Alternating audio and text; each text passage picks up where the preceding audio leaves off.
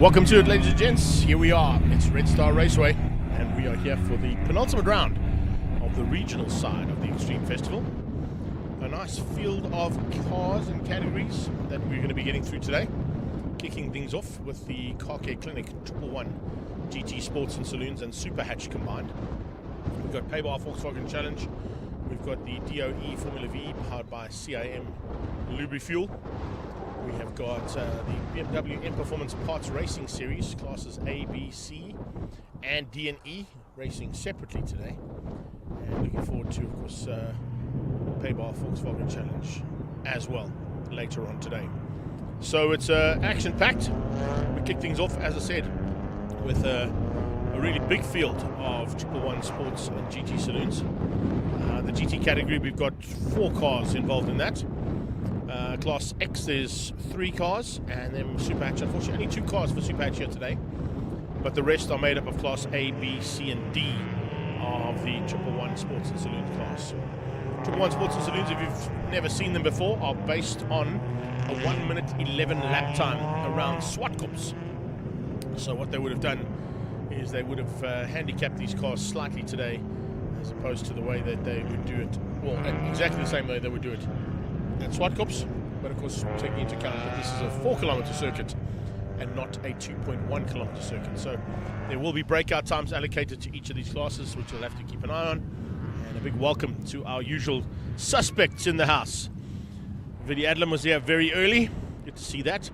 Fred Stemmet, I hope I answered your question there. We're at Red Star Raceway. And Goeie Moira. Thanks for the coffee. Eat that before we go racing. So it is Car Care Clinic 111 GT Sports and Saloons that are lined up here. It'll be Louis Skoltz who will be on pole position if I've got the qualifying sheet ahead of me, and it is correct. And they haven't changed that. Maurice Leroux will be alongside him in a BMW E30 Turbo. It looks like Louis is not in the Honda Civic though, he's in his Golf 6. So on the entry sheet he was in a Honda Civic, but I think that was because he was entered into SuperHatch. He's had to decide which one to drive now that they've combined SuperHatch and 111 Sports and Saloons together. Behind him is his teammate, Wouter Roos, in the Golf 7 GTI. Pete Portgieter will be alongside him, also teammate there. Then it is Craig Priestley. Good start there from Craig Priestley. He's up into 5th place and sits alongside the 3rd Golf 7 GTI there of Lindsay Kluwer.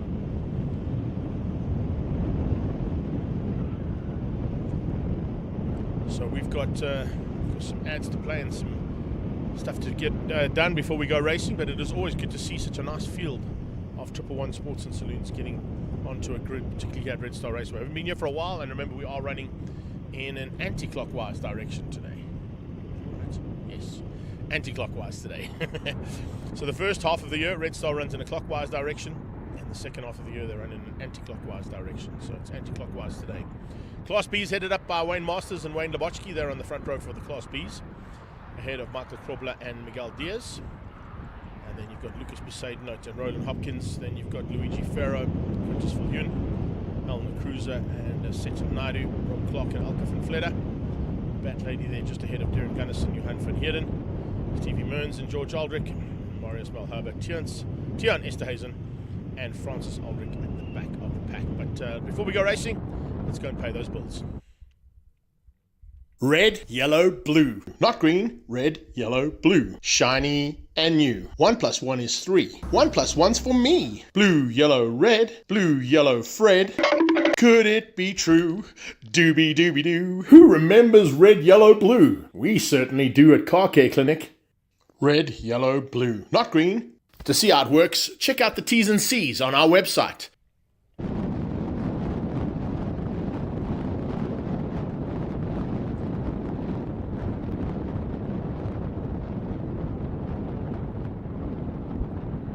Two-minute board is up.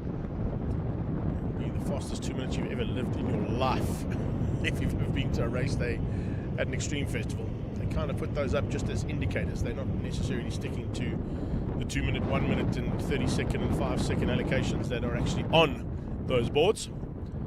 But of course it is a rolling start, so they will roll off. It looks like they're going to take the full circuit now for the warm-up lap. They took a shortened version of the circuit towards the short Indy circuit here at Red Star Raceway. Once again, get onto the grid and form up. Form up looks like they're going to go all the way around. With Suzuki South Africa being a supporter of this series, we're going to catch up to the back of that Suzuki Baleno, the official safety car here today. Performance Masters Polo, that is Wayne Masters Lubri in the Shield Golf 1. Probably Galdia's just behind them. Golf 1s and Polos kind of litter this field. There are a huge amount of Volkswagen products that are racing today. But there's also a couple of BMWs thrown in there, a couple of Toyota Lexus. We've got, there it is, that safety car I mentioned, the Suzuki Baleno. That'll basically bring them all into race format just before they come round to form up for the start. The car will peel into pit lane. A couple of Hondas in there as well. It's good to see. But expect a big fight at the front end. It's normally a big fight between the teammates there. Wouter Roos, Louis Scholz, Piet Potgieter and Lindsay Kleur. They might be in there with Maritz, fighting with that BMW E30. Possibly giving Craig Priestley a run for his money as well. And then also keep an eye out, as I said, for that third battle, which will basically be made up of Polos and Golf 1s.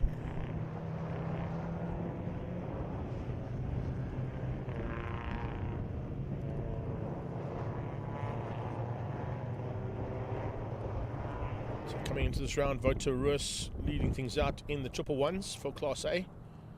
It's only 2 points though, so it probably won't get wrapped up here today. We've still got one more round of this championship, which happens on the 18th of November at Swartkops, and that'll wrap up the year for racing at Swartkops as well. But this penultimate round, always interesting to see how things go here, because there's still a lot up for grabs. You'll see later on, we'll chat about the other categories and how close those championships are, particularly maybe even to bring in a Volkswagen back product, of course, or a Volkswagen product, is Formula Vee. And they've got a very close championship that's probably going to go down to the next round and not be sorted out here today. But you never know.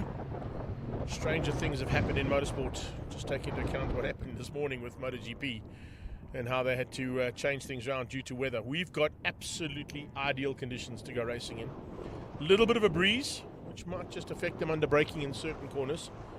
But it's clear skies and very warm conditions, which means track temperatures will be up very quickly, and Dunlop tyres will be good to go almost instantaneously. There is Lucas Poseidon from Pretoria North Toyota. He's in that Lexus as they now start to get into formation. The Baleno starts to pull away and the lights are out on that car. Let's see what's going to happen here as they get going. Leonard Archer will be trying to push through as well. Keep an eye out on him. They now come under formation, and behind the Car Care Clinic Golf 6 of Louis Scholz.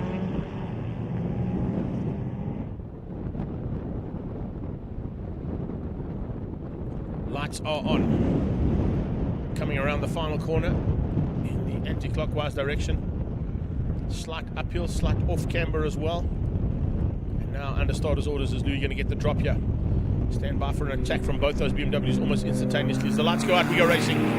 Here we go, down into turn 1 for the first time for Car Care Clinic, Triple One Sports, and the GT Sports in Saloons. And as they head down into turn 1, Scholz looks like he's got the whole shot. Yes, he has.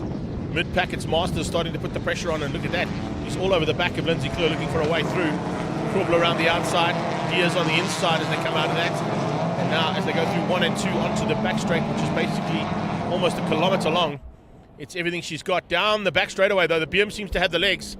Good move there from Maritz. He dives up the inside of Louis Scholz, and that little E30 just dives through to take the lead. So we've got BMW leading out over Golf 6, Golf 7, Golf 7. We've got a little Polo thrown in. Second BMW, the ACD one of Leonard Archer, seems to have gone missing slightly, or it's dropped back slightly. There it is there. So I was just watching for that one, and it wasn't quite the start he wanted there from the ACD Velcom team. He comes into the dog bone section for the first time, down in about 6th or 7th place. Masters has been bettered there by Lubri, so the battle of the Wains raging hard as they come through the dog bone section. It's an uphill, it's off camber completely as you go up left and right through those two corners. And And then it's a little short squirt, little right-hand kink, and then an almost 90-degree corner. And actually could even be almost a 45-degree corner because it comes back on itself rapidly here as you get onto the short straightaway. Short straight sees them all pan out there, and the fanning out is basically giving guys a chance to just get into their rhythm, get the look and feel of how the track might have changed compared to this morning's qualifying. Cars on track at the moment, we've got 27 of them, Moira.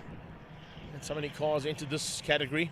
And it's a combination of 111 Sports and Saloons, GT Sports and Saloons, and SuperHatch. Although there are only 3 SuperHatch competitors out there. Oh, big move here from Louis. Oh, that's a great move from Louis. Inside of turn number 11. Goes into 12. And is now leading things out again. So the Car Care Clinic man leads out in the Car Care Clinic sponsored class.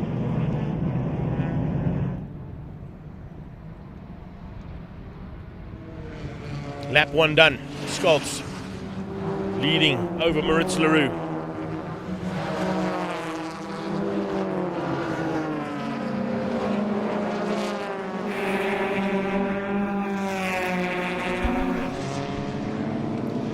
Voterus is there in third with Portkita in 4. Craig Priestley just ahead of Lindsay Kleur. Kleur has got a bit of breathing room now over Leonard Archer. Lubotsky still maintaining a little bit of a margin though over Masters. Masters on his inside, heading down towards the bottom end of the long straight and into what is turn 4. So into turn 4 they go, and yep, they're already coming out of turn 4. In fact, leaders already coming into the dog bone as the rest of the pack head down towards turn 4 at the end of the main straightaway. That long back main is an awesome place to be in a race car, particularly on a race bike as well. And in this direction, it's certainly amazing because it's downhill. You get that little bit extra speed. You can scrub off some speed before you pitch it into the left-hander, which is a downhill off camber into turn 4. So it's an awesome little battle here. You can see Kleur pulling away now. Archer dropping back into the clutches of Wayne Masters, who's ahead now of Lubotsky. So a change up there between the Performance Masters car and the Shield Golf 1. Krobler just behind that. Roland Hopkins starting to close in there too in the Bush and Buck car. So look out for Roland Hopkins. He's actually under attack from Besaidenote. It looks like Lucas Besaidenote actually might have got through there on Roland Hopkins. So a bit of a change up there between the two of them. Hopkins has dropped back behind Lucas Besaidenote. Miguel Diaz, Luigi Ferro, Christopher Yoon is 15th at the moment. That's how they all line up at this stage. GT category is Louis Scholz versus Moritz Leroux. Class A is Vota, but Vota's got a comfortable lead over Pit Portkita, and Craig Priestley is leading Class X. Class B up for grabs there, as I said. Lubotsky, Masters, and Krobler as they complete another lap of this 8 laps of racing. First heat is 8 laps. Big welcome to our friends down in New Zealand as well. How are you doing there, Vanna? I'm sure the whole family's there with you. Congratulations on an awesome game last night. I know you guys are still Springbok supporters, so you'll be shouting for your team tonight. But what a game of that funny ball that gets thrown backwards to go forwards last night. Archer starting to just ease away slightly now from Lubotsky, trying to close onto the back end. In fact, no, I lie. He's actually falling into the clutches there of Wayne Lubotsky, and Masters is pulling away from Leonard Archer. So Leonard Archer in the ACD Velcom BMW is having some problems. He's about to be passed by Lucas Besaidenote under braking down into turn 4. Toyota's Lexus dives through and moves himself up into what is now 8th place.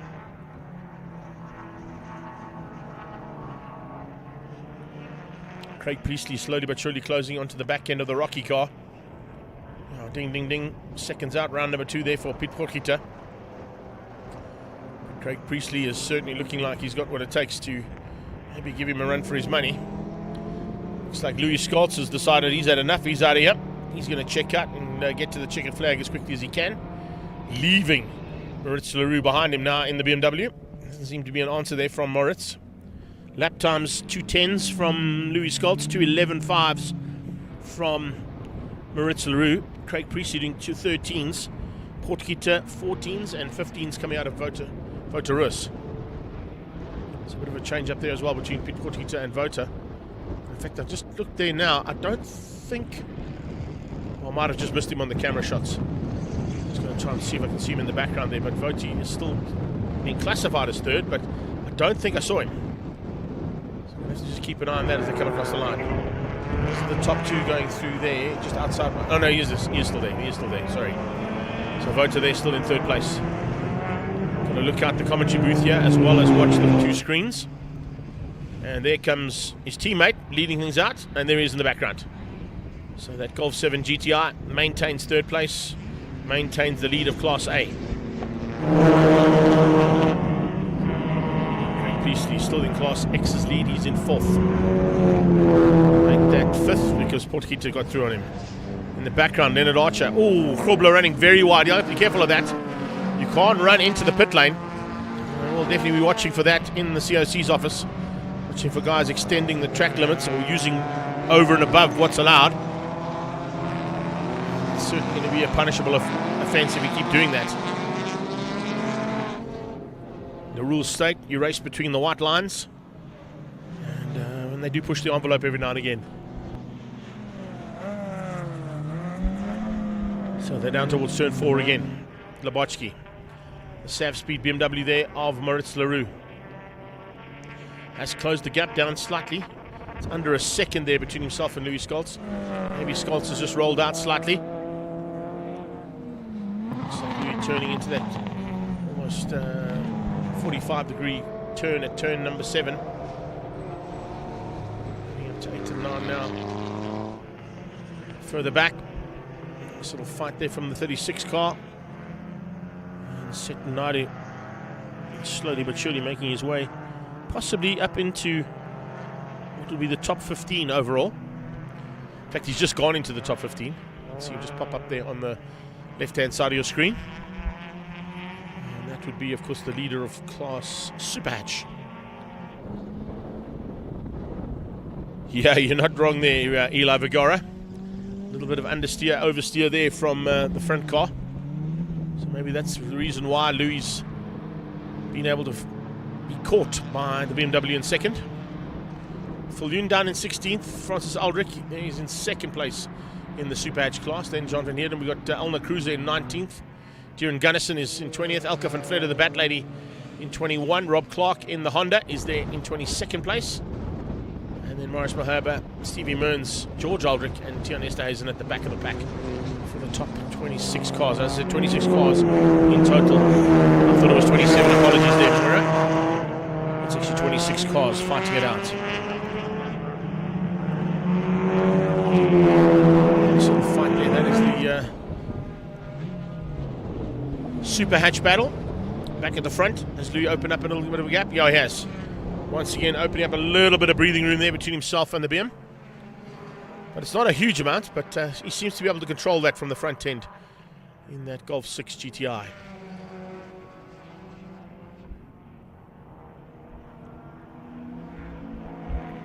Sav Speed BMW behind that.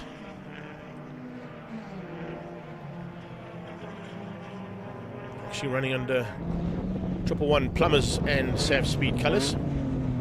That's Leroux.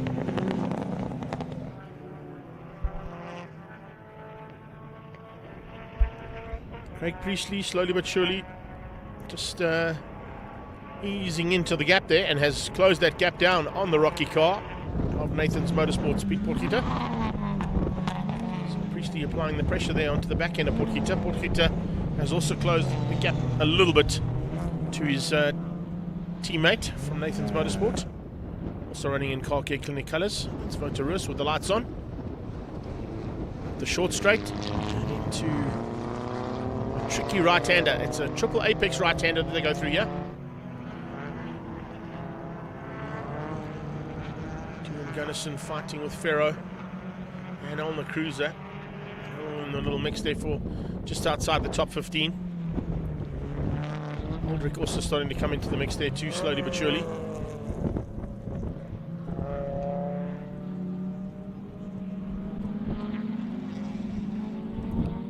Little battles all the way through there, as you can see. And it's a nice little run there from Elna Cruiser. She's going to have a busy day today. Not only participating in this category, but also will be in the PABAR Volkswagen Challenge classes later. We're fighting in Class B. And it's a very competitive class in any form of motorsport in the country. Class B of PABAR Volkswagen Challenge. A couple of new competitors in there. We'll get to that later on. They're coming out of two-wheeled action and decided to come racing in four wheels. I'll tell you all about that later on. So we've got some Sav Speed Golfs, Sav Speed BMWs all going hard. And the 111 Plumbers car is going very nicely.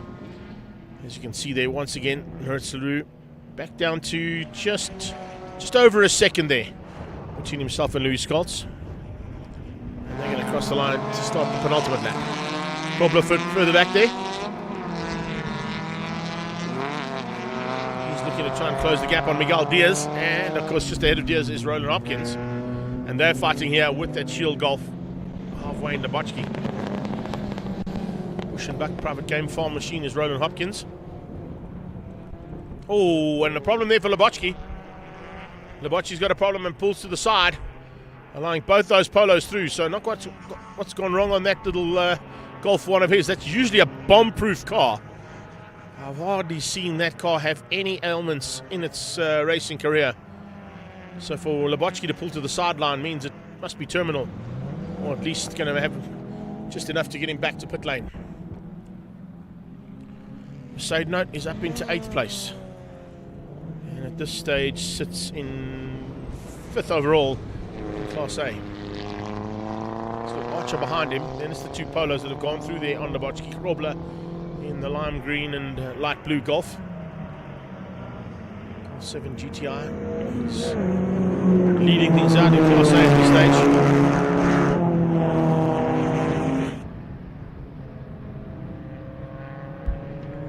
Blue flag starting to wave for a couple of the back markers now, just warning them that the lead cars are coming through. And they've got 2 more laps to go, so 8 Ks of racing to go for Louis Scholz and Moritz. See, this back straight runs almost parallel with the N12 highway. Lubri out the car. That's such a pity. That's as I said, it's usually a bomb-proof car. Hardly ever see any issues on that machine. And if it's not too terminal, hopefully they can get it ready and back up in time for race 2 later on. So Scholz with a lap and a half to go as he heads into the dog bone. Car Care Clinic car in fine form here today.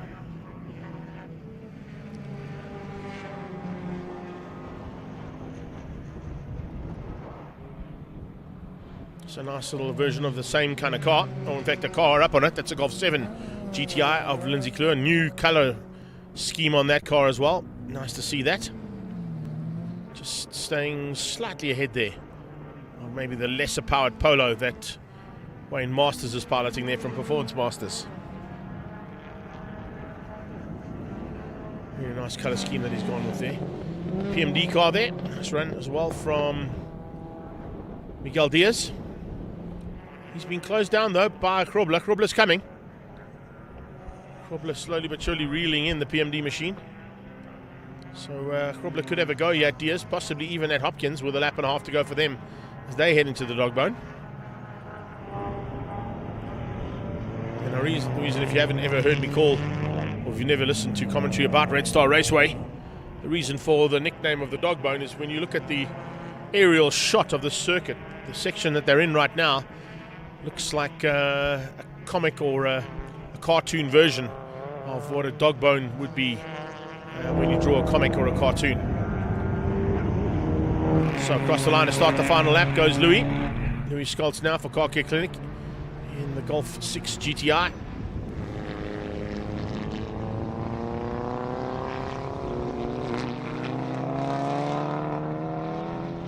A couple of back markers to negotiate through this lap. One of them will be the Porsche. Marius Malherbe. Shouldn't be too much of an issue there for him. And I'm sure that the blue flags will be waving there for Marius to let him know that Louis is coming. Graham Niven's just joined us. How are you doing, buddy? Thanks for the support there, dude. Remember, guys, please just like and share this and pass it on to all your friends and fans and family, if you're watching us on YouTube and on Facebook alike. Always nice to grow the platforms that we are broadcasting on. We had magnificent support last weekend from our final round of the National Extreme Festival.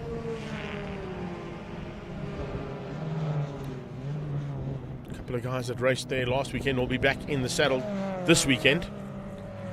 Looking forward to seeing what they do now, just to have some fun with some of the regional competitors that they would normally race with.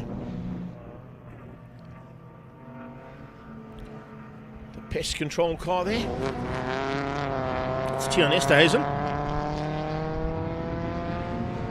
But Louis plain sailing. And literally, he was outgunned once down to the bottom into turn 4 by Moritz Leroux in the 111 Plumbers and Sav Speed BMW. But since then, nothing has troubled him. So, looks like he could wrap this first one up here relatively easily. He's pulled a nice margin now, or possibly Moritz has eased out of it, realizing that he's going to have to settle for second place, but it'll be second place in the GT class for one of the first outings we've seen from that car. So not a bad start to proceedings there for Moritz Leroux to join the 111 GT Sports and Saloons and take a second place in his first race. Flags out here at Red Star Raceway, and race 1 goes to Louis Scholz for Car Care Clinic. Moritz Leroux for 111 Plumbers and the Sav Speed will come through there in second place for the GT category. Malherbe, I think possibly could be third. Yeah, third in Class D in the Porsche. Third in Class D for the Porsche. Then it's first place in Class A here. Second place in Class A.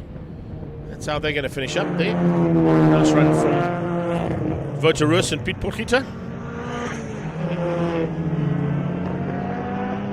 Lucas Besaidenout coming through for a possibility of a 5th place in Class A.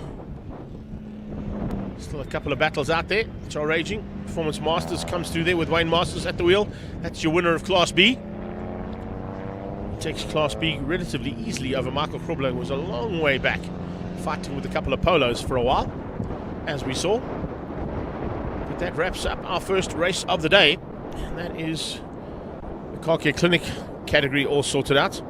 I'm sure Paulie wants to go to maybe a couple of the unofficial results before we head into a little thank you to our sponsors. There you go, Louis Scholz, Moritz Leroux, Voterus and Piet Potgieter, with Craig Priestley making up the top 5. Kleur beats out Masters, Besaidenout, Leonard Archer and Michael Krubler, your top 10. From here we go into DOE Formula Vee. They've got, of course, 4 more races in their championship for 2023. 2 will be here today, and 2 will be at Swartkops on the 18th. Hopkins in 11. Diaz beats out Ferrer. Aldrich is ahead of Quintus Viljoen and Johan van Heerden. Darren Gunnison just getting outgunned there by on the cruiser across the line. Elke van Vledder in the Batmobile comes through there to beat out Rob Clark just in the background in 20th place in the Honda. So before we go to DOE Formula Vee lubricants, let's go back and say thanks to our sponsors, and we'll be back shortly with more action here from Red Star Raceway.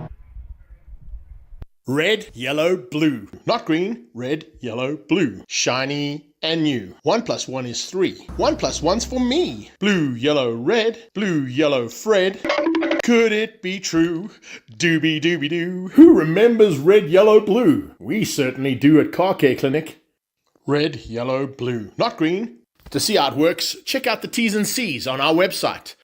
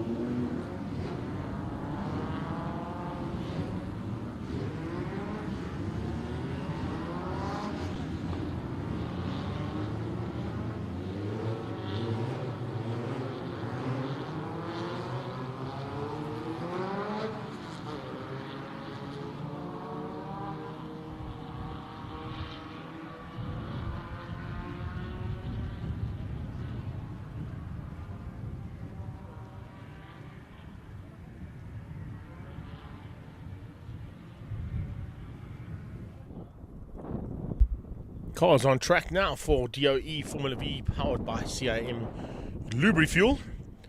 And championships up for grabs, that's for sure, but possibly not going to be wrapped up today, as they seem to be a little bit too tight, unless something dramatic happens in Formula Vee, which is not the usual thing that can happen in Formula V's.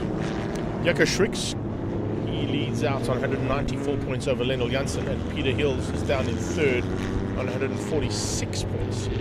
MD Bester on 131 and Eric Boyens on 127. Carl Watt, Sean van der Linde, Brandon Hills, Theo Vermaak, Sief de Toy, and Marcel Bluchnoot is how those national championship points stand at this stage. And then in the association championship, it's even tighter. 195 for Carl Watt, 193 for Eric Boyens, 158 for Sief de Toy, and 127 there for Marcel Bluchnoot. So lots to play for here today. And of course, this, as I said, possibly won't get wrapped up here today, which is quite nice because it means that this championship will then go down to the wire on the 18th of November at Swartkops for the final round of the Regional Extreme Festival. Also just want to say to Yanni Geisa, who's in hospital, hopefully he's with his friends and family and watching the first heat here on our live stream. We wish you a speedy recovery, mate, and hope you'll be back in the car soon in time for the 18th of November at least.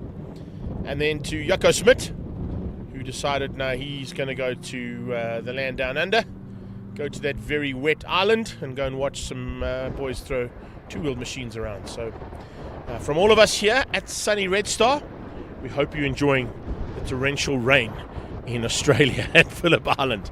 No, that wasn't from me, hey? That's from your association and Formula Vee fellow competitors there, Jakes. Hope you're enjoying it though, buddy. And if you are getting into the pit lane, tell Brad and Darren we said how's it. Shrixie, of course, is looking to try and wrap up his sixth title. That's unprecedented in this category. And a sixth championship title will mean that he will equal the other six-time champion crowned last year in terms of circuit racing, all the way from Rand Francisco Fontaine, Mackie Adlam in the Mobile 1 V8 supercar category. So it could be a possibility of a sixth title headed towards Jaco Schricks by the end of, not today, but possibly by the end of November. 18th of November, remember, is the next date at Swartkops for the Regional Extreme Festival finals.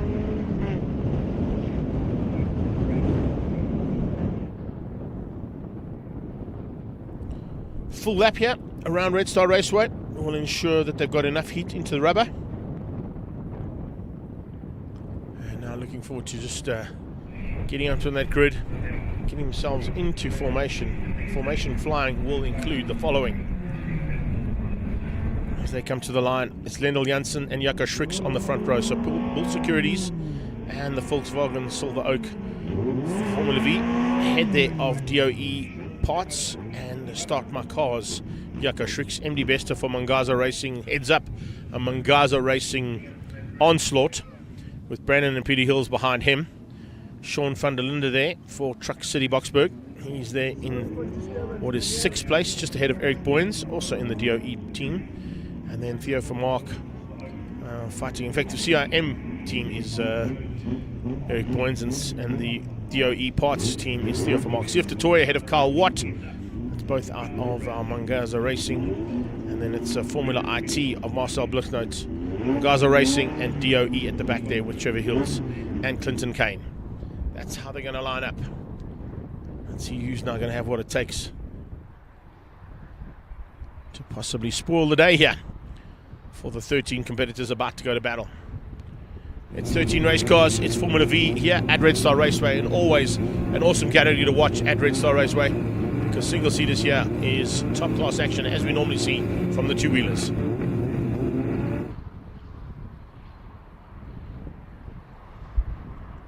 So stand by as we go to red lights on. Lights off, and here we go down towards turn one.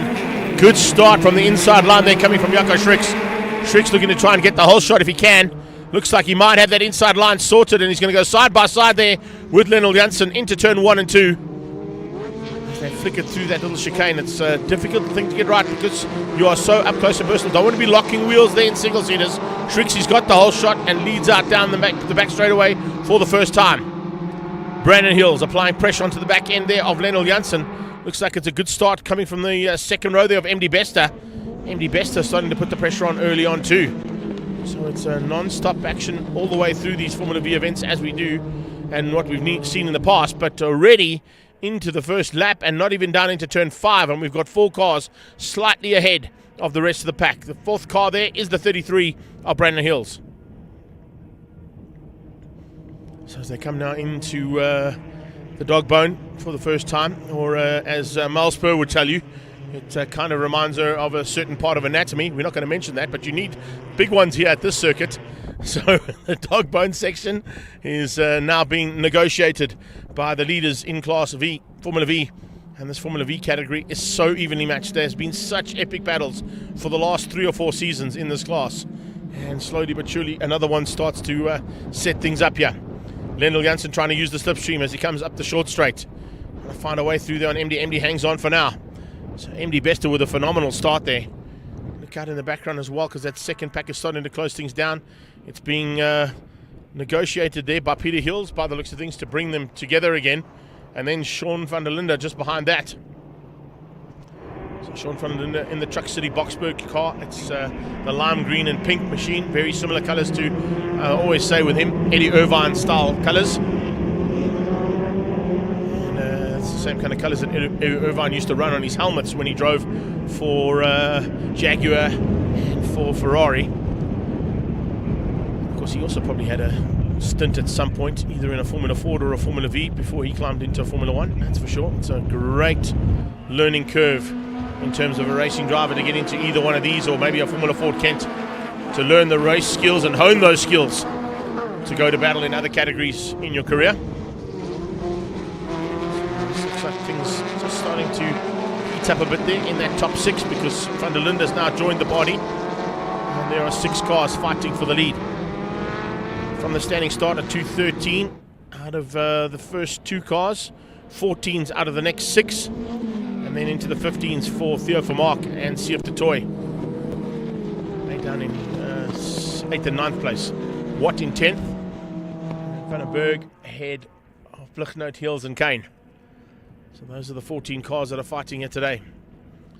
It had 13 on the qualifying sheet, so I'm not quite sure who... it was Van den Berg. Gert Van den Berg wasn't on the qualifying sheet, so we'll watch for him. He'll probably progress through the field pretty rapidly as well. Let's keep an eye on the progress there of the man who's got the number 2 car on track. So back to the front. Oh, we got a change up. Lead is changed, and MD Best is at the front. MD Bester now leads out over Jaco Schricks. Schricks in second place now with a bit of pressure from Lendl Janssen, his Challenger Bravo. You'll definitely see a lot more pressure now coming from Lendl. Yeah, there you go. Lendl almost instantaneously going on the attack, looking to try and get on the inside up into what is now turn 7, 8 and 9. And as they come up there, it's a really awesome start to our Formula V's here. DOE Formula Vee, powered by CIM Lubri Fuel. Great standing relationships with all of their partners in this category, but MD Bester is showing the boys the way around at this stage. So it's Mangaza Racing leading things out. Second place at this stage is the Volkswagen Silver Oaks and the Bull Security car. DOE Start My Car in 3rd, and Mangaza Racing in 4th. So a little bit of a Mangaza sandwich there for the first 4 cars, make it the first 5, because Peter Hills is just behind his son Brandon. Needs another lap here. That's the first one literally from the standing start. Now a flying lap, the first flying lap in the bag. And MD Bester leads out over. It's Gert van den Berg, but I don't think that's Gert in front. That's definitely MD Bester in the front end there. Lendl Janssen and Jaco Schricks. Here comes a move. Possibly from Brandon Hills on the inside of Shrixie. No. I'm not going to make that one stick. Gert van den Berg is up to 9th place. So he's got some work to do there. Trying to close things down there, of course, on those first 5 or 6 cars if he can. Not always easy to do when you come from the back of the pack, though. So he's going to have to just keep an eye on those cars ahead of him, see how far up the road he can get. That's Van der Linde. Truck City Boksburg machine. Pushing hard. Just trying to get onto the back of those top 6. And with him, he's going to bring Boyens and Vermaak along for the ride if he can. Boyens and Vermaak are not too far behind those cars in question. There is Theo Vermaak. And in fact, just behind Theo, that's Gert van der Berg. So Gert van der Berg has been able to just get onto the back end of this lead pack of cars. They're starting to open up a little bit of margins there between them.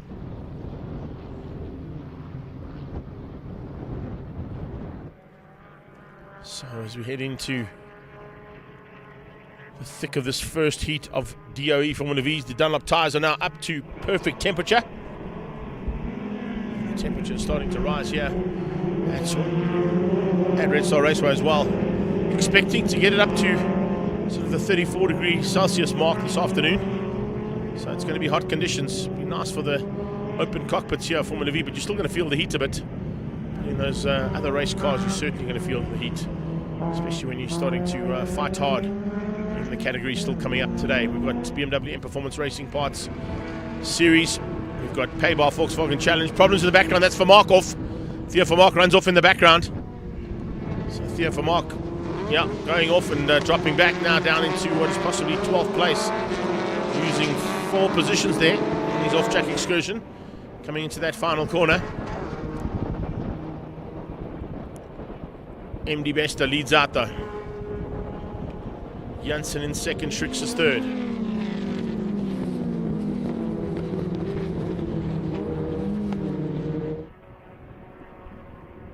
can see here in the grass, Paulie, your little mouse cursors there as well, trying to sneak through. Just keep an eye on that. There we go. There is the return. Oh, the man who's just been off the circuit, so Theo is going to be kicking himself for that mistake. Dropped him from 9th to 11th.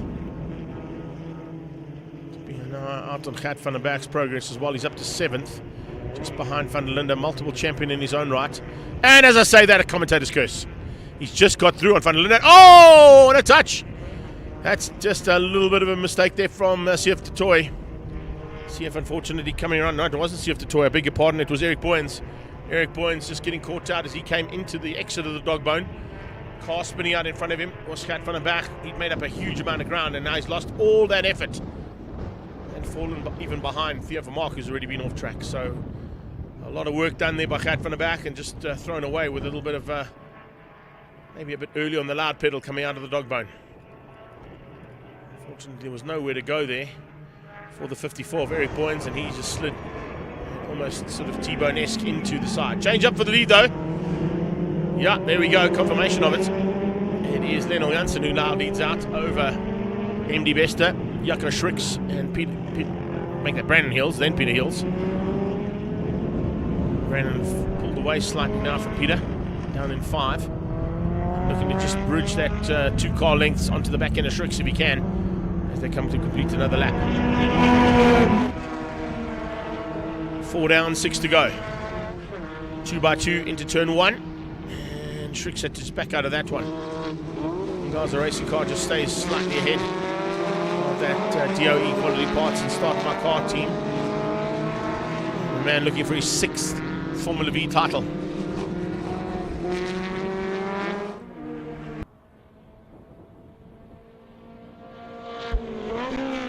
They come down towards turn 4. As I said, off camber, slightly downhill. Little squirt on the straight there and into a little kink. And then you head into that famous dog bone section. It's a left-hander, a right-hander, a left-hander, and a right-hander that bring you out of the dog bone.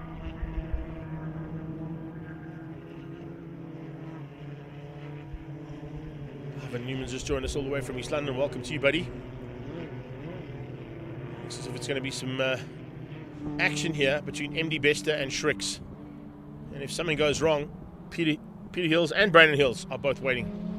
Peter maybe not so much because he's dropped back slightly now, but Brandon Hills certainly looking to pick up any pieces that could go wrong between the 2 cars ahead of him. They're trying to use that slipstream. The drivers ahead are very well aware of that slipstream effect. Paulie, you were just saying something in my ear there. Say it again there, buddy. Yeah, let's go and have a look at that if we can, Paul. Let's go back and have a look at that incident with Gert van der Berg coming out of the dog bone. You can see just Gert, just a little bit happy on the loud pedal there. back end stepped out. Great driving from Van der Linden to avoid, but yeah, nowhere to go for CF. Yeah, he had to just, not CF, I beg your pardon, Eric Boyens, I say that all the time. Boyens with nowhere to go. He tried to avoid, slung the car to the right-hand side, and then just T-boned the already rolling, trying to get out of the way car in question. So Kat van der Berg's hard work, all null and void at that point. Another lap completed. Halfway stage, 5 done, 5 to go. Schrick starting to put the pressure a little bit more onto the back end of MD Bester now.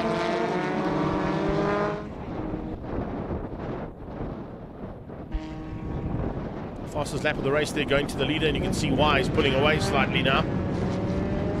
Almost half a second up the road there from the top two.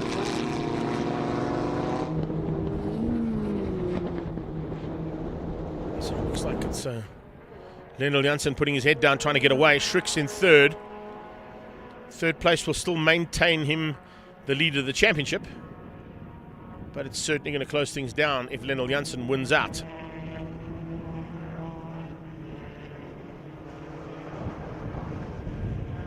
Behind them, it's Brandon Hills. He's also just trying everything he knows, using the experience he's had in these cars for a long time, to catch the back end of the man who would be looking to wrap up 6 titles in Formula Vee.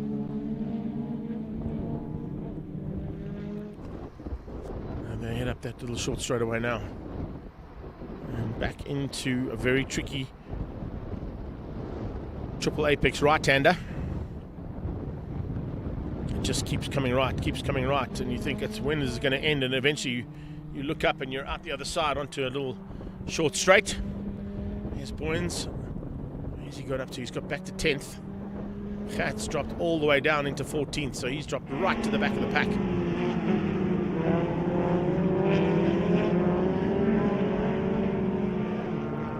Brandon trying to close down on Jaco.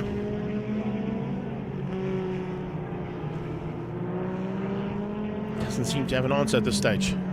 His first 4 have spread out, making the first 5 and 6 have actually spread out pretty dramatically. As you can see, maybe a last-ditch effort here being pushed by MD Bester. So catch and pass Lennel Janssen. Not going to be an easy thing to do. Lennel with the win knows that he's going to close the gap down on the championship.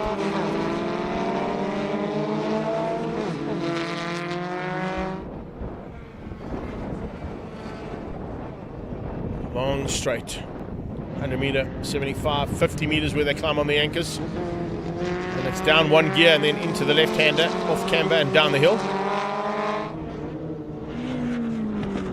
Carl Watt at the back of the pack there as well. He's got CF de Toy just up the road from him, and actually looks like Theo Vermaak's dropped behind him, so a little bit of work to be done there from Theo Vermaak after he went off track. Still needs to try and remedy that if possible.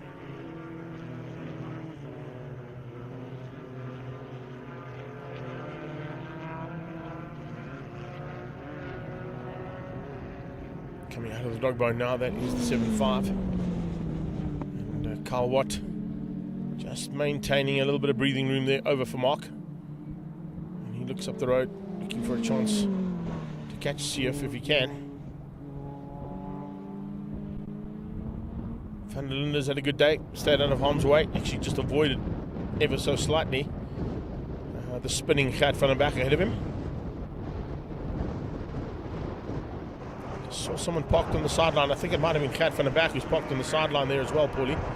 If you can maybe pick up on that. I saw him just standing there looking on from the sideline. I think Gat might be off, yeah. That is confirmation of Gat van der Berg. Just saw him standing on the sideline there. There he is. And unfortunately out of this one. Not a bad vantage point though, hey? Standing on that back left tyre, using the Dunlop arch to get a little bit of visibility of the cars here at Red Star Raceway's penultimate round of the Extreme Festival. 3 to go. MD Bester continues to lead out. And that's the fight for second, or the fight to get the lead, because Lennel Janssen has controlled it since he's got to the front end. So Lendl now with a bit more pressure being applied by MD.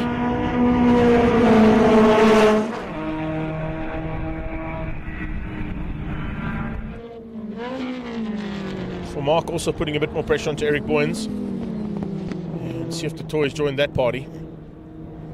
Change up. MD's got through down into turn 4. So MD Bester now leads out for Mangaza Racing. Found a way through, probably opened the door up there as they went down into that tricky left-hander. And with that door opening up, MD said, "I'll have that all day, thank you." So he's taken the lead now over Lendl Janssen.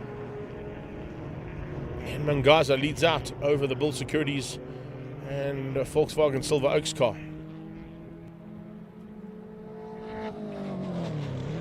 Slightly different line there coming from Lendl Janssen, trying to maybe get a late apex and get the drive onto the short straight to use the slipstream. That was his plan. Can he use it though on the short? Oh, Shrix is slowing. Or is he? No. He just pulled to the side. Looked like he was slowing down, but he's kept going. Like Shrix definitely cannot afford a DNF here on any of these races if he wants to maintain the lead of the championship heading into the final round at Swartkops. Oh, a little mistake there from MD. And with him running wide, yeah, a little handout saying, "Thanks, I'll have that." And Lendl Janssen hits the front again.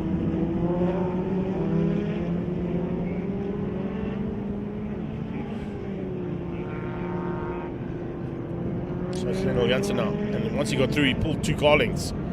A couple more as they go down to the straight that leads them up onto a left-hander, uphill and slightly off camber final turn. Across the line they go.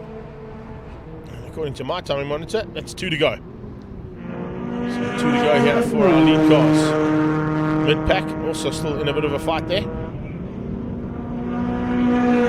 Chef de Toy, Carl Watt and Theo for Mark.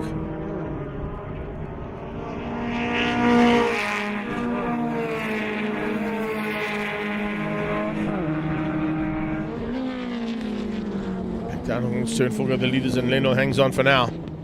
MD applying the pressure, keeping the pressure on him.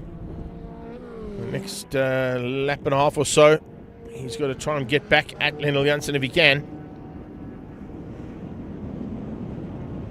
Was able to do it over the last 2 laps, so still a chance of him taking the victory.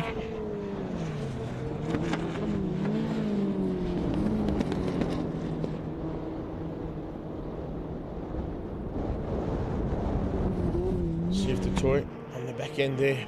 Theo for Mark, Carl Watt behind him. Boyens has dropped to 10th now. Sub look note. Trevor Hills and Clinton Kane.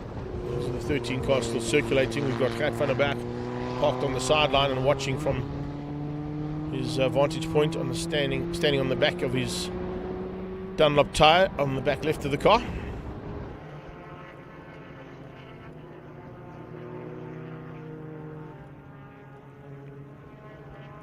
Slightly different angle there of that tricky triple apex right-hander. So 3 corners and a lap to go for Lendl Janssen.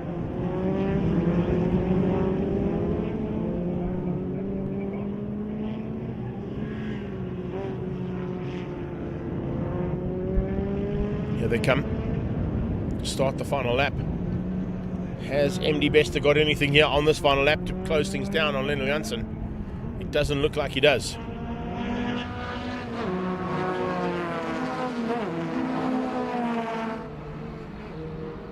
First 4 across the line, no changes there. Janssen, Bester, Shrix and Hills. Peter Hill stays in the number 5 spot as well. Van der Linde still in 6. Weaving down that back straightaway, not to get any slipstream whatsoever. So looking at the way he was weaving, I wonder if he's concerned about fuel too. Because he slowed up pretty hectically down that back straightaway, and MD has closed in on him again. I don't know, while he's weaving side to side, he's looking to try and get some whatever's left in that fuel tank to get into the engine to work. Hopefully that's not the case. These guys tend to run to a fine margin when it comes to fueling their cars, so they can keep the weight down. They'll always build in for anything that could or might happen on circuit.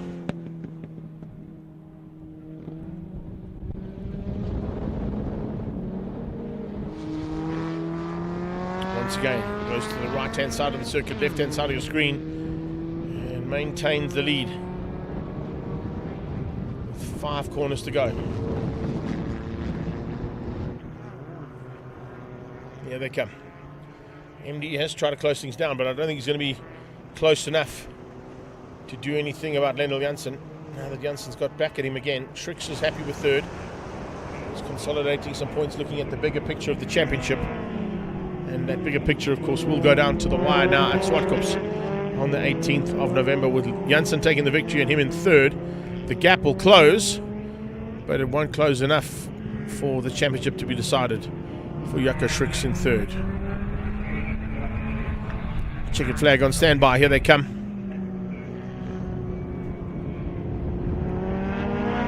So it's Lendl Janssen from MD Besta. Jaco Schricks and Brandon Hills, your top 4. The background Pete's going to come through for 5th. Yes. Peter Hills in the top 5 there for the first heat of DOE Formula Vee, powered by CIM Lubri Fuel. Good run from Sean van der Linde. He'll take 6th place. He'll come through there nicely for Truck City Boksburg. Theo Vermaak, a good recovery, finishing up just behind him. And then Eric Boyens, CF de Toy, making up the top 10 in Formula Vee. There is confirmation. Unofficial results, it's Janssen from Besta, Schricks from Brandon Hills, Peter Hills, Sean van der Linde, Theo Vermaak and CF de Toy, Carl Watt and Eric Boyens for top 10. Up next, we're going into the first part of our saloon car categories again. And this time out, it comes from BMW M Performance Parts Racing Series, classes A, B, and C. We'll be back shortly.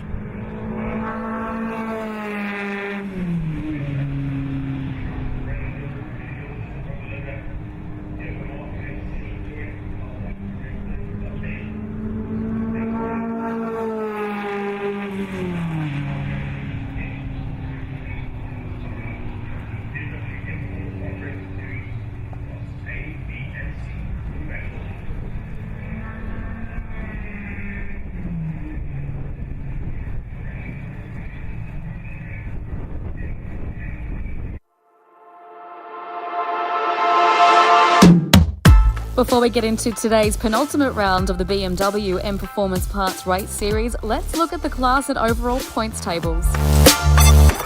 Leon Loubser is well and truly in command of Class A, but he will need to take the maximum points on offer in his class to further his goal of becoming this year's BMW M Performance Parts Race Series champion. He'll face fierce competition from Bob Neal and William Einkamura, who will continue their battle for the runner-up spot on the points table.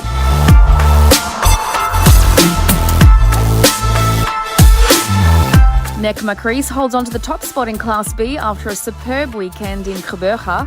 While we can expect a close contest on track with Lyle Ramsey, Andreas Meyer and Renier Smith, he does have a 12-point lead over Ramsey, the biggest gap at the top of this class for the season. Recent maiden winner Mansour Parker and Josh LaRue, fresh from completing his maiden Global Touring Car season last weekend, will also look to feature at the front.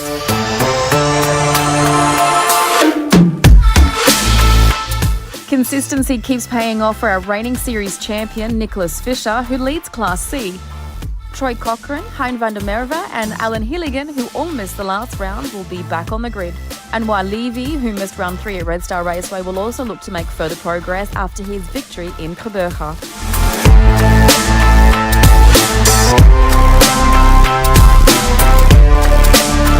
Reynard Miller is looking good at the top of Class D ahead of his return trip to the circuit where he took his maiden win. Like Macrees, he'll also have one eye on the overall championship this weekend. Former overall leader Dave Rees is second and eager to catch up to Miller. Neil Reynolds and Nicholas Herbst will also look to improve their positions. Quabus Boma is in 5th place. Arie van Heerden is also in contention for the overall title, but will also have to watch for Claudio Jardim, who took a double victory in Geburga, and second place Devil Smith. Karin Nienaber will be joined by a second lady racer this weekend, Marianne Eminis. Mike Grobler will also look to improve his position. Only 3 points separate Loubser, Miller and Macris at the top. Van Heerden is also in close contention, while Ramsey makes it 2 Class B competitors in the top 5. Let's go back to Greg to take you through today's first race.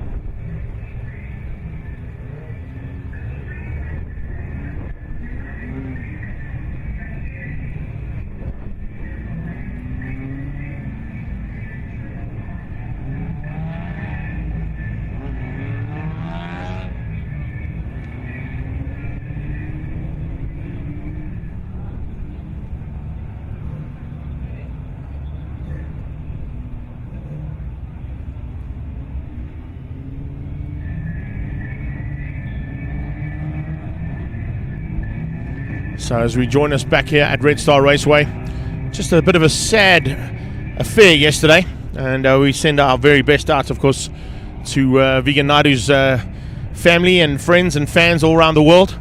Unfortunately, yesterday afternoon here at Red Star Raceway, just before he went out in the race car, suffered a heart attack and unfortunately passed away. So a little lap of honor here from all of our competitors.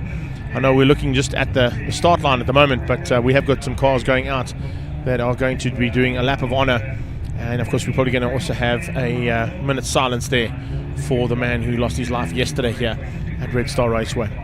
We wish all his family, fans and friends around the world all the very best from our commentary team, and of course I'll be introducing you to our fellow commentator here a little bit later on as we get into the actual race action.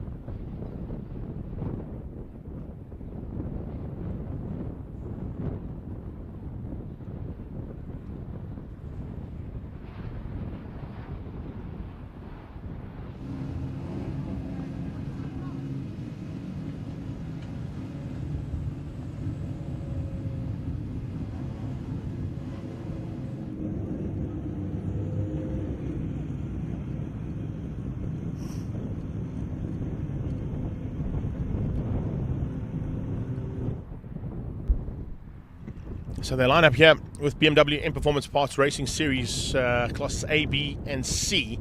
But also in the background you'll see the Class C PABAR Volkswagen Challenge cars are there too. Because there's a bit of a family connection there. And we want to give a nice shout out there to the family after the sad loss of life yesterday.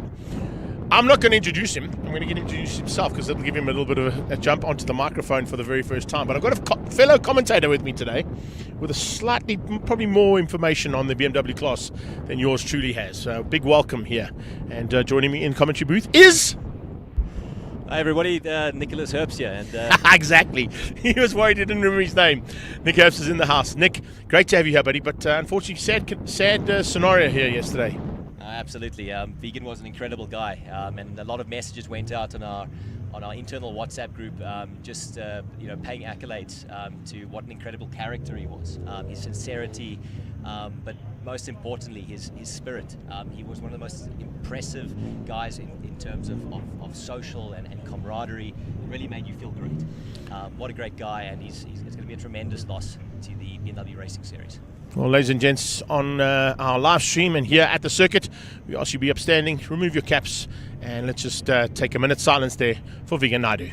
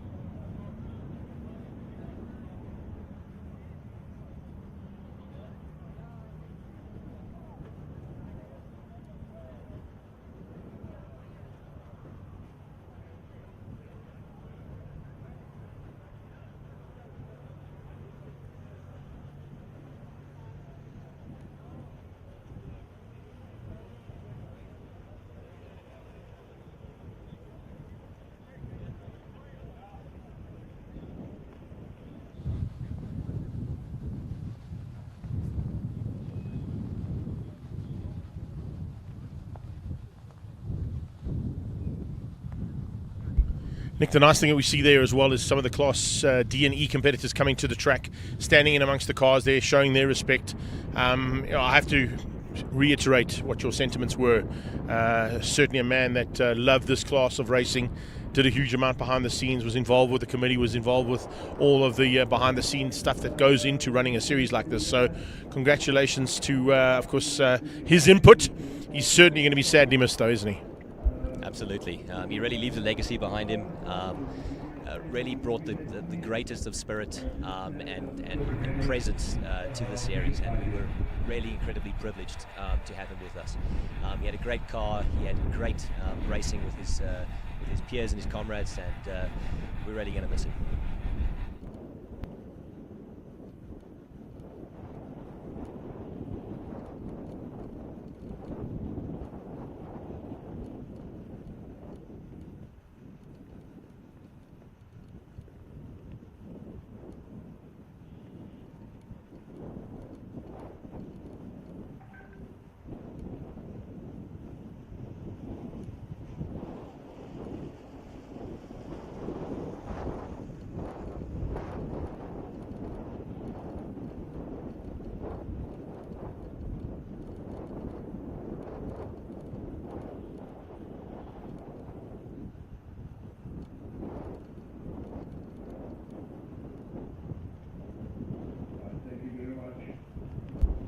There you have it. Minute silence there for Vegan Naidu, who sadly lost his life here yesterday at the circuit. And in fact, I was at work and I got the WhatsApp group flying back and forth, seeing that there was a red flag and people had stopped and there was all sorts of things. I thought, heapers, somebody's had a huge accident here at Red Star Raceway. Sent a message through and then found out what had happened. So it was completely off track and nothing to do with the racing itself. But a man is certainly going to be sorely missed by all of his fellow BMW M Performance Parts Racing Series competitors and friends.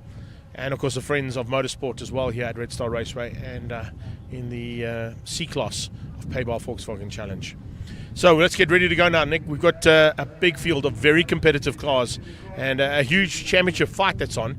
You mentioned to me as you climbed into our two-wheel studio here that Class A is basically a ding-dong there. Bob Neal has to try and do something special. Otherwise, Leon Lopesha could wrap it up and possibly steal the thunder from everybody here today. Yeah, interesting change of tide. So from practice yesterday, we saw that I believe that Bob actually topped the timings, and it looked like Bob had a bit of an edge on Uncle Leon there. And just this morning, Leon really put pedal to the metal, and he really showed us what he's capable of doing. So put the car on pole, and I think there's going to be an excellent competition. Every single race, we're seeing the racing get tighter and tighter, better and better between those two. So really seeing some fantastic racing up there at the front. Iron Camera, not too far off the back end either. He's always a man to watch out for, particularly if there's something that goes wrong between Lopesha and Neil. So William Iron Camera has in the past been the man to spoil the day, particularly in terms of championship point scoring. But he's also not too far away from still getting second place, and Bob Neal has to watch his rearview mirrors too. Yeah, that's right. We saw that William really put some decent times in. He looked a little bit further away at practice, but after qualifying, I think he's not far off there. And I think if there's any tangle, William's going to be ready to pounce. And that Class A win is certainly up for grabs. Let's go down to Class B, arguably one of the most competitive categories in your class. But particularly when a certain German has done some modifications to his what was always touted as a normally aspirated BMW. He's now gone the turbo route. He's decided, no, listen, I can't fight against these turbo cars anymore. Let's go and put in something that's got a bit of a hairdryer feel to it. And all of a sudden, puts in the fastest lap he's ever done around the circuit. Yeah, that was incredible. And we talk about the winds of change. The old STC touring car was really the biggest testament to naturally aspirated performance, and it was incredible. And now with the new turbocharged, 2-liter motor, he's really able to turn up the wick, and he's taken the competition to the Class B competitors. Yeah, going to be some serious ones there. Renier Smith, particularly Lyle's there as well. Look out for Josh LaRue. Nick Macris, of course, is looking to try and wrap up the title, but he isn't quite there. Only qualifying down in 4th and 5th place with Jaco just behind him. So Class B certainly still up for grabs. Yeah, Nick Macris, we were obviously seeing, lead that Class B championship, but really wasn't at the top end of the spectrum from practice yesterday on the qualifying. So it's going to be interesting to see what he can do today. Unfortunately, I noticed just before we went out that Josh had experienced some engine issues. I don't believe he's actually competing. I stand to be corrected if that's wrong. But yeah, it's going to be interesting to see what happens in that incredible dogfight of a Class B competition we have. Class C, Anwar Levy tucking himself in amongst those Class B competitors, so finding something special in the jive machine. But it's one thing I got to say is that, and when I listen to Philippa and her sort of wrap up of the championship and preview of these two races, is the fact that guys that were participating in your away event in Kwabacha at the Aldo Scribanti circuit have now decided, this class is worthwhile travelling the country for. So you've picked up a couple of PE-based drivers, East London-based drivers, and Cape Town-based drivers as full-time contenders in the Gauteng class. Yeah, that's right. To see the guys from the Cape make it to a lot more races this year is fantastic. It really bolstered that Class C competition, and it's gone from a position in the series, which was always popular, to new heights. So it's incredible to see what's happening in Class C. I think it is a really attractive class. Everybody wants to be in there. It looks like it's got a really good balance of competitiveness, but sensible racing. And so we've got fantastic races in that class. Yeah, it's going to be a good one now. A, B, and C rolling out for their first heat of the day. You can see a really nice stacked gate. It's 22 cars in total. A couple of guys in the background are going to have to just find their way. Looks like Manny Rivera might have just put the track taxi on the wrong position on the grid. He's never done that in the past before, by the way, just to let you know.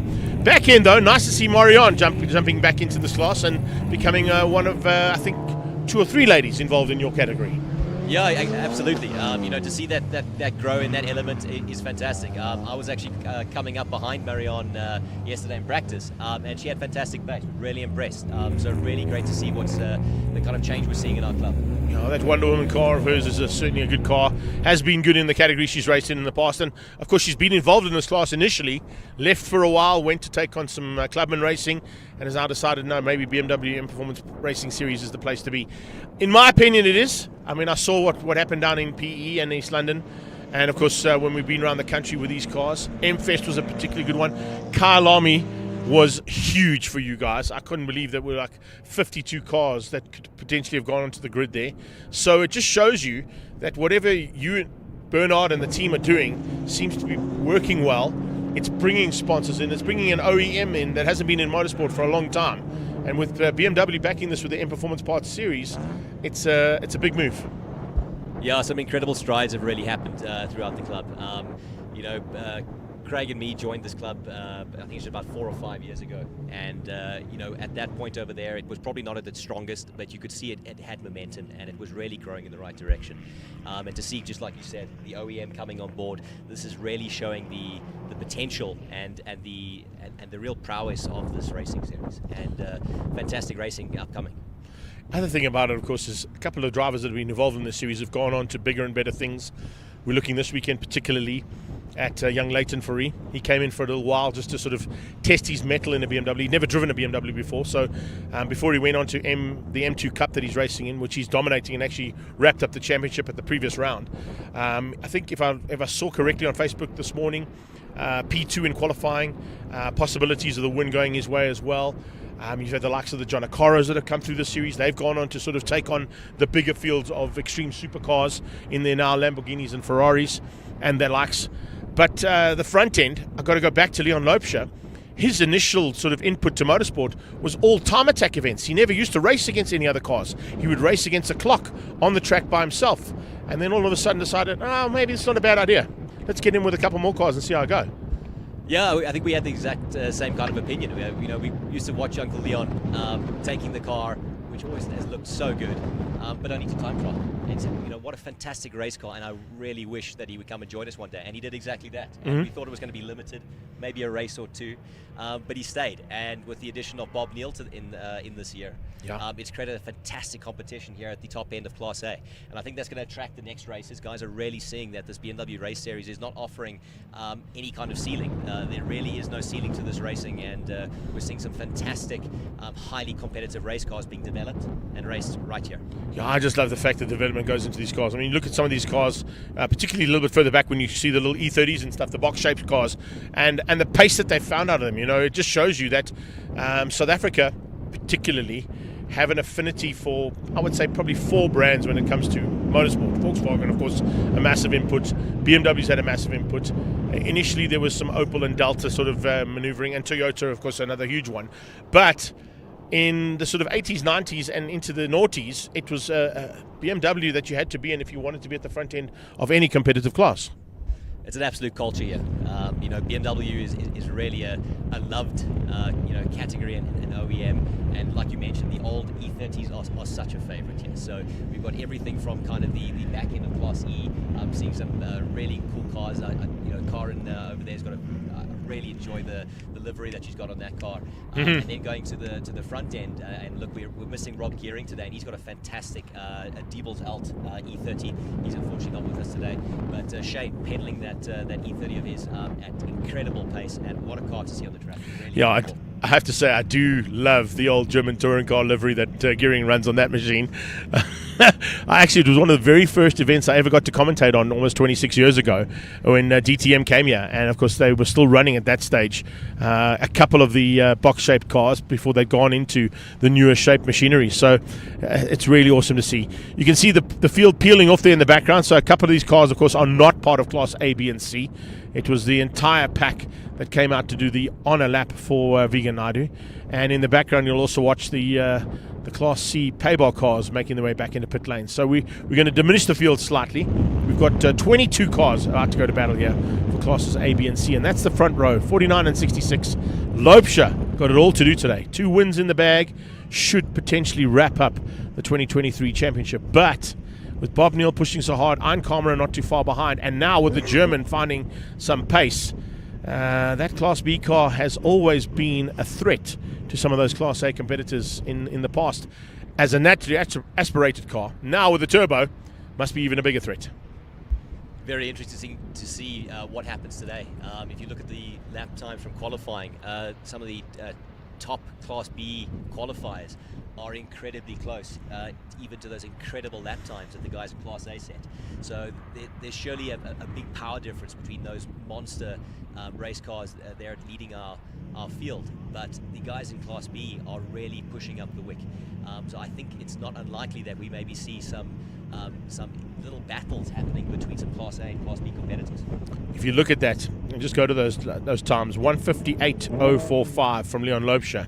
I think the lap record overall on anything is on an S1000RR BMW here, possibly in the hands of, if I'm not mistaken, either Alan John Fenter or Lance Isaacs. I think AJ actually has got it at the stage, and he's down into the 55s. So considering the fact that you've got a purpose-built motorcycle circuit that has eventually been given an opportunity for four-wheelers to come and participate and have some fun at, you've got a serious contention in terms of a possible new lap record coming today too. Ideal conditions. Dunlop tyres are probably going to love the conditions of the hot circuit, and it won't take too long for them to get up into the full race pace. Yeah, a little bit of wind happening at the moment, so that's really helping. I know a lot of the drivers are going to be enjoying just that slightly cooler ambient temperature, so it's not cooking yet. We'll see what happens a little bit later in the afternoon when we get the second race heat and also the Class D and E battle. But yeah, temperature conditions really look ideal right now, so I think we are going to see some scorching lap times and performance. You can see by Bob Neal using the door for a bit of aircon. Now listen, in your car, do you run some venting to sort of get a little bit of breathing and maybe a bit of cooler conditions in hot conditions like today? Probably the most important mod I've got in my car. So, unlike many of the other cars, I decided to route a little vent through to the car. It's got a little electric fan, just pushes a little bit of air. But unfortunately, with my car having the exhaust run through a new tunnel inside the car, it gets cooking. And at some point, you run out of sweat, so that fan really does some double duty on some hot days. I do know that a couple of the John O'Caro cars actually used to run AC as well. So. Particularly Jimbo's one. I wouldn't say Ricky and Gianni's, but Jimbo's one certainly had. And I know there were a couple other competitors who've been in this class in the past too, who decided, no, listen, AC might not be a bad thing, particularly on longer circuits like Red Star Raceway, and where I can possibly get, the use of it if I've got a little bit of breathing room to get some air in the car, some cooler air, maybe down the straights. Maybe not this way around, because this way around is a bit more difficult because you've got the long straight going down the hill. But needless to say, we're going to be in for another epic one here. Nick, it is Class A, B, and C of BMW M Performance Parts Racing Series. It's fantastic to see the amount of support that we've got out of the OEM, out of Dunlop, and out of all of the associate sponsors involved with the Gauteng Club. And who's your money on? I think, Greg, today, even with Bob putting some very impressive times together, I think it is Leon's to lose. I think Bob's going to put up an epic fight, but it might be 2024 for him rather in terms of a championship contention. So I think it's Leon's to lose today. So if he keeps up his performance and showed what he did in qualifying this morning, I think it's his race. Right, so they come to form up now. A little bit of a gap there between Class A and B, as you can see. The German holding them up slightly in the background, but the lights are out and we're racing. Bob Neal's on the inside line, but it's going to be Leon Lobscher round the outside into turn one for a potential hole shot. He's going to hang on for the front end and head into turn one. He does so. And then side by side. Oh, this is close. There's already some pressure coming from Lyle Ramsey around the outside and trying to find a way through. Turn one. Oh, yeah, a little bit out of shape there, hey? Yeah, crazy. Putting the power down a little bit too early, trying to keep in that competition there with Lyle and Nick. Nick Macris just fortunate to hang on to that one. You can see in the background now they're starting to sort things out as they head down towards turn four. There goes Jaco Storm past Bommersheim. Nice move. Inside line as well. Off camber downhill and slightly difficult corner to get right, particularly in a rear-wheel drive car because it has the tendency to step out on you through that corner. Looks like Anton Pommersheim took that position back from Jaco Storm. So a bit of a change up there. Ooh, problems for you, Bob. Bob Neal in the Delman mining car going right to the back. And it seems like there might be a bit of an issue there on our second Class A car.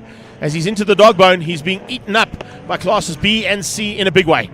Yeah, Bob's going back very quickly. I hope that's something that you can maybe reset or fix, but that really doesn't look good. That's not the way he wanted to start. Leon Lobscher's got the perfect start. Got away at the front end, stayed out of harm's way through that little chicane. And as they came through the chicane, look at the gap he's pulled now. The German up to second, Lyle into third. And the pressure coming from the back end there. You can see a little bit of maneuvering coming from Rainier Smith as well, who also had a nice start to this one. I see a number of guys have actually got past Williams. So, like we mentioned before, a couple of Class B contenders getting a really hot start and moving into Class A territory. champion in the house there, the number 1 car. We haven't mentioned much of him, but Nick Fisher, of course, has got the number 1 plate on. It's always a heavy number to have on your car. Overall champion for last year, but he's had a particularly good season. Maybe not as good as what he'd like, but remember, we didn't quite get down to it, but he was in the 4th or 3rd place in qualifying for Class C. Big competition happening over here. Lyle attacking Andreas. Looks like it's going to be very close coming onto the main straight. Lyle Ramsey putting his pressure onto the back end of the German.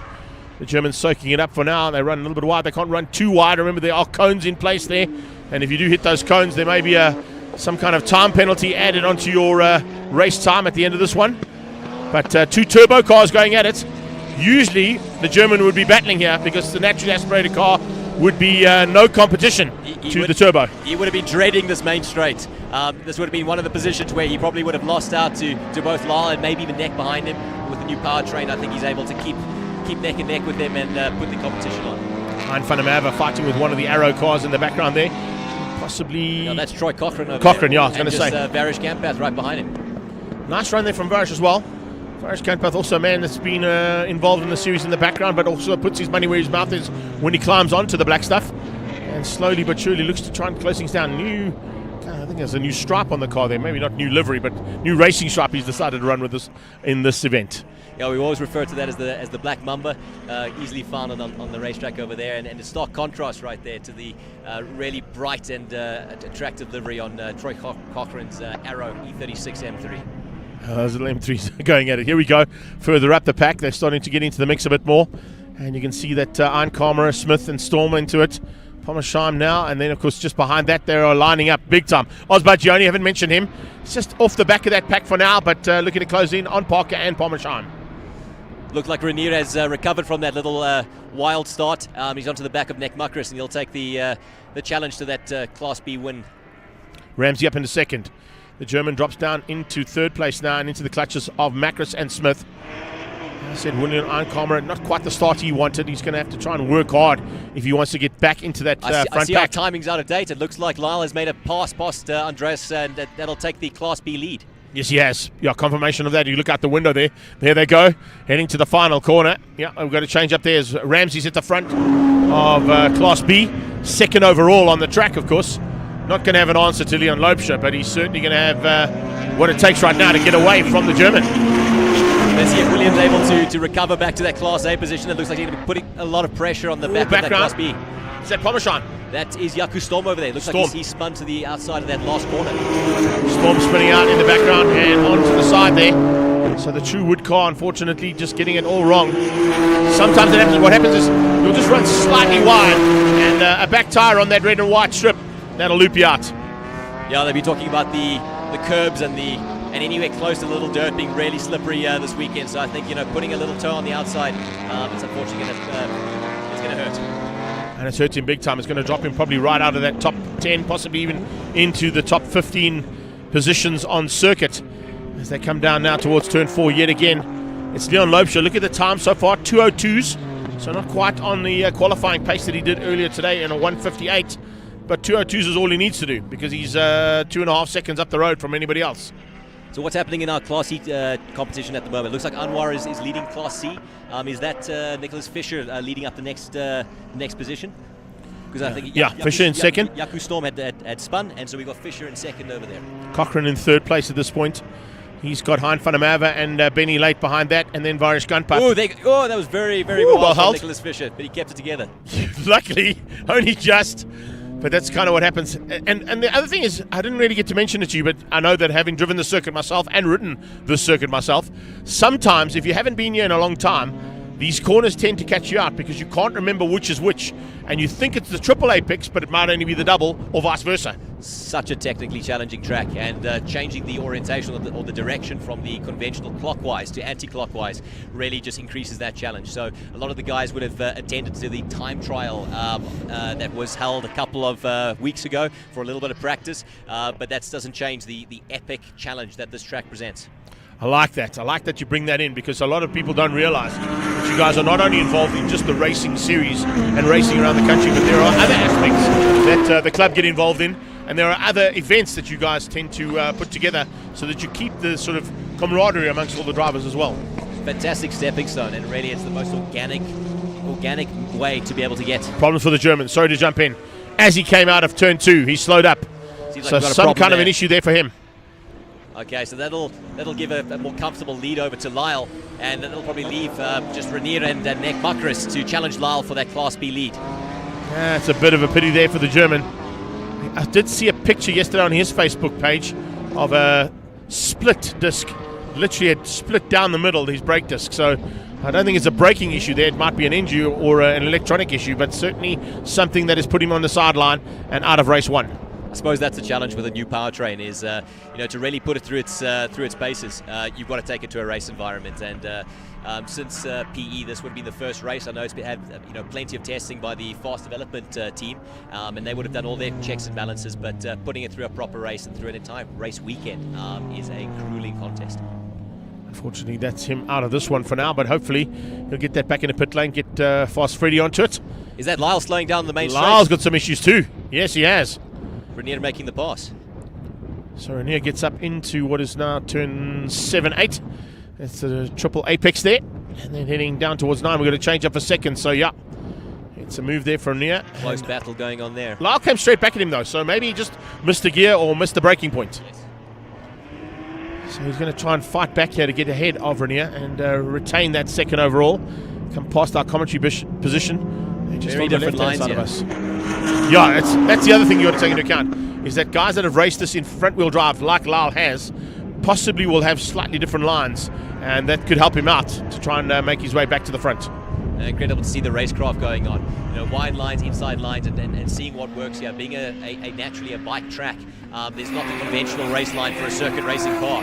So there's so many opportunities to develop a new line and to try find some pace, but specifically when you're neck and neck and trying to battle with your fellow competitor.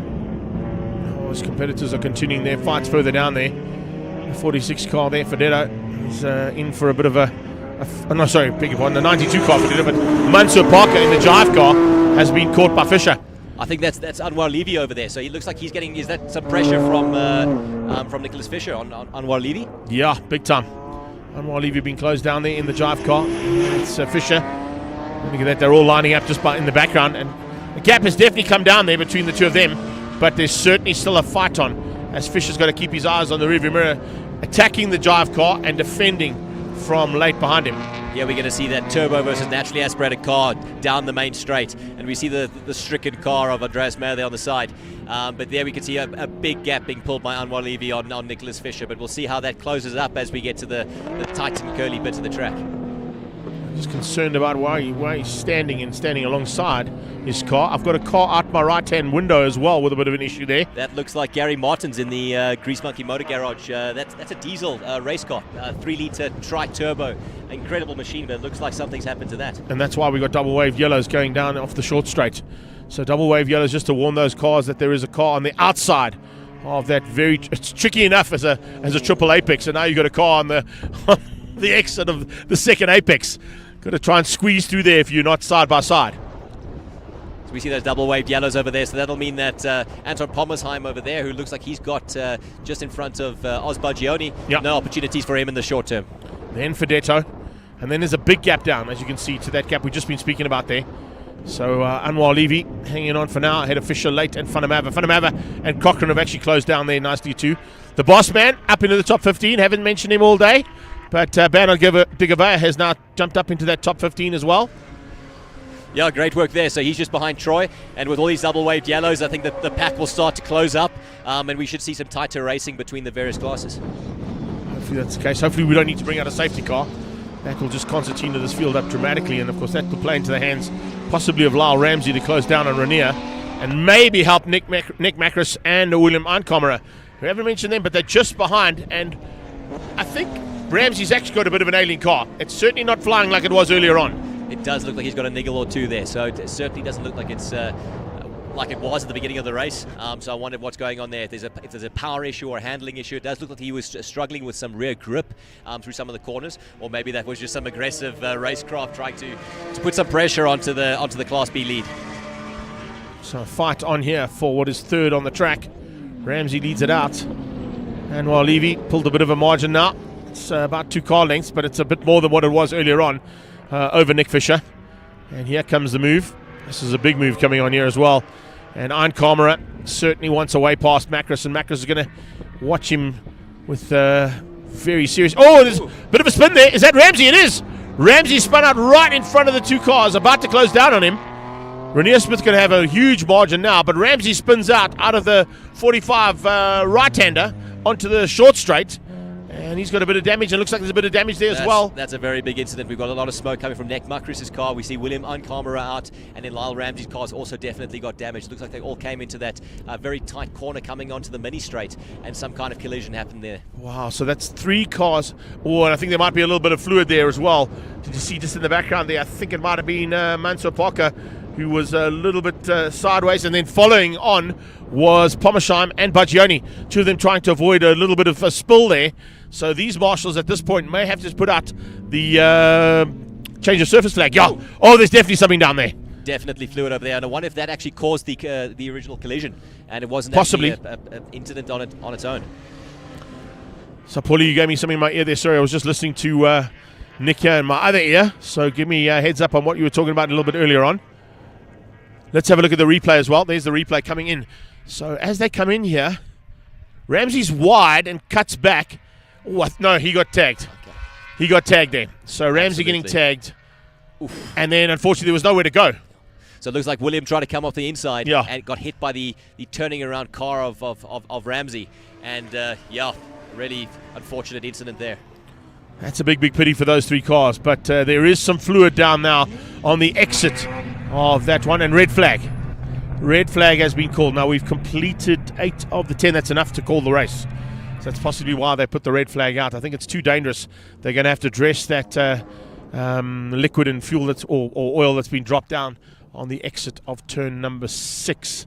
So not quite the way they wanted to go there. But as always, Red Star, Kyle Army and Swartkops Marshals doing a super job to let our race control know that it's too dangerous. And Lobshaw will then take Class A easily. No one even in contention there. Renier Smith will be gifted 2nd place, but that's because they go a lap back. So fortunately, even though they were involved in that incident, Smith, Ramsey and Macros will still be classified ahead of William Einkamera, Mansour Parker, Anton Pommersheim, Bagioni, Fedetto and Anwar Levy. Nice run there from Levy. That should wrap up Class C for him. Yes, it does. So Levy will take Class C. Very eventful race. I think we had a total of 5 or 6 cars going out, some returning back to the track, but a number of incidents, obviously the most significant of those, that last we just saw on the screen. But a couple of great performances there. Obviously Leon leading that race and keeping his nose clean and managing that very well. Saw some nice Class C battles. I'm not sure what happened at the end between Anwar Levy and Nick Fisher. It looked like Nick Fisher had pulled it back a little bit. I'm not sure what happened with his car. And then I saw some battles between Shane Grobler and Baris Ganpat. So a great number of battles happening throughout the classes. As we always see. It's kind of standard option with you guys. It's amazing with the job that gets put together in the background. But then when it comes to putting it onto the black stuff, there's always performances and there's always action. So, Nick, thanks so much for joining me in commentary, bud. Much appreciated. We're going to let you get back to doing what you need to do to get cars back on track. It looks like there might be a couple of cars who need some help there too. And I know that there's a lot of camaraderie around that in the category 2. There'll be guys looking to get parts and spares and duct tape and zip ties and get cars onto the circuit. Yeah, fantastic. Thanks for having me on the program, Greg. It was an absolute pleasure, and let's see what the outcome of the various incidents were. I'll go lend a hand where possible, and then we'll be on to the Class D and E race up next. We'll catch you later on for Class A, B and C. Nick Hamp's coming with me. Thank you so much for that one, buddy. Much appreciated, and we'll see you later on. But as you can see, that'll bring our race of the first heat of A, B and C to a little bit of a preliminary close. Not quite what we wanted with the red flag coming out. Those cars are parked on the grid, but I don't think they are going to be there for much longer. They'll probably be sent on their way and then sent back into pit lane so that we can start things in the next part of the proceedings. We're moving on to PABAR Volkswagen Challenge. That's the next part of the day's proceedings. Of course, it's classes A and C, and then M Performance classes D and E, and then Class B before we get into our lunch break. We'll be back shortly when we got action on track.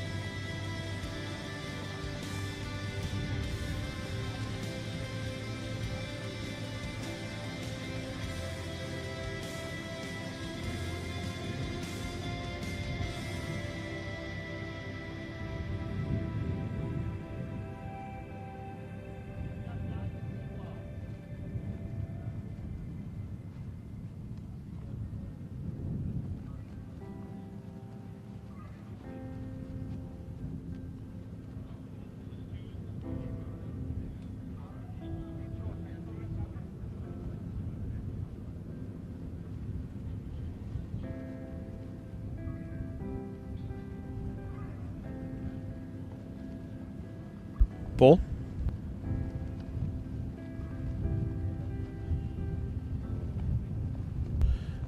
Just want to pull the gain up slightly on the guest mic if we can. Apparently Nick was quite low.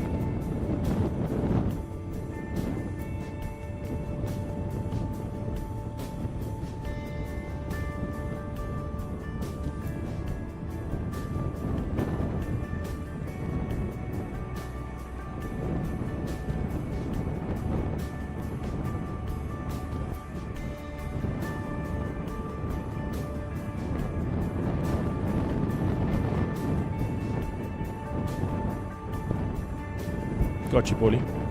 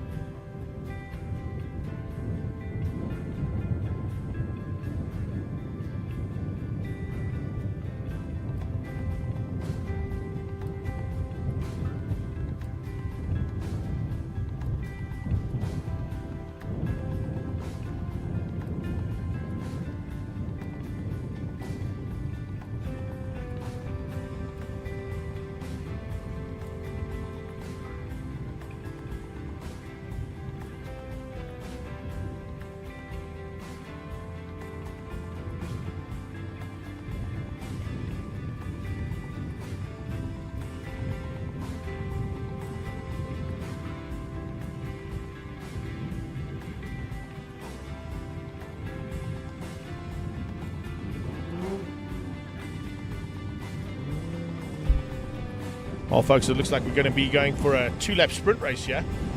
Both Nicholas Herbst and myself thought we'd done enough laps to wrap up the first heat of Class A, B and C of the BMW M Performance Racing Series, but looks like they're going to give them another 2 laps of race action just to sort things out and finish up their heat. I'll follow the Suzuka Baleno around for a lap just to get the heat back into the rubber and also get a chance to see how well the oil and fluid that was dropped down on the short straight has been addressed by the Kyle Army Marshals as well as the Red Star and SWAT Corps Marshals combined. They're going to do the short circuit, so they're probably not even going to get a chance to see it. They're going to come through here to come up and take up their race positions, and then once that's done, we'll have a 2-lap sprint race, or 3-lap sprint race according to the timing monitor, but got told as one of our officials was walking past it'll be a 2-lap. We'll keep an eye on that and see how that goes. Nick Capps was in the studio with me to take us through that heat, but of course he's now moved on to go and get those cars that were injured or damaged during race number 1 back on circuit as soon as possible. And of course just after that we go into PABAR Volkswagen Challenges classes A and C. They'll be standing by in the pre-race. It was all about Leon Lobscher. He set the pace and literally was not bettered throughout the race. Bob Neal for about 500 meters gave him a run for his money, and then unfortunately his Delmon Mining and Fast Developments BMW had to pull to the sideline and out of race 1. We had the German looking good in second at that stage, and unfortunately also Andreas Meyer had some issues there with his new drivetrain, 2-litre 4-cylinder turbocharger that he's thrown into that old touring car. Normally aspirated BMW for a long time, but was battling amongst the turbo cars to stay competitive, so decided to throw the hairdryer at it, and it's all sorted out. But unfortunately still a bit of development to be done on that car by the looks of it. Bernard de Gavert at the back of the pack is of course the chairman of this series, and he'll be looking to try and get as high up in Class C now. They'll probably do a combination of race 1A and race 1B to sort out the official results, and then once that's all done we will get a chance to see exactly how they wrap up the first heat officially in terms of the way that they're going to finish up for the day. And of course there's championships up for grabs, so it's all important. Lobscher will only be scoring half points because of the amount of Class A competitors that are here today, but Class B and Class C are fully packed, so they score full points, and it makes it very interesting in terms of that championship with a fight on with Nick Mackerson himself for overall champion for 2023.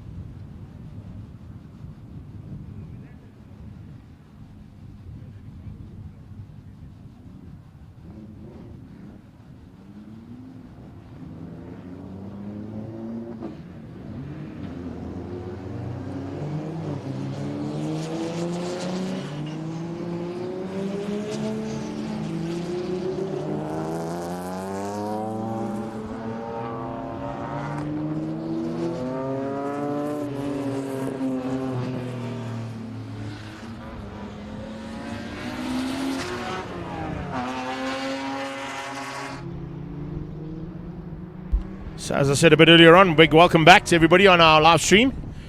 And here at the circuit as well. I think we're also going out on the PA. It's a bit delayed on the PA, but needless to say, we're still going to give you some action here. And it's continued action from race 1 of Class A, B, and C of the BMW M Performance Racing Series. I'm not quite sure why they left them out there for these last 3 laps, because they completed 7 of the 10. But a little oil spill after an incident with Lyle Ramsey and Camera. And a couple of cars spilling their guts after that, and a couple of cars getting spun out by the oil and lubricants that have been dropped onto the circuit. So it's a 3-lap sprint race now, which will be led out by Leon Lopscher, our race 1, part 1 winner. They're probably going to have to consolidate the race 1, part 1 and part 2 times by the end of this to get an official result. But we go under starters' orders as the Suzuki Baleno moves to the sideline. Official safety car here for Red Star Raceway. And we get ready to go now for 3 laps of action. There it goes into pit lane. Lopscher will lead them out. And if I go with what I remember on these rules, it's line astern on the restart. So it's not back into formation, but line astern, and across the line they go. Lopscher will just open up the gap now over Renier Smith in second place. There's not really an answer there from Smith's Class B competitive car. Mansour Parker into third place with Fisher and Benny Late just behind that to get up close and personal as they get through those first 2 corners, the Class B competitors. Baggioni just behind them, then Fabio Fedetto. Class C was led out initially by Anwar Levy, and the Jive BMW looks like it's still continuing to hang on there ahead of Nick Fisher and Benny Late. Of course, Van der Merwe up there as well as they go into the first part of proceedings here for the second part of this first heat. They go down into turn 4, difficult little corner off camber and slightly downhill. But looks like a bit of a fight on here between Fedetto. Fedetto's got pressure coming initially right from the word go there, and you can see that pressure's going to be non-stop from the 992. So not a bad effort there, and not a bad start as well for the first part of this. Anton Pommersheim is going to be putting the pressure on right from the word go and maintaining that pressure as much as possible as they get into the thick of it here, because we've got to try and wrap this all up for this first heat of race action. And it's all about that. There you can see that is the remnants of the oil that was dropped and lubricants that were dropped down the short straight. Going to make it pretty dusty. A couple of cars in the background are going to probably find it a bit more difficult. Even our cameraman finding it difficult to try and zoom in and get the focus right on those cars. The Black Mamba comes through there, Varish Gunpath, and looking for a chance to try and squeeze through there if he can, using the lack of visibility maybe to his advantage. So Lopscher led out comfortably from the word go. He's doing it again as he comes past our commentary position. Renier Smith in second place, also with a bit of a comfortable margin over the fight there between Parker and Pommersheim. Anton Pommersheim pulled a bit of a gap now over Oz Baggioni. The Design Lab car there in 5th ahead of Fedetto and Anwar Levy. So Class A's first car across the line is Leon Lopscher. He'll be followed there by Class B's first car, Renier Smith. Remember, with Lopscher being the only Class A competitor out there, he only scores half points in this race, but he will probably still extend his lead in this championship. There's a very good possibility that 2 wins on the day today may see him wrap up the 2023 championship. Back end of the field, some slightly older machinery going to battle there, as you can see. E30's fighting hard there of Krobler and Varish Gunpath. They resume their battle that they had earlier on in the day. It's been a bit of a break in proceedings though, so it'll take a while for the tyres to get back up to race temperature, but they seem to be not battling too much because the track is exceptionally hot. We're about 30 degrees Celsius ambient temperature with a bit of a breeze blowing across the circuit, so track temperature is probably between the 40 and 45 degree mark, which means tyres will get up to race temperature pretty quickly. Cochrane in the mix there as well for the Arrow team. And closing onto the back end, looking for a way to get onto and around Benny Late if he can. Tries something inside. Oh, big problems there for Late. Something has gone big time wrong there. Pulling onto the grass is not probably the best bet either. He's pulled to the sideline with a massive flame and fire coming out of the car. He runs away from the car rapidly. Fortunately, it's not in the middle of winter, because in the middle of winter that grass would have just set alight. But there's still a lot of loose and cut grass around the car. looking to try and get some marshals to that car as quickly as possible and get the fire extinguishers to there we go, working. Hopefully get that fire out, but a massive flame coming out of that car. Something blue and a red flag. Red flag again for the second time now. So is that potentially this race going to be called after a second attempt? But a huge fire out the back end of late BMW there. He was looking for a chance to try and get through and maybe take a victory. Yeah, they're rolling them straight in and into pit lane. So I think they've now decided that's enough. And no more for BMW M Performance Racing Series. So it's going to be a little while before we get that all cleared up. Possibilities there that there was still some remnants of some fluid on the circuit, and of course as soon as that engine blew and the flames came out the back of the car, it caught the tracks alight as well. So some maneuvering to be done here with the BMW M Performance Racing Series teams. A couple of guys with some very hot cars, no pun intended, but a couple of guys with some work to do now between the heats of race 1 and race 2 later on this afternoon. Paulie, we can't even get an official result up there, unfortunately, because that's the second part of the race that started. And with that, we don't even have a result because they never even completed the first lap in anger. So we'll have to wait to get confirmation of those results, or you can just pick it up on Speed Hive or on Race Monitor later on if you want to see those official results.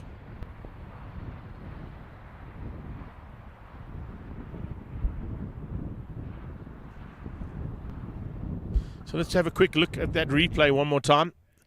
A bit of pressure coming from Cochrane on the back end of Leighton as he went to gear down.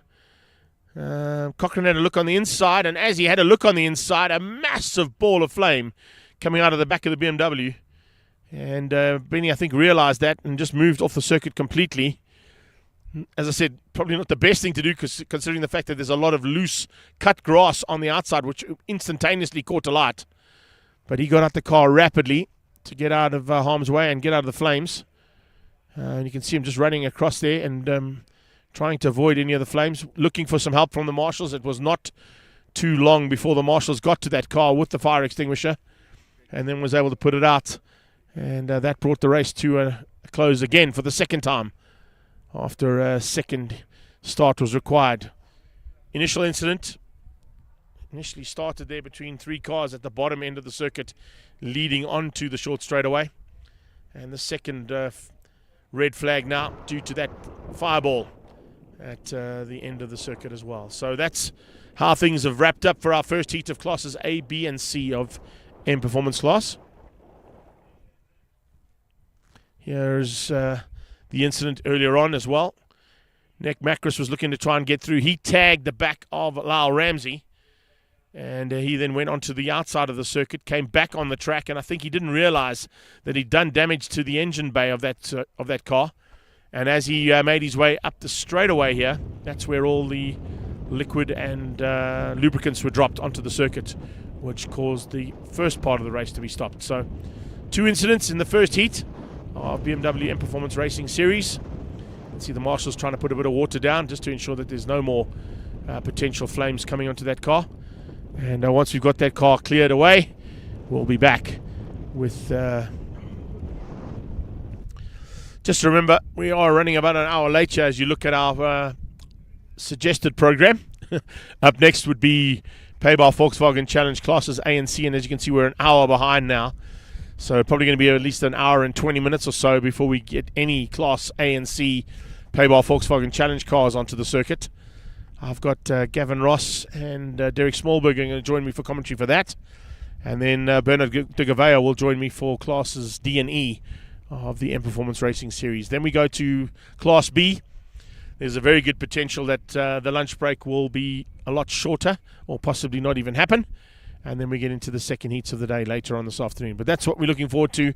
As soon as we've got the track clear, we'll be back shortly here from Red Star Raceway and the Extreme Festivals Regional.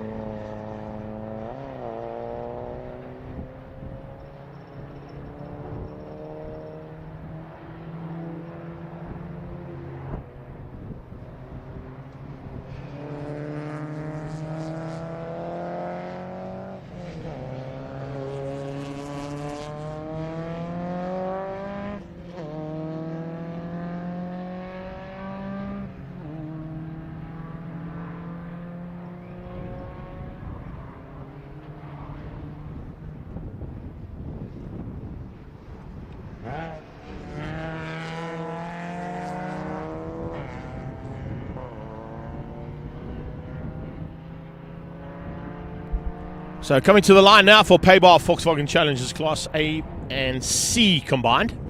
Rory Atkinson will be on pole position alongside Bevan Masters in the CPS warehouse car. Then we've got Wayne Masters in Performance Masters machine. He's already been out on circuit, so he might have a slight advantage there. Charles taking a bit of time to get a bit of practice starts in there. It looks like Masters doing a little bit of a practice start on the short straight between the last two corners, getting a bit of extra heat into the rubber.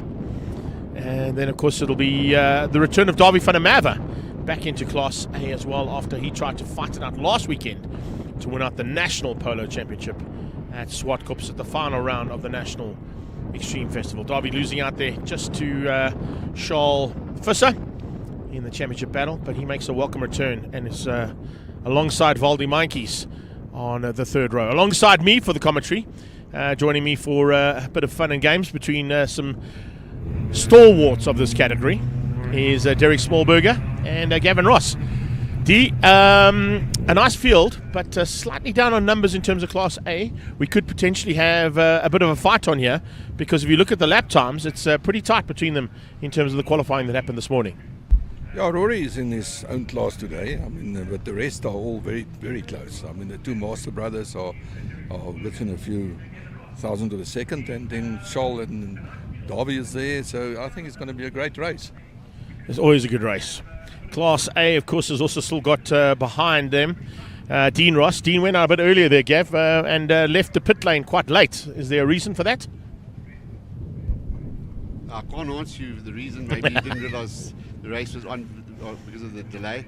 But hopefully he can catch up to the Masters now, because we were battling with the car earlier today, and I don't want to say he had a brake problem, but he did have a problem. But as you were saying about the field, we're short of 4 or 5 Class A cars. It's a pity that the guys can't get out there for whatever reason it may be, but the field is still pretty competitive, and hopefully we can see some good racing today. I'm going to come back to you for Class C. We got Yoti Nusios on the front row alongside his Stelio, and looks like there's a bit of team tactics coming into play there, because Stelio is not normally a Class C competitor.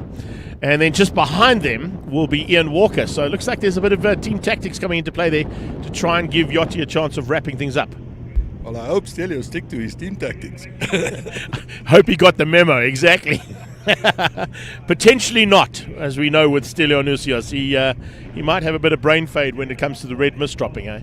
No, he was the best jump starter in our class when he raced with us. He certainly was. Yeah, there were a few occasions, eh?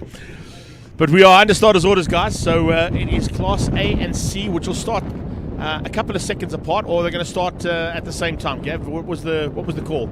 Sometimes I know you guys give a bit of delay in the start there and have two separate starts, but sometimes they go on the first set of lights and just have a break in the grid. Now they are having 2 different lights. We did request it to be 1 light, but a few guys complained, so it will be 2 lights. Okay, so we're under starters orders now for Class A. It is the BHIT Logistics machine out front of Rory Atkinson. As you said, Derek, it's basically him as the man to catch, having set the pace, and he'll be the man to catch now as they head down towards turn 1. Good start coming out of Bevan Masters. Not such a good start from Wayne. He's under a bit of pressure there heading down into turn 1, and whole shot goes to Atkinson. Bevan slots into second with a little bit of ground to make up there as they go through turn 1 and 2. But Wayne Masters under pressure almost from the word go, and here comes Class C. Yeah, it looks like Charles' practice start worked for him, so he's going for 3rd place. And I can tell you right now, Stelio didn't get the memo. He's gone to the whole shot and taken it away from Yoti. that is Stelio. Nice one there from Stells as he heads down towards the bottom end of the back straightaway. It's almost a kilometre long back straight, so the Class A competitor car is going to be just under the 200 km/h mark before they gear down into the left-hander. Voldy Mainkies, as always, this is a man that you guys have battled with in the past on numerous occasions, and also get to see all the way through there some fights amongst, is that Safira? Yes, it is, going side by side there with Walker the Stalker in Class C. Well, it's good. No, you go sorry. ahead. It's good to see Charles in front of Wayne. Obviously, Wayne's going to fight with Charles the whole way through. Wayne unfortunately will have the advantage just now when the tyres get hotter. For some reason or the other, he manages to keep his tyres cool right through to the end. And as I see, Stelio still keeping his brother at bay there. And as you said earlier, the red mist comes in. Stelio forgets to ever made any promises to. Yeah. He's a proper car salesman. Whatever the plans were, that's gone down the drain right now. But Class C starting to heat up there as Zafiro just drops in behind Walker. That is a 1 and 2 getting away, but there's also maybe a bit of team tactics there. Maybe Stelio said to Yachty, listen, get in behind me, let's get away. Let's get Cruiser out of the way, let's get Zafiro out of the way, let's get all of the usual contenders out of the way, and then we can concentrate on how things go from there. Yeah, in Class A, it looks like Mike Barbaglio is doing a good job. He's just behind Valdi, and Davy is behind him. So Mike's doing a wonderful job there. Yeah, it's quite interesting to try and spot Davy, because for the whole year I've been looking at him in a red car. Today he's in a blue car. So apologies if I get Davy van der Merwe slightly wrong in the first couple of attempts there. But yeah, as you said, Davy van der Merwe under a bit of pressure from Valdi. Valdi eventually succumbed to the pressure, and Davy's got through. He's now going to try and get away and close down on Barbaglia and on Mikey's. And then this little fight for second and third, or third and fourth in Class C, will be one to watch out for as well as they come across the line there.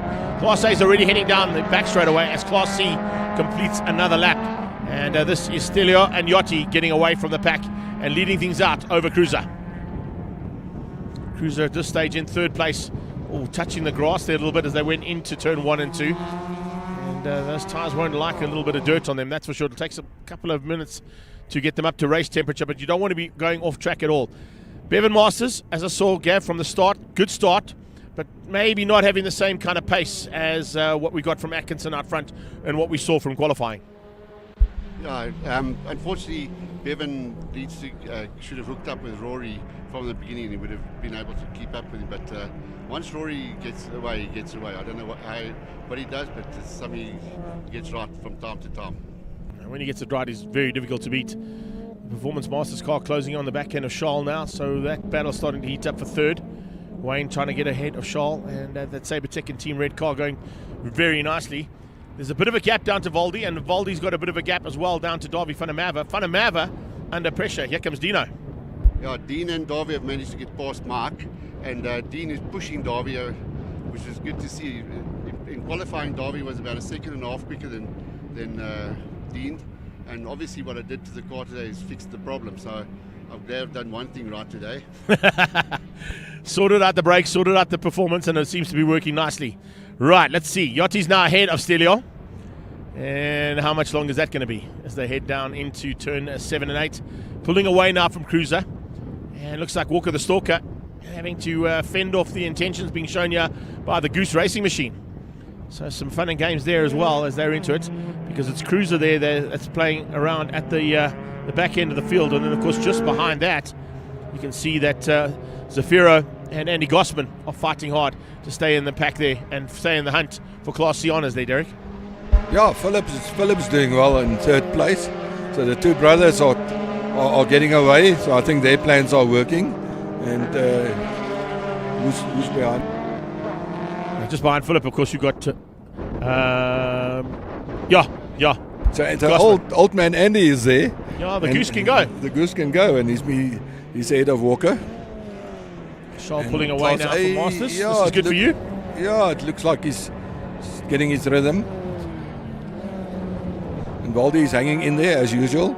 And behind them, there's always a dice. You know, Mike and Chris Dale are old enemies on the racetrack. I love the fact that whenever you chat to those two, there's always like a little sideline bet between the two of them as to who's going to win out on the day. But there's also normally some money thrown at that sideline. It's not just a friendly bet, is it? Yeah, we won't talk about that. All right, so Stelio on the tailpiece there of Yachty as they head down towards the back end. Back to the front in Class A, the Performance Masters car trying to close down on that Sabertech and Team Red Racing car of Charles Smallberger, and he's closed slightly there into the 90 right at turn 6. So some work to do from Charles. He's not going to have it all his own way here, D. Yeah, I think Wayne's car is very good on the brakes. I mean, he catches Scholl on brakes, and then I think Scholl goes a bit slower into the corners to get early on the gas, so it looks like he pulls away again on the initial part of the straight. But Wayne's brakes are unbelievable. And we'll see what happens when we get real heat into the tyres. I mean, towards the end of the race, those performance master cars are normally fast. What you've got to take into account with this circuit, as I spoke about with Nick just before this, the way that the corners are set up here, the triple apex, double apexes, and the very similar looking corners, sometimes going in slow and exiting fast is not a bad tactic to have. Yeah, it looks like it works for Scholl now. Looks like it's working for Stelio as well. He's on the inside of Yachty. They have not had a chat between these two boys, that's for sure. The race is on here. Yes, it's for championship honours, but I think there's also for whoever's going to have the bragging rights in the cars on the way home. Is that Walker? Yeah, Walker with some problems. Yeah, that car looks like it's engine blow or something. I see some smoke. There's a little smoke coming on the replay there as well. We'll maybe get a chance to see that again, Paul. But Ian Walker pulling to the sideline, and that looks like it was on the short straight, not on the main straight. We're on the main straight now, heading back down. We might get a shot of the car just on the right-hand side. But yeah, definitely Ian Walker out and on the sideline. He's actually in Carl Peterson's car, if I'm not mistaken. It's not his own car. He would normally be in Class B. But Ian Walker having to try and get in to help out both Yachty and Stelio to keep out the rest of Class C and, of course, potentially spoil those guys from taking those top points. Yeah, it looks like Rory is pulling almost a second gap on Bevan now. And Bevan's got a 0.8 gap again on Scholl. And Wayne is very close to Scholl, keeping him under pressure and keeping him honest. Well, that was quite nice, eh? Spider-Man on our screen there. Thanks for that, Paul. Tracy was telling us to watch out for the snakes. I think we've got to watch out for the spiders more often. Look at that. That's pretty cool, hey? Nice little house spider there on a lens of our camera. I'll have to go and sort that boy out later on. Stelio sorting his brother out again. There we go. Gab, that's how you do it, eh? No team orders other than take each other out. Yeah, unfortunately, things like this could end in tears. So hopefully for Yachty that his brother adheres to the rules that they made among themselves. Yeah, whatever those rules were. I'd love to know what those rules were. Seeing Valdi there, out there by himself, Darby's actually catching him with Dean in tow. So I think Darby and Dean are actually a lot quicker than Valdi at the moment, which is good to see. Potentially a fourth place for the two of them. Up for grabs. Oh, it's good to see Darby back as well. So as we get into this one, it's a nice little fight at the back end. What you see with Class A and Class C is you tend to get cars that are on a similar sort of lap time, similar ability and similar driver capability that go at it, like we're seeing right now with Wayne and Scholl. Well, those cars are pretty similar in speed down the straight, so it's all about handling and driver. Mike Barbaglia is hanging in there. I see he's doing a great job today. 8th place for him, just behind Dean Ross. And I think if he can just get onto the back of Dean, he can maybe follow Dean up here and maybe get himself up into a potential top 5 or top 6. Yeah, Darby is slowly coming, but Valdi, we know Valdi. He will squeeze the gas when he sees somebody in his mirrors. Main squeeze, I think, besides the two gentlemen next to me, are the 3 drivers that have been around the longest in this category, guys, if I'm not mistaken. I spoke about it at the last race. I was just looking back and thinking, the first time I started doing Volkswagen Challenge, when it was still under Goldwagen colours, Valdi was around, and so were the two of you. So there's been the guys that have been around for a long time, and of course now sons and daughters and family members are all joining this as well, and it becomes a bit of a family affair afterwards. But on track right now, that doesn't count, does it, Gav? No, it doesn't. Just to interrupt you, Wayne's managed to get past Scholl. I don't know if Scholl made a mistake or went in too early, but unfortunately this is where Wayne gets away now because his tyres are a lot cooler and he can maybe catch up to his brother. I don't think they've got a chance of catching Rory, but Scholl must just stick it out there and keep behind him. Scholl stays there. There's certainly a chance of him staying in the hunt there. You can see Walker's car on the sideline. They've got yellow flags to warn those drivers. They've probably been called in by now already, the yellow flags, so the drivers will realise that there is an issue on the side of that short straight.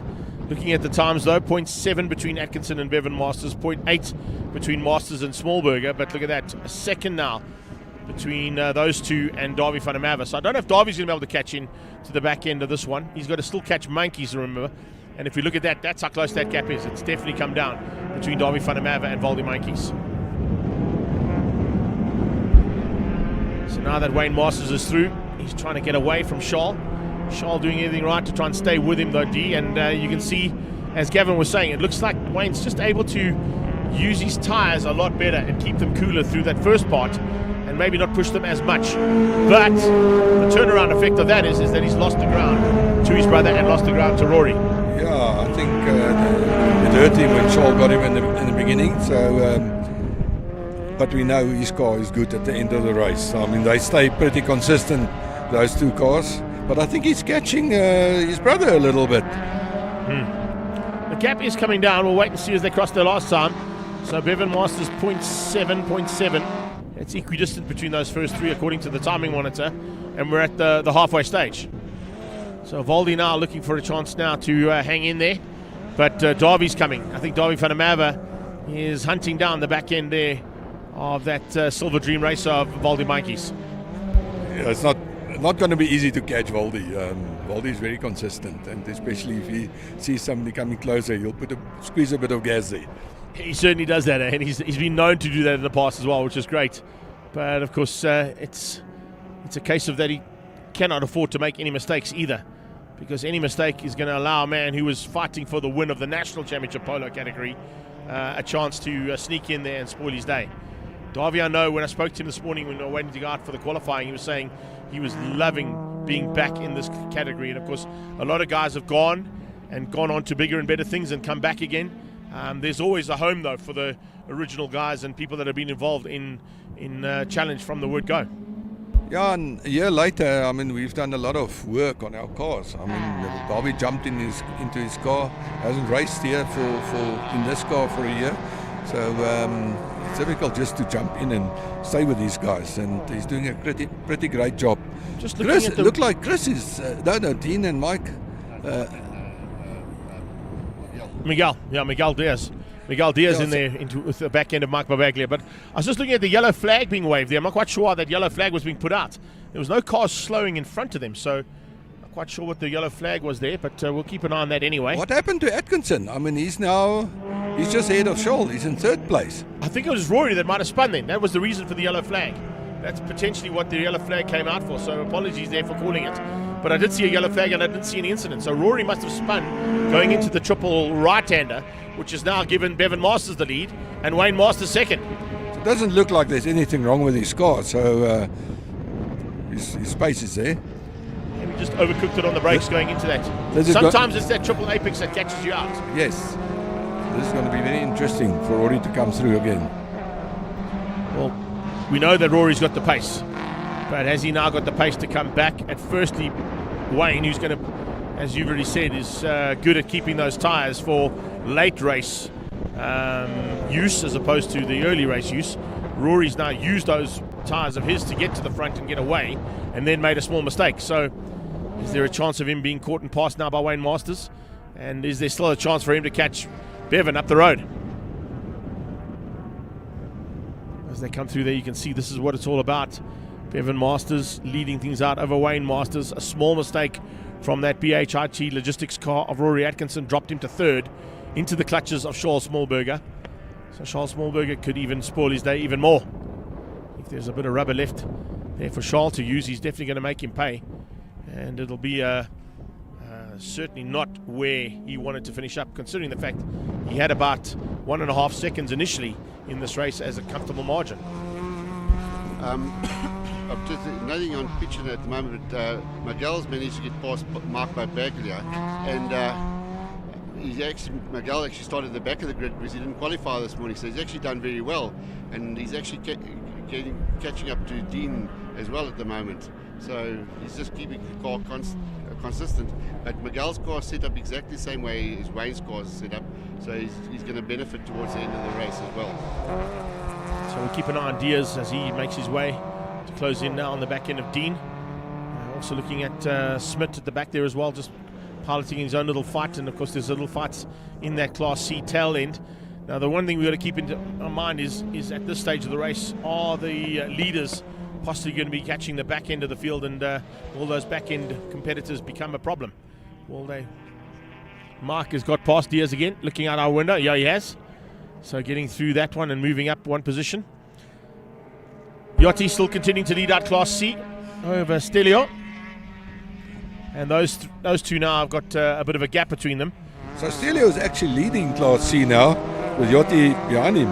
Yeah, but it's changed up on the track. It's just going to have to refresh Cruiser, as they come through. Yeah, Phillips in third place, Phillips and Ian in third, still yeah. in fourth place, with Andy following him. You see, they haven't taken Walker out of the equation either yet, so it hasn't refreshed yet, this unfortunately. So it might just need a refresh completely. Our screens are a bit slow. Yeah, it is. It's the screens that are there. Timing monitor not quite keeping up to pace due to the fact that we've got some really low signals here at Red Star Raceway. But no worries at all for this man. CPS Warehouse's Bevan Masters out front, leading by that margin over his brother, and that's how tight it is for second and third. Yeah, Bevan is going to keep it there. I mean, there's not enough time, I think, for Rory to catch Bevan, and Bevan is keeping it planted now. There might be a scrap between Rory and Wayne coming soon. That scrap could be a good one with only a couple of laps left. So potentially into the closing stages of this one, as I'm just waiting for the timing monitor to refresh there. Atkinson now, there it is with... no, it hasn't even refreshed. It stayed the same. So Masters and Atkinson, that's how it stands at this stage for Class A. Charles Smallberger there in fourth place, just behind, waiting to pick up any pieces if there is anything going wrong between these first three. And as I say that, you can see with that Performance Masters Polo, it's closing on Bevan and bringing Rory along for the ride. So we could have a four-way fight here if he doesn't make mistakes like that.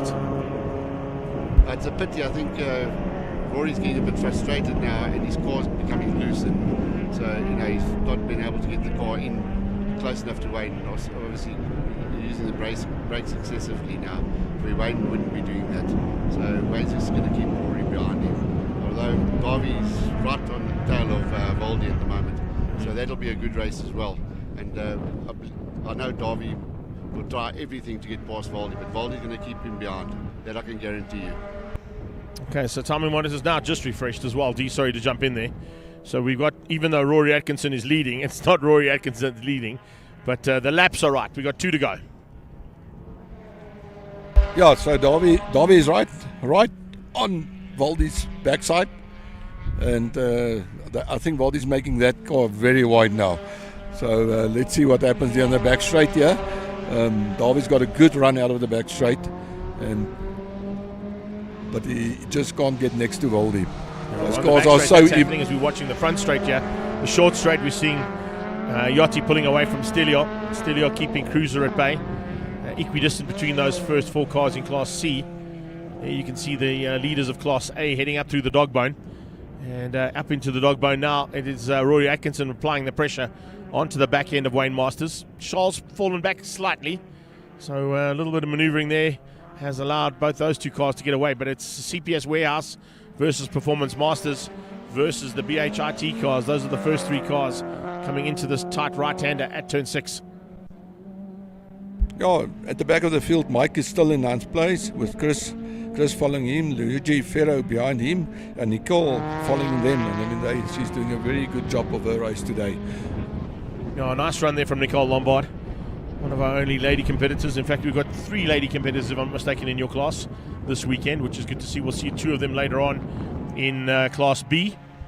And as they come up through the dog bone, once again, it is the CPS Warehouse car that leads things out. And I don't know if there's going to be any answer. They've tried hard here, but Atkinson just doesn't seem to have that little edge to get ahead of Wayne Masters in that Performance Masters machine. Well, as the things stand at the moment, I don't think we're going to see much change, to be honest with you. But just a few of the guys at the back, they race, they put the same amount of money into racing, and they do it for enjoyment. But from Nicole's side, she's just had a run of bad luck, a lot of engine problems and things like that. Today, they called her off the track bush. She hit a 42 socket. She did tell me this herself. And she thought she had blown another motor, and for once, no, she hadn't, and the car is in one piece. Well, it's nice to know that, but of course also just to mention those guys at the back, Tyron Pillay, the 2 Safira brothers, and Dino Smith. They're all having some fun of their own at the back of the pack. But now looking to see the closing stages of this one on the last lap. And is there a bit of a problem there? Is that Miguel Diaz that was slowing out of one of the corners? I think it may have been. So we'll keep an eye on that one. But here we go down in towards turn 4 again. And 1 and 2 through turn 4. Masters and Masters still ahead of Atkinson. So Valdi got ahead of Darby got ahead of Valdi now, and Valdi's fallen back quite a bit. Potentially, I think that overtaking maneuver might have just taken the wind out of his sails too, or there's some kind of an issue on the car. So those are your first 3. 4th place, just behind that, is the white car. It's the Sabertech and Team Red Racing machine of Charles Smallberger. And then, as you said, now up into what is 5th place is Davy van der Merwe. Yeah, the first 3 is second apart, and then Charles following them, but further back. I don't think there's going to be any change here, D, to be honest. These first 5, 6 cars are going to stay the same. Valdi is still circulating, and he's not too far off the back end, but of course no longer in the fight there with Davy van der Merwe. No, I think that Wayne is trying to catch Bevan, and that is, but he's just too far back. Well, we've got about 5 corners to go coming out of that one. And, a little mistake. Is that Charles running wide there? No. Oh, Yachty ran wide. Yachty just running wide there slightly. And, in fact, no, it wasn't. It was the back of the pack. I think it might have been Pelé. No, Dino Smith, yeah. Dino Smith. The guys are pushing hard now, and the tyres are hot. So cars are not handling the way they should handle. Understeer is a term that would come in right now, Heidi. Exactly. Lots of understeer. Particularly in these double right-handers and triple right-handers and left-handers at the circuit. It's such a tricky little circuit. I mean, not little circuit, but it's a tricky circuit. Checking flag, boys. Here it comes. And it's Masters versus Atkinson. Rory's going to be kicking himself for that mistake in turn number 7, where he went off slightly and just spun out, dropped him down 2 positions. He would have had the win easily had he not made that mistake. But it's going to go to Bevan Masters ahead of Wayne Masters. Rory Atkinson in 3rd place.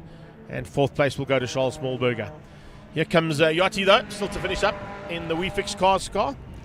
And if he takes this victory, with Rory not taking a victory, that must possibly put one hand on the trophy in terms of the points. I'm not quite sure how the points are allocated. And, of course, we've still got to wait and see what happens in Class B as well. Yeah. So there's still a Class B fight later on that could potentially throw a spanner in the works there for Yachty. Well, this 3rd place did hurt Rory definitely in the overall championship. But in Class A, I think he is right there. I think Class A will still stay at the front, but overall is where he's going to lose ground here to Yachty and potentially to the Doc in Class B. So, we'll wait and see how that goes a little bit later on. That's, of course, in 2 races' time, because up next we go to Classes D and E of BMW M Performance Racing Series. I'm not quite sure if we've got a result yet, but we're going to take, of course, Yachty to the line before we put up a result, because this is the win for Class C heading into the final 2 corners. WeFix Cars ahead of his brother, Stelio. So the team tactics worked out nicely there. And Philip Cruz is going to finish up in 3rd place there for ATE Brakes. That's how that'll wrap up Class C's first heat of the day. Here they come to the line. Check your flag out. Yachty takes the victory. Just in the background, we would have seen Stelio coming through there, and then just behind that would be Philip Cruiser. So as you can see, welcome to the world of live stream commentary with spectacular signal and timing monitors that work well, boys. Now you know what I've got to go through. Well, thanks, Greg, for giving us the opportunity. Thanks to the guys. Thanks for being here, boys. Thanks to the guys from PABAR. Looks like we only had 1 car that didn't finish, and that was Ian Walker. It was good, clean racing, and the 2 brothers didn't meet by accident. I'm glad to see that. I'm not meaning the Masters, I'm talking about Yachty and Stelio. Yeah, they stuck to the plan. That could have ended in tears, but well done to all the players. D, final word from you? Yeah, so Bevan leading it from Wayne, Rory, Charles, Davy, Valdi, Dean Ross, Mike Barbaglia, Luigi Ferro, and Nicole with a great race. So in Class C, top 10 was all Class A. Class C, I think, went to Yachty. There we go. Yachty in 11th place ahead of Stelio and Philip Cruiser. Gossman still in 4th place, beating out Dimitri. And then Tyron Pillay, Dino Smith, Miguel Diaz, and then the rest of the pack. But now we move our way onto BMW products, boys. So thank you so much once again to the both of you for joining me for commentary there. Hopefully we'll get to see you a bit later on this afternoon. Thank you, Greg. Thanks a lot, Greg. Speak to you later. Cheers. Nice to have Gavin Ross and Derek Smallberger in the studio here with me. Take us through that first heat of racing for our Class A and C of PABAR Volkswagen Challenge. And of course, in a few moments' time, we will have BMW M Performance Racing Series back on track, hopefully with a clean start and finish to their heat. They've had some tough starts to the day. Bernard de Gavale will join me later on for commentary there for Classes D and E and take us through exactly what happened in pit lane after a couple of incidents in their first heat of racing. We'll be back shortly here from Red Star Raceway and the Extreme Festival.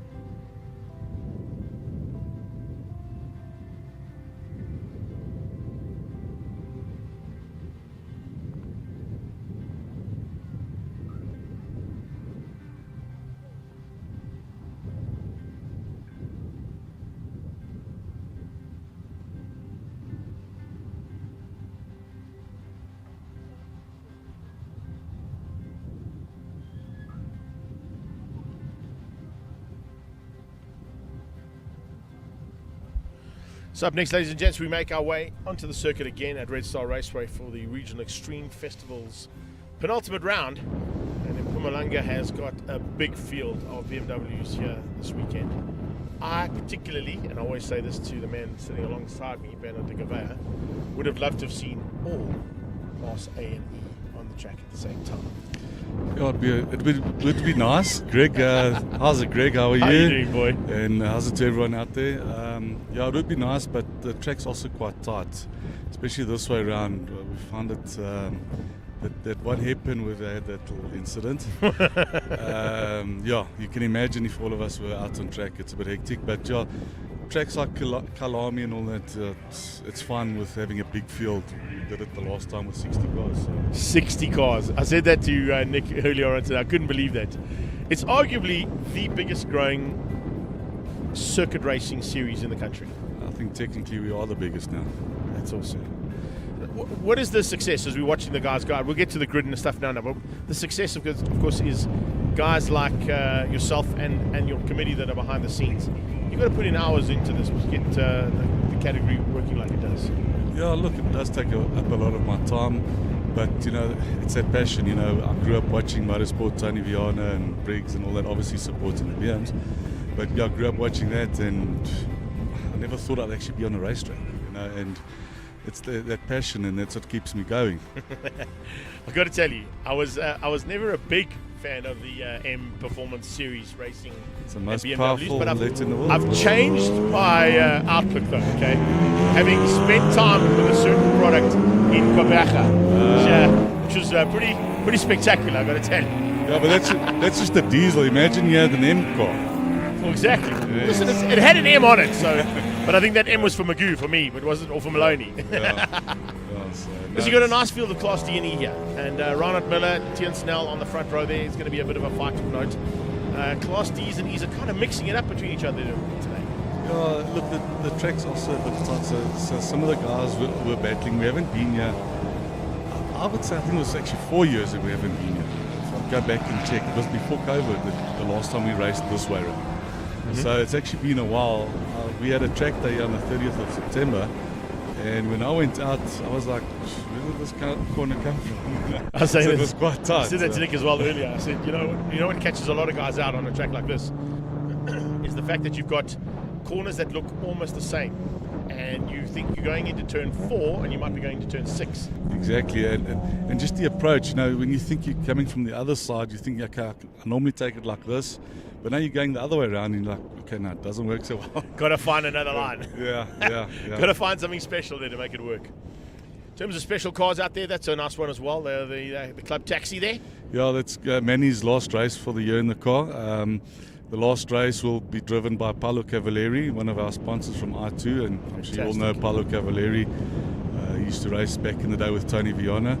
And then next year he's taking a bit of a sabbatical, so I think Matty Wadley is going to pilot the car together with other sponsors that we invite, like Hans Bazay and Greg like. Maloney, live on the drive commentary for Greg BMW. That'd be a nice one, eh?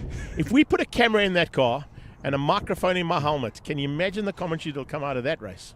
I think you'd be swearing quite a bit. No, that car's quite well sorted, man. He's got it sorted for himself. So yeah, it handles well. The car, it does lap after lap after lap. We had it at Festival of Motoring, taking passengers, three per ride. That car just went on and on. Yes, it did break right at the end, but I mean every year. But how many laps? You do like 1,000 laps in it. Yeah, it just gets manhandled, that car. So it's Okay, so as we line up here, we got Reinhard Miller, Tian Snell on the front row. That's going to be a battle of note. Neil Reynolds in there too is always one to watch out for because that Valve Hospital car of his is good. Kurbis is there too. Leonard Archer. He had a bit of issues earlier on in the 111 Sports and Saloons. Yeah. So hopefully he's got that BM sorted. Yeah, Leonard changed his. Well, he had a gearbox sent up from Valcom, and it didn't fit. So he phoned Shane Grobler, and at 11 o'clock he opened up his workshop and gave him another gearbox, and he had it fitted. And I think by 1 o'clock this morning, the car was running again. So that's how you do it. Yeah. Okay. And then, of course, there's a whole bunch of cars that were injured or slightly damaged in race 1 of A, B, and C. And I'm sure there's frantic activity behind us here in the pit lane to get those damaged and injured cars back on track for the second heat. Yeah, I can imagine so. Although I believe a few of them are out. I think they had quite a big knock there into that one corner there, tight corner. And then, unfortunately, there was a lot of oil left on the track. When I came around there, it was slightly slippery. And then, unfortunately, my fellow E46 M3 driver, Benny Late, his car caught fire. I was right behind him. It looked like a scene from Back to the Future. It did look like 88 miles per hour. See ya. Yeah, it was, I feel sad for the guy. But I don't think he'll be back on track. No, he said he's not going to take any chances. He wants to get it all sorted out. Right, so they come under starters orders now. I also mentioned at the back a couple of box-shaped BMWs. One particularly I want to mention is the return of Marion Eminis in the Wonder Woman car. Great to have her back into this pack of cars too. Yeah, we've got now 2 ladies that have joined. There's a third one on her way, hopefully next year. Mariska de Plessis, hopefully she's still learning a bit. So she's got an E36 328, so hopefully she'll join us next year. We'll have 3 ladies. Phenomenal. Well, stand by. We're about to go racing here for the first time in BMW M Performance Racing Series classes D and E combined. So for next year, we're actually going to change this up slightly. We're going to have classes A and C, not a political party, just classes A and C, and then classes B, D, and E separated. Okay, that might be interesting, I'm going to tell you, because your class B there we go. is pretty spectacular in terms of the entertainment provided, and so is Class D, what we've seen so far. But nice start there from Miller, leading things out, getting the whole shot. Looks like a bit of an attack coming early on from Archer. Archer trying to find a way through there and looking for a way through there on Kurbis. Kurbis hangs on for now. And then just behind that, they line up with Nicholas Hapst, man who was in studio with me earlier on, looking good, and looking to try and take on Cedar and Smith. There's Manny trying to make some moves. I think it is. Who's that? See that? Yeah, on Cedar. Yeah, I think he'll outbrake him. Yeah, because Manny's a bit of a machine with the brakes. He's much better than him on the brakes. No, that's Farad. Farad Ibrahim. So Farad Ibrahim getting outgunned there by Manny Ribeiro as they went into turn 4 at the bottom of the long straightaway.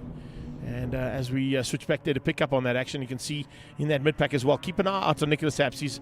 He's looking good and is starting to get up close and personal to the back end of that ACD Velcro machine of Archer. Bit of battle scars there. That's his father, I think. Yeah, he's obviously bumped someone. He worked quite hard on that car over the last week. He had a bit of wiring issues, but yeah, it's good to see him on track. Craigie Herbst there with a bit of battle scars on the front end of that Victron Energy car. The Valve Hospital machine closing in on one of your sponsors' cars there, Arrow. It's nice to see that you've brought in some of the competitors' sponsors to the overall sponsorship of the series as well.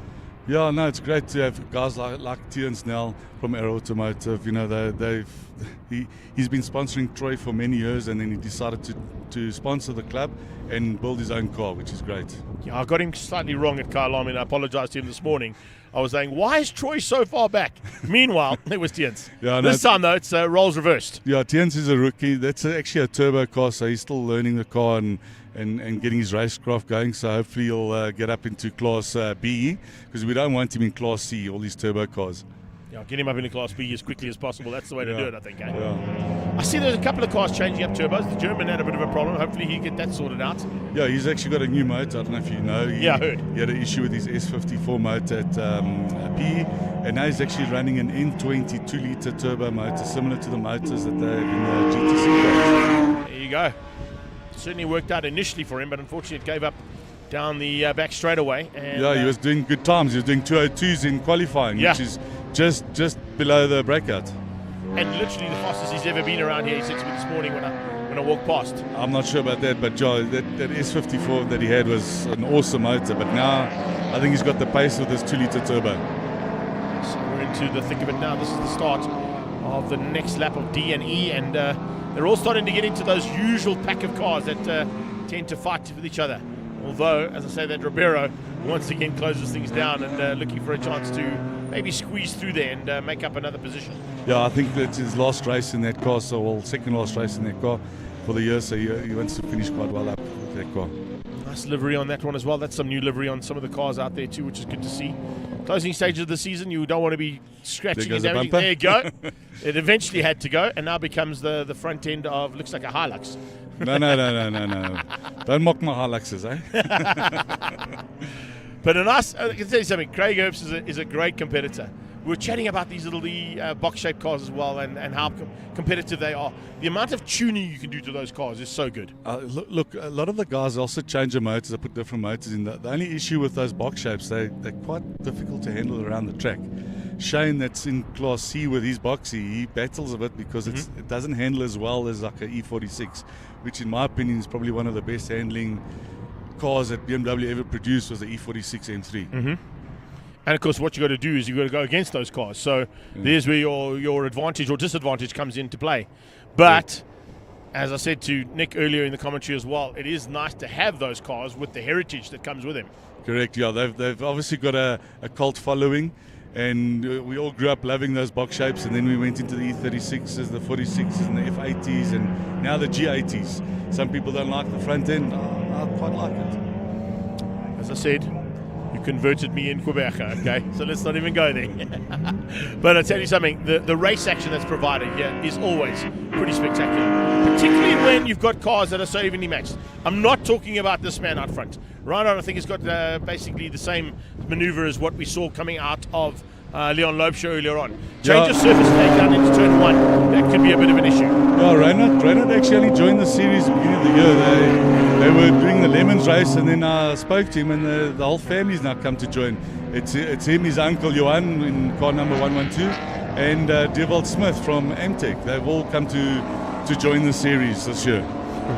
It's what you do with these kind of things. When you get one guy in from a family, they all come. Yes, that's how we are. We're like one big happy family, and that's how the series has grown. You know, coming from the club status, you know, we all sit in the pits and we help each other. The camaraderie is one of the biggest, I think, bonuses that you have in terms of this category. But as you get into this, you can see things starting. We just mentioned Johan. There is Johan in shot right now. He's in a bit of a fight, though. It's nice to see that it's not going all according to plan. Well, he's in Class D. The other guy's behind him in Class E. You'd have to remind him of that. Huh? Thanks. It wasn't me, Johan. That was all Bernard, okay? I was giving you a big up, and he just shot you down in flames. That's an awesome little car that he's got there, and I love it. PE, he was throwing flames at the bottom. I don't know if you'll see it. Yeah, it was. Yeah, it looked so awesome in shot. That Hey Joe transport car now under big threat, as you can see. But the pressure's coming big time there from Ari van Heerden. Ari has always been a great stalwart in that all-orange machine of his. But Rob Gearing not here this weekend? No, well, Rob, he's from BMW South Africa, and apparently he's on holiday, so yeah. Tough he's life. Not here. Yeah, tough life. Tough life. Rob, tough life. Ooh, look at that, eh? Oh, yeah, it's getting real. Claudia snuck through there, so that's I think he's in first place in Class E now. Claudio sneaking through there for the lead of Class E, so that was a nice maneuver. Claudio's another convert. He joined us in our track days with a 135, then he bought himself a Porsche race car, 924, and then he ended up buying an E36 330. It's got a 330 motor in from Shane, and he's joined our series, and he's doing very well. So not a bad effort there to try and sneak through on two stalwarts, that's for sure. But he capitalized on the fact that they were fighting so hard. So Ari now trying to come back and see if he can find a way through.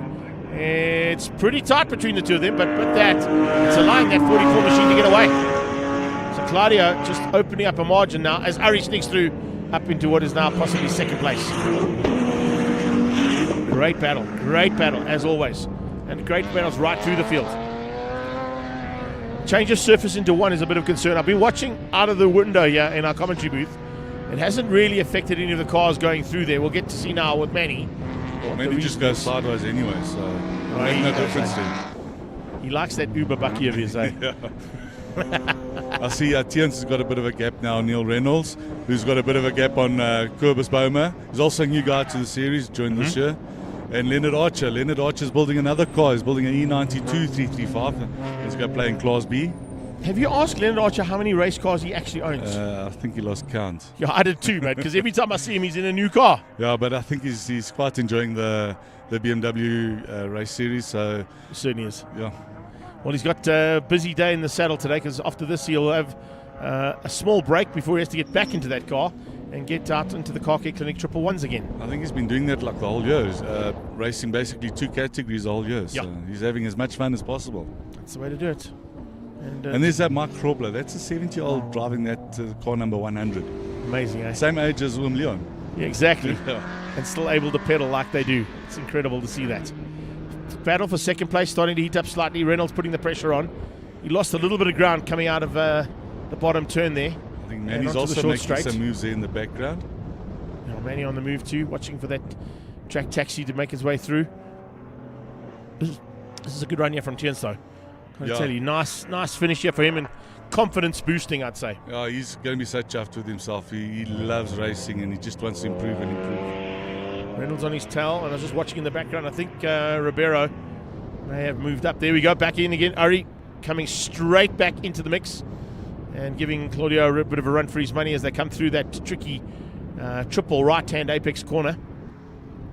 It's into a tight left that doubles up on you. And then a double right, double left again. That's what happens here. And we spoke about it earlier on there, Bernard. What happens is these guys kind of get fixated and they think they're in one corner, but they actually end up being in the wrong corner. And then it starts to mess with your race strategy slightly. Yeah, but I think after a couple of laps, then they start sort of getting the eye in, and it's not too bad. 4 laps to go. Lots of race action still coming away. And he's got past CIM there as well. Manning is definitely up. So he's up ahead of CIM, and he's looking now for a chance to maybe get to the back end of Nico Herbst. We're getting a couple of comments thrown at us as well, all the way from East London. McQueen's joined us too, but Jody Innenfeld saying, yeah, they seem to be going in the opposite direction. That's 100% right there, Jodes. Remember, with Red Star Raceway, the first half of the year up until July, they run in a clockwise direction, and then from July to December, they run anti-clockwise at the track. So it gives you 2 options of the circuit. And then, of course, they've got the Indy track on the inside of the circuit, the short circuit that they can run too. Yeah, we've never done the short circuit. We always do the long circuit. But here's a man now that I'm trying to convince to come into Class C, because it's a nice car to have in Class C. So hopefully soon he'll do some improvements to the car and come join me in Class C, because I need a bit of company at the back. Yeah, Ronald Miller, there you go. Challenge thrown down. The gauntlet has been thrown onto Red Star Raceway. We'll hope to see you in Class C, maybe at Swartkops, eh? No, look, I think he'll probably end up doing some work to the car at the end of the year and try and improve it like most of us. I'm also hoping to do some work on the car. Like I said, I'm at the back of C, and I'd like to be a bit more competitive. Some people like our famous photographer, Reinhard, thinks I should be in Class B, but I'm happy in Class C. Yeah, listen, the cool thing about this category is that it's based on times, isn't it? Yes, yeah. So we are time-based, and as soon as we're changing the rules for next year slightly. So as soon as you break out, you go to the next class. Where we had sort of like a joker where you could, if you broke out by 0.5, you would stay in that. You had the option of staying in that class and taking a penalty for that race. Okay. There's no options anymore for next year. You break out, you move up. Goodbye. That's a nice way to do it. It's kind of on a similar vein to how they do brunch run and Thunderbikes at Swartkops as well, with their biking series that they're on those track days that they have. It's literally giving. It's not a bad thing actually. A lot of guys go, oh, but I'm going so well in Class C. I want to stay in Class C. I don't want to move to Class B because they're much quicker and they're much more competitive. But to be honest with you, if you've broken out of Class C, you're now into Class B time, so you should be able to run with at least the back and middle pack of Class B. Yeah, but they've got that famous saying, it was a fluke of a lap. Sandbagging is another one. Yeah. So they come with a fluke of a lap. So now there's no more of that. You got your fluke of a lap, you go. Goodbye. Move on up and go and have fun with the guys that are slightly quicker. Oh, Leonard's going a bit chicken man. Oh, diving through there from Ribeiro. And those are similar cars. They're both 330 motors in those cars. And they're evenly matched on track as well. Maybe slightly heavier on the. The wagon. Slightly heavier, but it's such a great handling car. Because of the additional weight. Certainly going to be a huge advantage. So here we go, out of the dog bone one more time, and the fight continues there. It's fighting right the way through, as we see on almost every single occasion this year, and we've still got 2 more races to go today and another set of heats to go at Swartkops on the 18th of November. So lots of race action still to come your way. When does your season kick off next year? You said Passion for Speed Festival, first round? Yeah, first round Passion for Speed. And then we've got a total of 10 rounds next year. We've got the addition of, obviously, the Passion and the additional BMW M-Fest at Kailami. So we'll have 2 Kailamis next year and a Killarney. That's fantastic, going down to Cape Town. I was speaking earlier to Nick, saying going down to PE at the previous round and seeing the interest that was shown there from a whole bunch of guys at Aldo Scramanti and even further down the coast at East London Grand Prix Circuit, you've already got a huge contingent from Cape Town that come and join you. This could potentially become a South African BMW club as opposed to just the Gauteng one. Yeah, well, basically the BMW M Performance Parts Race Series runs sort of on its own. It's obviously part of the club. We fall under the umbrella of the club, and we're fortunate enough to have the sponsorship from BMW South Africa, which I think just put us on that next level and brought all the other sponsors that we need for racing. And thank you to all those sponsors. We wouldn't be where we are today if it wasn't for them. So yeah, the series is growing. We've got guys that come from Cape Town. We've got the Durban guys that come, not here this weekend, some of them. And it's just growing, and there's a lot more interest. There's a lot more cars being built. Often I get calls from guys, can you please send me the rules? We want to build a car to come and race with you. So awesome. We might have to split it some more even. I like to hear that. Growth is good, that's for sure. Pepper Shield car going down into turn 4. And looks like there's still a bit of a fight on there. But we're into the closing stages now. About a lap and a half to go for the leader cars. And they should be sort of making their way there. And I'm talking about Reinhard Miller and Tian Snell. Tian Snell still ahead of Neil Reynolds at this point. So it doesn't look like there's been an answer from the Valve Hospital BMW. Oh, that's one of our ladies of Karen Hinaber. I don't know where she is on the track. Let's try to figure that out. It's coming out of the dog bone, just before the tight right-hander. Just before the tight right-hander, and that's, of course, now going to get that all sorted out. Yeah, so she's in just a little 318. So it is a bit underpowered compared to the other cars, but she's having a jaw at the back. I lied. She's coming straight past us. She's at turn number 7. Okay. You see how it catches even me out. And I've done like 1,000,000 miles around this track, mate, on numerous occasions. So even I get caught out by it. It's because we haven't done a lot of this this way around. But good to have you guys back here. And, of course, I'm sure that all the drivers are enjoying being part of the penultimate round and the final round in a couple of weeks' time of the regional. I was expecting a bit more of a dice between these top 3, but they've spread out now. See, Tiens he's secured second place. Yeah. As long as he just stays where he is, he'll be fine. And Neil Reynolds has dropped back with a bit of a flame. That looks quite nice. And then obviously Reinhardt's checked out in front. Would it be nice if your photographer had been there and got that flame? As opposed to standing here by our door and like taking photos of us. Go do some work. Yeah, I think you should have been there getting the flame throwers out of the back of those cars. Right, final lap has started, and it is Reinhard Miller who leads out over Tian Snell and Neil Reynolds. That's your top 3 in Class D. And Class E at this stage still in the hands of Ari van Heerden. So Ari's done it all right and got that orange machine of his up to the front end of Class E. And it looks like he's also... Oh, I'll say that. Is he? Hang tight a second. Let me just double check something here. No, Claudio's leading. Yeah, I just saw the 44 car ahead. So I'm not used to calling Claudio at the front end. That's why it caught me out. Claudio's actually leading out in Class E. Yeah. So Jardine, Van Heerden and Grobler. How's that? That's a nice one there from Mark, eh?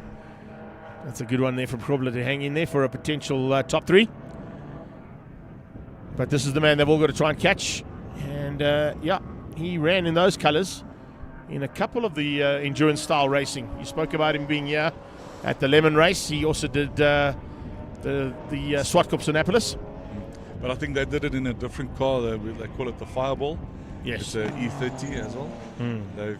That's actually his aunt's car, Johan Miller's wife's car, which they made into a... I don't want to get into the... Don't go down the politics of families, mate. It causes huge trouble. Trust me on this one. So here we go. 6 corners to go as they come under braking. Miller with a comfortable margin. It's almost, what is it? About 6 or 7 seconds up the road there. He had it life easier compared to PE, where he had a lacquer ding-dong with Andre from Cape Town. Yes. In his little camel toe E30. So it's an easy run of it in this first heat. Maybe some tweaking to be done in between the first and second heat, and will we see potential from Nell and Reynolds to get a bit closer? Well, there's the inverted grid, so the top 5 in each class, they get inverted for race 2. Just the top 5, whereas before we used to invert the whole class. Now it's the top 5, as long as they're in the same lap. Don't you like the way I brought that in? Yeah. You're such a pro. Checkered flag is out though, that's the way we do it. And Reinhard Miller takes the first win in Class D. And he wins out over Tiens. Now, as I said, that's a confidence booster there for Tiens in the Arrow machine.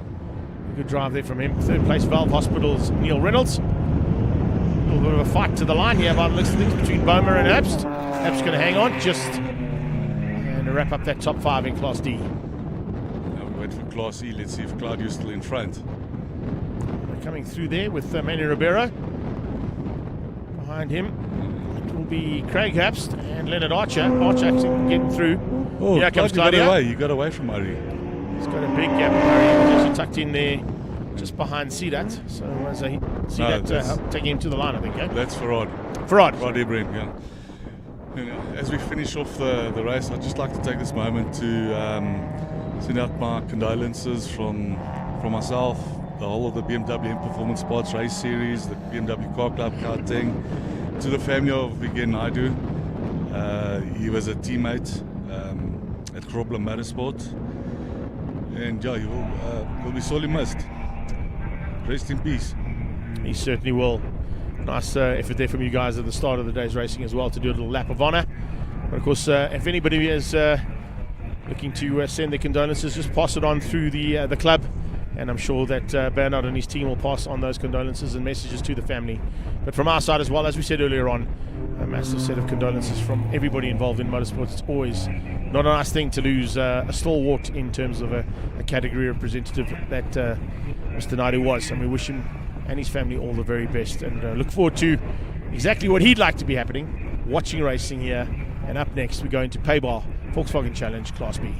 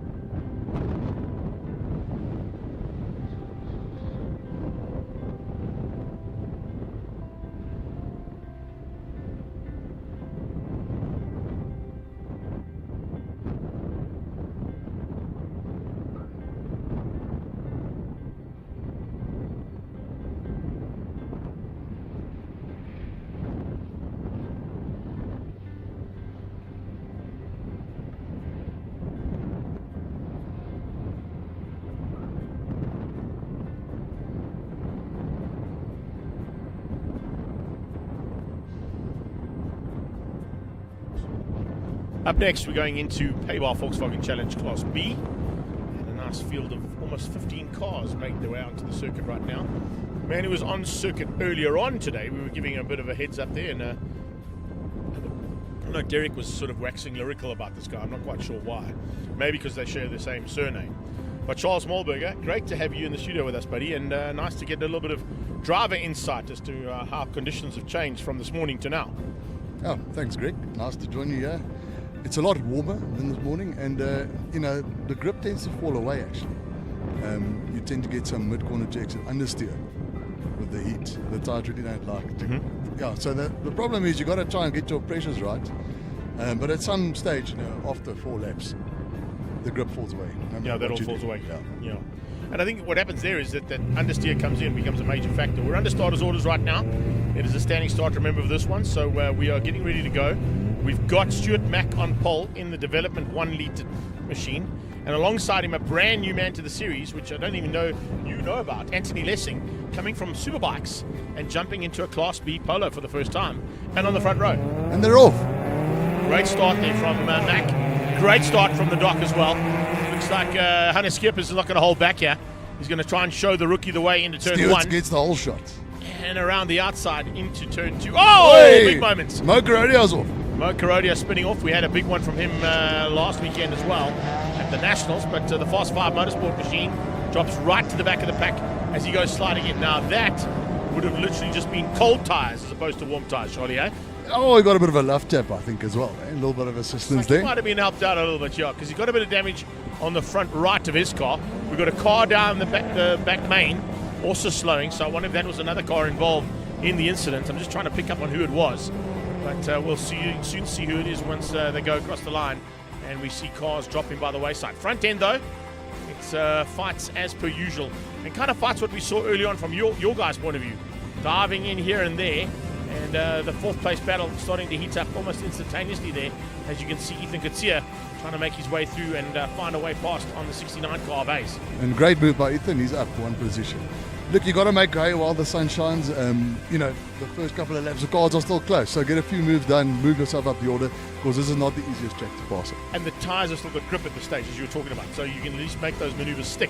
Yeah, when everyone's tyres go off, the fuel sort of neutralizes a bit. And that's exactly what we're seeing right now as they are trying to make those maneuvers stick. But look at that turbocharged power at the front there. He's pulling away from him. Listen, it's a great little maneuver there from these guys, and of course from your guys' team's point of view as well in terms of the PABAR Volkswagen Challenge. That development car is looking good, and it's certainly looking like it might be the way to go. It's definitely what Volkswagen Motorsport have looked at from their development class and put that development series together for the Polo Cup Championship. Yeah, and it's the way the automotive market's going as well. I mean, it's hard to buy a small, normally aspirated car these days. Yeah, exactly.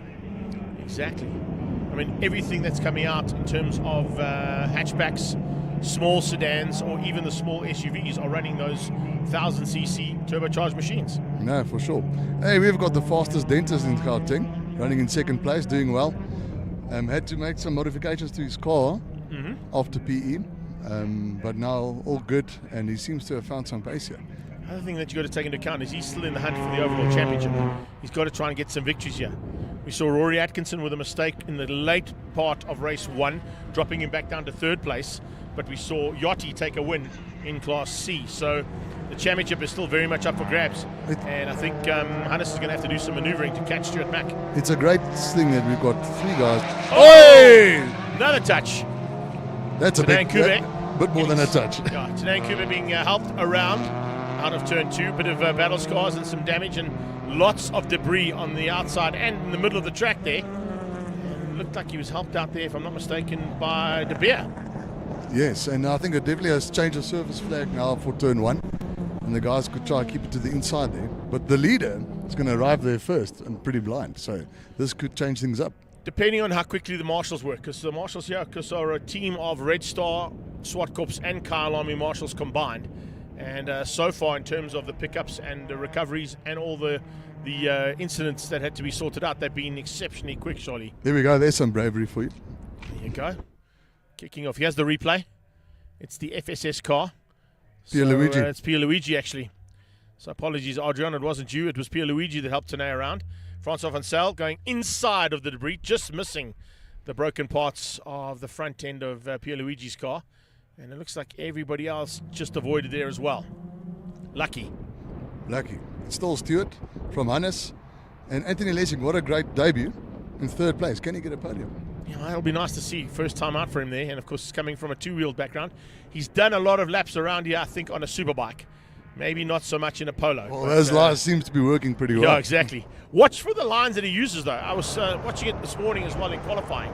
He tends to use the superbike line around here, which is not a bad option because it cuts out the possibilities of that understeer issue coming into play. Yeah, if you can square the corners off a bit more, you can get on the power and get the drive out the corner. So, no, doing a great job there. Looking for a chance, though, but one thing he's going to be very wary about is the car closing in on him. Ethan Kutsia has had some spectacular finishes to this championship. He tends to get better as the race goes on. And that's exactly it. Yeah. I was going to say, he gets better and better as he gets into the latter part of the racing. And what they do at JRT is they set that car up to have some late race pace as opposed to the So we could be in for a nice podium battle later. But for now, good line from Anthony through there. Gets on the power now. It's important to get the drive out of this corner. And it seems like Hannes has lost a bit of momentum there. And a bit of slipstream could come into play, yeah. So here we go, into this fast sweeper. It is an overtaking opportunity, but you've got to get a proper run on the guy because there's not a very big braking zone there. And also the other thing I've got to take into account with you guys, especially in Class B, is these cars are so evenly matched. So to try and outbrake somebody when you've got a car that's exactly the same as you in terms of power makes it very difficult. Now you've got to be inch perfect, and it's almost like a game of chess. You know, you've got to see where your opponent is a bit weaker, and then you've got to try and pounce. Even if they make a mistake, you've got to be there. And when you make that mistake, you can try and force the mistake, like we just saw there for Pierluigi. If you've got some budget left for a new bumper, then force the mistake by all means. Listen, COC, I didn't say that. There's still 3 more races to go, hey, COC? Yeah, we got that on camera and we've got that recorded. Just write that down. Out front, though, Stuart Mack doing it all right and getting away now from Hannes Skeppers, who's now under a bit more of a threat from Lessing and from Ethan Kutsia. A little grandstand finish for second place could be nice here, but let's see. You know, Hannes is a cool customer. He doesn't make a lot of mistakes. No, he doesn't.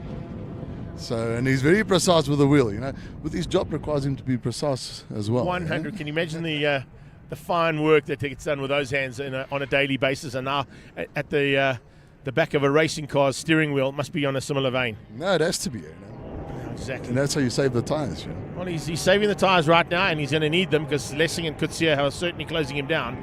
I'm looking at Ethan Kutsia's times as well. They're coming down rapidly. He's down into the 220s, and we've got 220s from all 4 cars out front. So that's how evenly matched they are. Now, the problem that you got with that, though, is similar to what we see in karting, similar to what we see in superbikes. When cars and bikes are so evenly matched, you spoke about how difficult it is to pass. But what do you have to do now? You've got to try and force a mistake. Got to apply the pressure, be there, and be right up in the. You know, he's got to see you in his mirrors, large, and then you can get through. I think much larger than that into turn 1 and 2.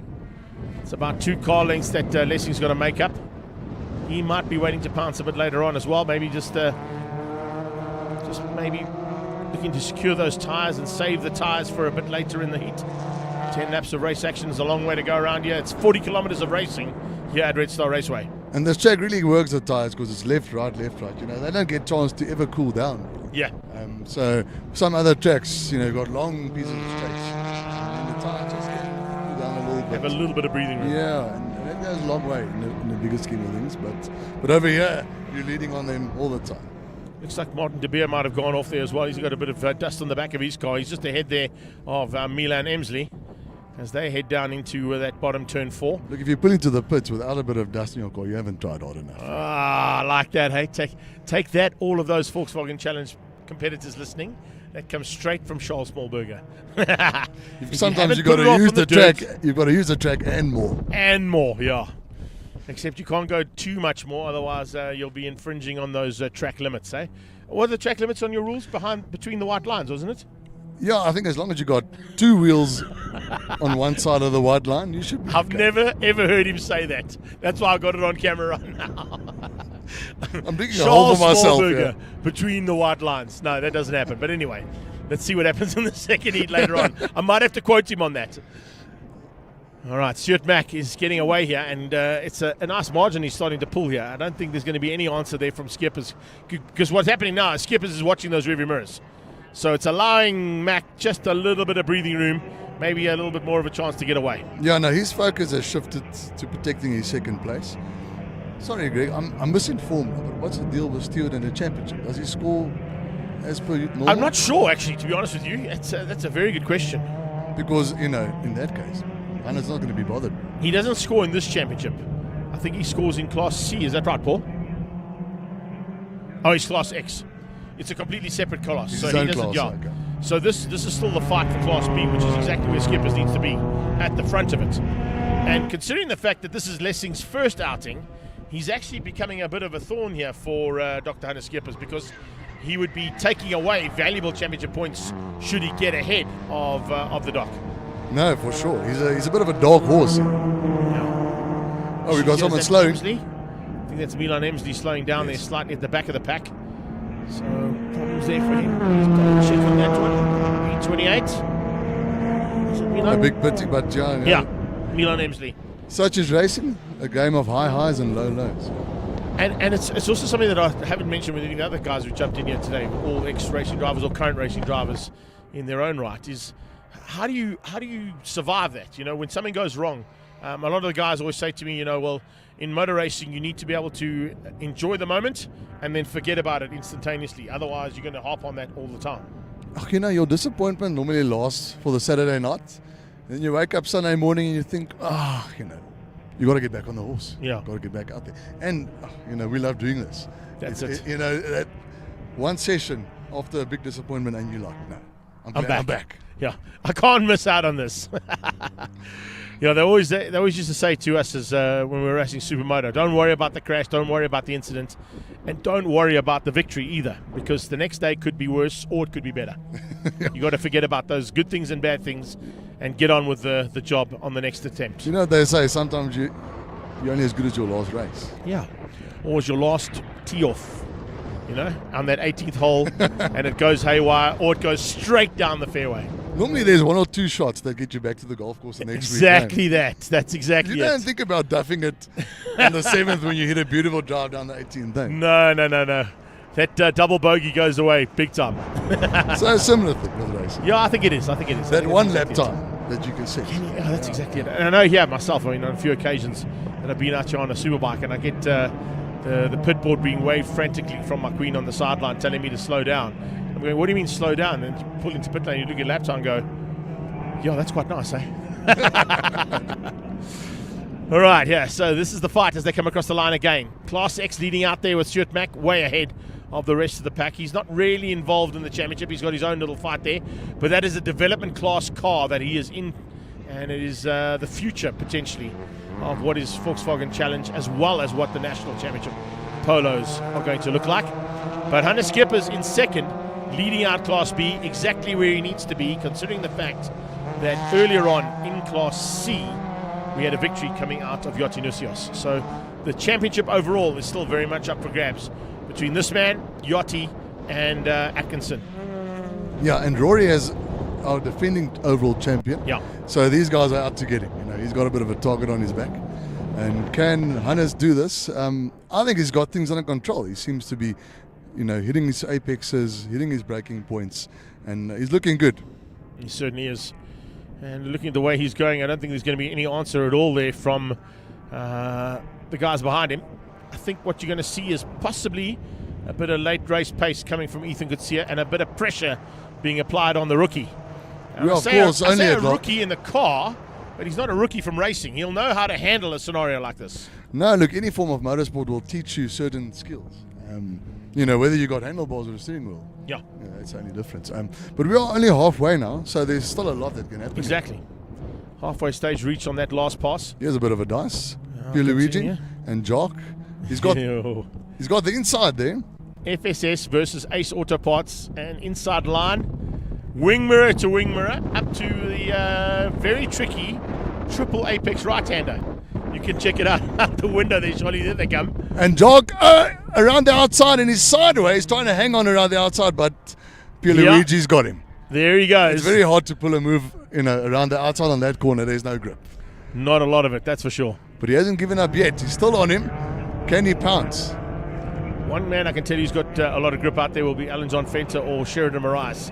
I've been passed around the outside of them, that corner by them on a motorbike, and I don't know where they find the grip because I'm on the inside line going, there's only grip here. But And they fly around the outside. They get paid to ride motorcycles. They do, they do.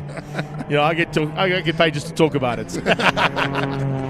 All right, so it's Hayes versus his arch rival there, Pierluigi. And of course, Pierluigi, also a former champion overall. And I think first time out in Class A, he's certainly found that it's a bit of a difference when you're fighting amongst the sort of No, it's a big step. top end, you know. And when I say Class A, I'm talking about the front end of Class B here. But it would be deemed as Class A in this race if you had classes. Yeah, no, look, it's a big step up. I mean, when I stepped up from the old Class C back in 2009, I'm getting old now. But I stepped up to Class A and it was a big adjustment. You know? And everyone's fast, that's the thing. Yeah. You've got so many quick guys. Exactly that. Yeah. It's not like you've got 2 or 3 cars to play with. You've got 9 cars to play with. Exactly. And one mistake in qualifying and you're in 7th place on the grid. And also, I mean, at the tracks, maybe not so much here at Red Star Raceway, but the likes of Swartkops, even at Pakisa at the one round we had there, and particularly down at Desi's Raceway. You make one mistake on that circuit, you're dropping 6 or 7 places because that's how close the racing was. Tight circuit makes for tight racing and you know, small margins between the cars. So.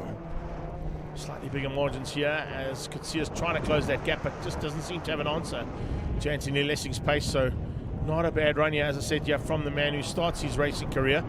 First time in a race car as opposed to on 2 wheels. You could be a bit fitter than the rest of the boys, because a motorbike makes you work a lot harder. That's a big factor to bring in, for sure, 100%. But Hannes is a pretty fit guy, works out a lot. So I don't think that should have a big effect. It's fight on, but I don't think there's an answer here from Lessing. I think Hannes, as you said, just cruising and is in cruise control. He's hitting the apexes, he's hitting his brake markers, he's getting on the accelerator at the right time, and there's just no answer coming there from Lessing. Lessing at this stage 21s, Hannes Skip is at this stage into the 20.8, so he's about 3/10 quicker. That'll keep that gap. Yeah, no, he's definitely closing Stu here a bit now, but I don't think he's going to have enough laps to get right on his tail. Could a little slipstream from a turbo car help out? That could possibly, eh? But is Stuart Mack going to do that? No, Mack wants to take this victory, that's for sure. Stu hasn't had a win in a while, so this will please him very much. Definitely, it's going to be a nice little effort there from the team. It'll be a nice comeback from Stu, because down in PE his turbocharged car didn't perform as well, because they didn't actually up the boost for him down there. And of course turbo cars run a little bit better here in the high felt. Yeah, for sure. High altitude definitely going to work a bit better. Little hair dryer works a bit better up top here on the high felt too. And here in Mpumalanga, very much the same thing. Nice recovery here from today. Issues earlier on, right in that corner. And he seems to have recovered nicely, but still not quite where he wanted to be, I think, overall. I think he wanted to be in that top 5 fight. But with 3 laps to go, good chance of catching Jacques. Yeah, because Pierluigi has gapped Jacques a bit now, and Tanai seems to be closing him down. So we could be in for a last lap dash there. Also running, of course, one of the associate sponsors there, Ecosolar, are one of our associate sponsors involved with PABAR. It's nice to see that as well. I spoke about it earlier on with Derek and with Gavin, and how awesome it is, particularly also here just before you jumped in with Bernard de Gavea, that even the team guys now are seeing the value of what the production is giving them, and getting extra value by putting in some money for the production as well. No, look, I think the production goes a long way, and people can't always make it to the circuit, and you can watch from anywhere, and it shows. Yeah, that's why they want to be involved. And of course, we've got a big plan for next year, as you saw potentially if you picked up on some of the action out of last weekend's National Extreme Festival. Kind of a change up with a bit of a studio feel, some back and forth interviews with drivers, back and forth commentary with other drivers, and some colour commentary coming from the likes of yourself and other drivers involved in those championships. So big plans for 2024 for Extreme Festival. I did see what you guys did last weekend, and it was great. You know, it gives it a bit of a more professional feel if you've got the interviews going in between. And, you know, I think it keeps the people entertained between races, because sometimes if there's oil on the circuit or some sort of delay where they've got to recover vehicles, those delays tend to get a bit boring for the viewers. So I think this will keep them interested and add a lot to the production. It's kind of what our plan is. It's to provide that in-between race entertainment so that you don't lose, because what tends to happen is in the past is that you'd have a whole bunch of people watching the racing. It'll be a phenomenal race, and then you'll cut to the break between, and of course the break between could be between 5 and 10 minutes, and then people just go, well, I'm not going to wait around for them, and disappear, and they might not come back. Whereas if I'm providing that in-between entertainment where there's an interview with a driver or an interview with a sponsor, or even some background stories that have come out of the pit lane, that's going to be a thing that's going to keep people interested and watching. Because at the end of the day, we're entertaining people, and motorsport's about the personalities. If you think about Formula One, all the big personalities and all the local personalities we've got in SA, it's about the insight, behind the scenes as well. Just as an example, if you look what Drive to Survive did for Formula One, yes, the viewership is skyrocketed, and that's because people have now got that insight, and they get to sort of meet the personalities, get to know them a bit better. So it's not a guy with a helmet driving a car, it's they can see that he's either a hooligan or he's a nice guy. Yeah. And even the hooligans have got fans, you know what I'm saying? So everyone that's likes the a nice thing hooligan. about it. You got to have the bad guys if you want to have some good guys, and vice versa. No, for sure. So we're into the closing stages here of heat number 1, and it's about 1.5 laps to go for Hannes Schippers to try and hang on for second overall, but the win in Class B. The winner, of course, overall is going to go to Stuart Mack. There you can see the gap between Mack and Schippers. The white car with the red Motul sticker on the front is, of course, Stuart Mack with a big advantage over that. And then back to this little fight. Ace Auto Parts machine of Jacques Hayes taking on that Eco Solar machine of Tanai and Kuba. And Tanai is not too far behind the back end of Hayes with a lap and a half to go. And here, this battle is hotting up as well. Anthony seemed to have caught up to Hannes. I think Lessing's tyres might be coming into play here. Having sat back slightly and maybe not right up close and personal, he might have just saved a bit of the longevity of those Dunlops. Let's see what he can do here. It's going to be, he's only got 2 laps to get the job done, and it's going to be a tough one because Hannes will defend. I'm sure he's not going to make it easy for him. Yeah, I don't think Hannes realizes that this youngster and rookie to the class has got the potential to spoil his day. And if Anthony Lessing gets an opportunity, he's going to dive for a pass. Whereas Hannes cannot afford to let that happen. He's got to try and take the victory here in Class B and score those maximum points, because he doesn't want to lose out to the fact that he's seen Rory finish third. And of course, Hannes is the last guy in Challenge to win on his debut. He doesn't want that mantle stolen. No, that's not a bad thing to bring. So Anthony can actually, take that mantle from him. Let's see. And match him, and it'll be a younger driver taking it from him as well. I don't think Hannes wants that. So here they come down into turn 4 again. Hannes late on the brakes. Just dabbing the brakes, down 2 gears, and carrying as much speed as possible, squeezing the throttle to get a proper exit up the hill there. And Hannes seems to have things under control for now, but Anthony is at striking distance. I do like the fact that you brought it up the hill, because a lot of people don't realize that is actually a little bit of a climb up a hill there. You don't feel it in a car, you don't really feel it on a motorbike, but take a walk or to go and ride a bicycle up there and you'll see exactly. There is a bit of a climb out of turn 4, through the dog bone, and up into the short straight. Yeah, you climb about up until where they are now. I think now this is a little bit downhill again. And then once you've gone through this tight sort of 90-degree corner, you actually climb up again, up towards the next section. Yeah, going into 7 and 8, and of course they're going into the final time right now with Mack out front. Lessing is looking, but I don't think he's close enough to have a go yet, Hannes Schippers. I think Schippers is going to control it from there to the flag. Yeah, just a few car lengths there. If Hannes, is going to take a mistake from Hannes now, but Anthony's got to be there to pounce. Let's see. Let's see if Anthony's going to have a chance here. If there is any form of mistake coming out of Hannes Schippers, highly unlikely though, with the kind of race action that he's done in the past.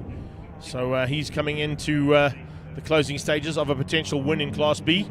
Down into second gear for this tight corner, squeezing his throttle, trying to get a bit of a drive out there. I think he's got this one. Nicely done. Stuart Mack certainly's got the overall victory sorted out and Class X. He'll be waiting for that checkered flag, and it'll be standing by for him as he comes onto the main straightaway. We're watching Schippers versus Lessing. Lessing going to have a little look. No, he's not close enough. He's going to have to settle for second place. There's the flag. And Class X win goes through to Stuart Mack.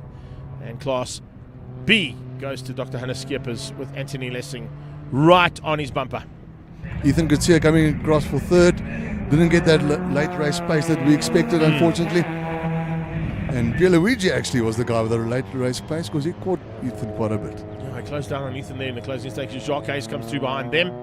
And that will wrap up our coverage of Class B. And Tanaya has actually disappeared. Yeah, he's dropped back slightly. He's limping. There. Something must have happened off camera. Got a bit of an issue there because coming through there, but just ahead of him there will be Adrian de Beer and Francois van Sale. So, Charlie, thank you so much for joining me in commentary, bud. Some really nice insights there and a couple of things that, of course, we wouldn't have mentioned in normal commentary. So, thanks for that. And good luck for the second one.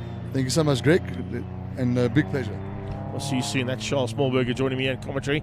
Quick look at the overall unofficial results there. Stuart Mack, Hannes Skeepers, Anthony Lessing are your top three. Good run there from Lessing, the rookie, getting third overall, but second in his class.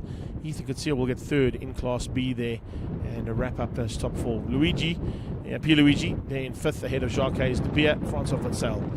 And then we look forward to, of course, going back into our second heats of the day, starting with the Car Care Clinic, Triple Ones, and Sports and GTs.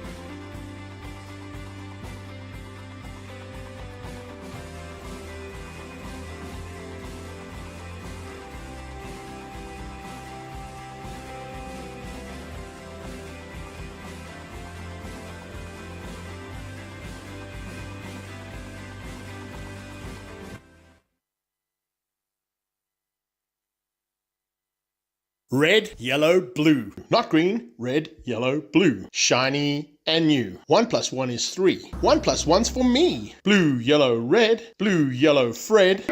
Could it be true? Doobie doobie doo. Who remembers red, yellow, blue? We certainly do at Car Care Clinic. Red, yellow, blue. Not green. To see how it works, check out the T's and C's on our website.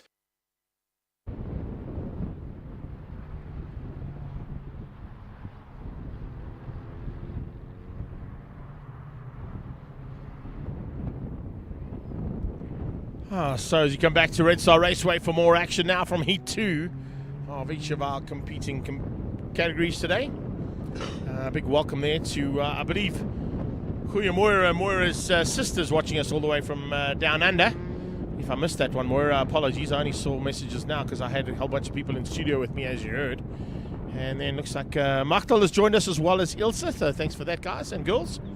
Appreciate the support. Remember, send this on to all your friends and fans and family around the world.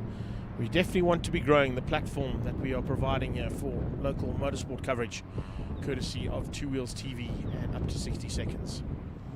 It is the penultimate round of the Extreme Festival of Motorsports Regional Championships.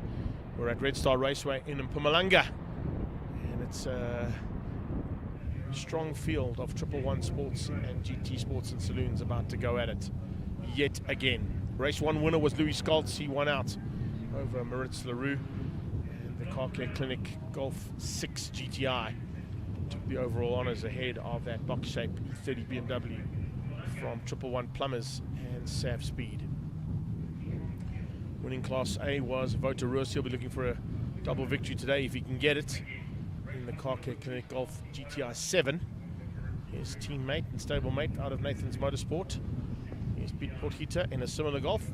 We'll be looking to try and emulate what he did in the first one. Lindsay Kleur, I'm sure, would like to be a little bit higher up, as he was just a little bit further back there in that new livery of his, orange and black colours. Remember, we also got a combination of SuperHatch joining the back end of the 111 Sports and Saloon cars. And for those of you who've never watched 111s before, I always like to just reiterate the fact that the reason they are called 111 is these cars are named 111 because of the lap time of a 1:11 around Swartkops. That's the breakout time if you want to be in a 111 category car. Because the GT cars out front are slightly different. They've got a lot quicker times, capable of doing those, which is why they don't fall into that bracket. They fall into the GT Sports and Saloons. Slightly faster cars there. So we saw a bit of a fight on between the two BMWs initially, and the second BMW there of ACD Velkom's Leonard Archer certainly was quicker in his BMW heat just a few minutes ago. And it looks like they've got that car sorted out.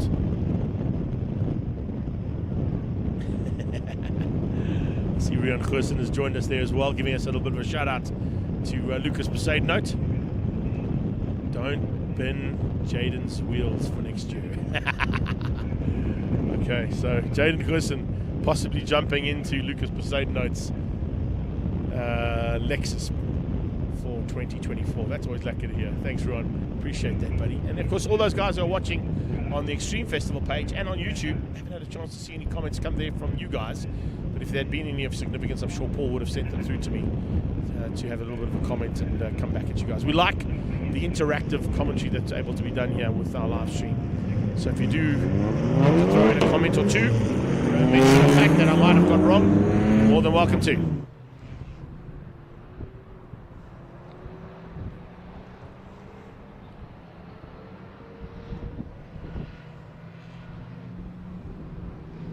Streaming side to side here, trying to get some heat into that Dunlop rubber. Getting themselves ready now for Heat 2 of Car Care Clinic's 111 GT Sports and Saloons and the 111 Sports and Saloons and SuperHatch all combined. Morris Mahaba at the back of the pack in the 94 Porsche there alongside Rob Clark in his Honda.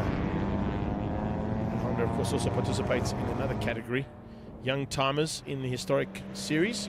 Getting a chance to now play amongst our 111 Sports and Saloons.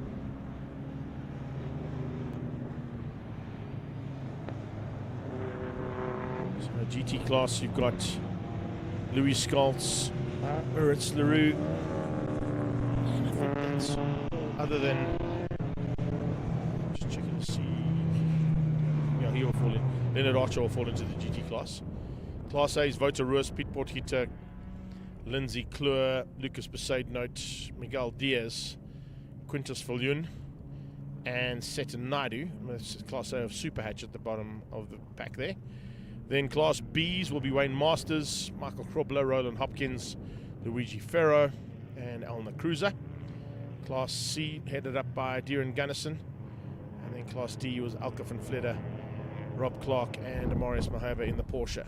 SuperHatch Bs is Steve Mearns, George Aldrich, and we've got one Class E competitor there, that's Tion Esterhazen. Keep an eye on how that turns out for this second heat of racing for him. They get a full lap behind the safety car there, the official safety car here from Red Star Raceway, of course, coming from Suzuki South Africa. You would have seen it if you come into the circuit, a massive, massive Suzuki Baleno roadside billboard. We've also got the new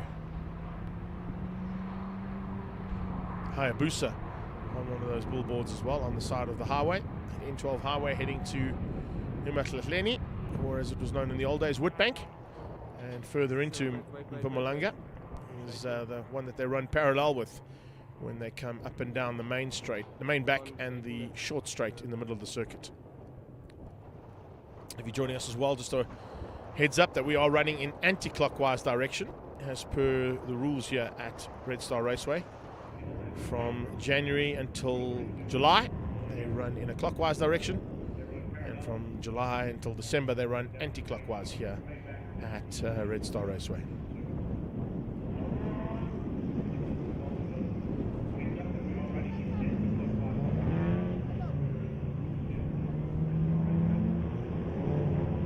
So standing by as they come into race formation now.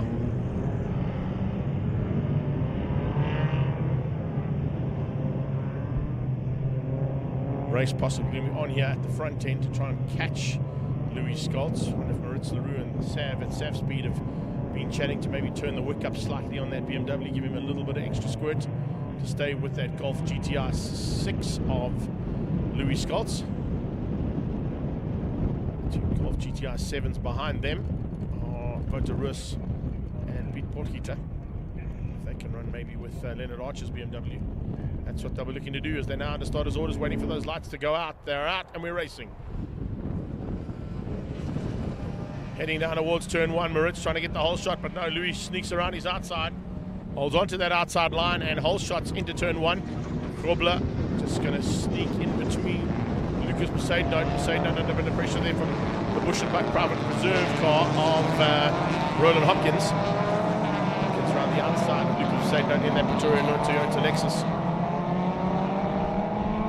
Everybody seems to have got through turn 1 and 2 relatively unscathed, which is a good thing. And now down under braking, Miguel Diaz under pressure. Aldrich on his inside in the Forges Auto Opel Corsa.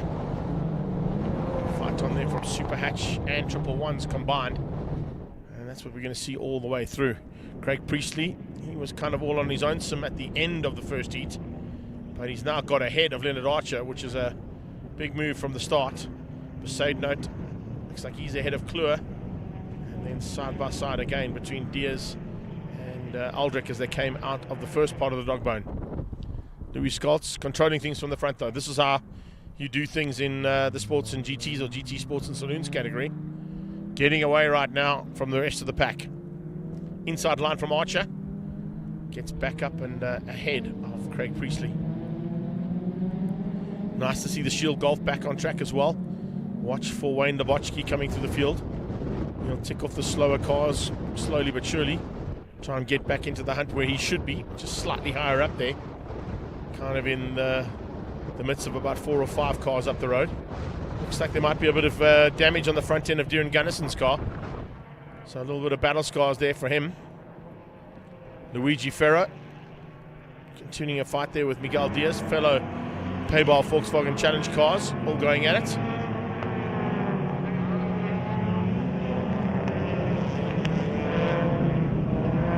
Mentioned in the first heat, this pack is littered with Volkswagen products, but a couple of other Notable mentions out there, of course, are the BMW E Turbo. The two BMWs that are on track, of course, of Red Star Raceway, and then the E36 shape BM of Leonard Archer. You've got Lucas Besaidenote in the Lexus. You've got a Honda Ballard out there with Robin Clark at the wheel. And Rob Clark will be looking to push hard along with the Opel Corsa. We've got a Porsche 924. And we've got a Peugeot 206 as well. All on track in terms of the differentials of motor manufacturers involved. And of course, it's any motor manufacturer. Doesn't necessarily have to be a hatch car either, but they seem to be the preferred choice of most of these competitors. You don't really have a choice if you're in SuperHatch, of course. You've got to run a hatch car then. Bat Lady under a bit of pressure there. Elke van Vletter feeling the pressure from Rob Clark. Going to try and just get through on that inside of the corner, and does so.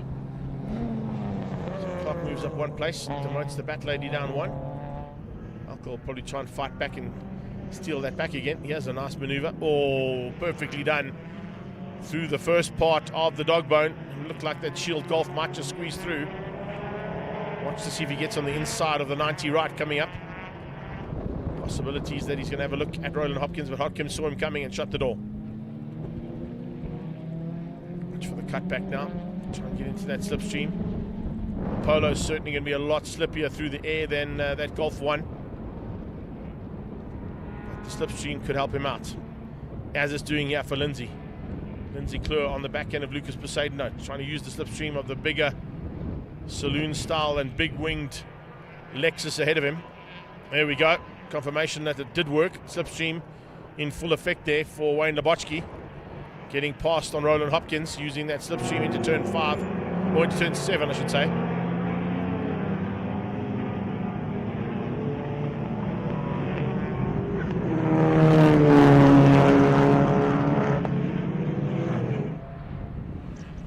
Next polo in sight there for Wayne Lubri will be Luigi Ferro. Top 4 across the line. No worries at all there for them. Plain sailing, evenly matched and evenly spread as well.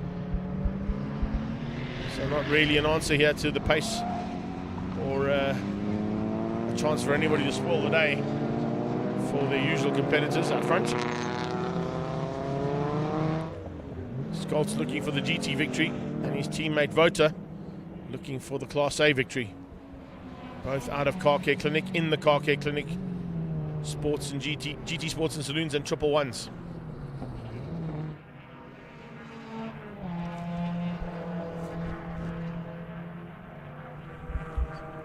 It's a good run here from Voti. He's looking for a chance to possibly wrap up this championship.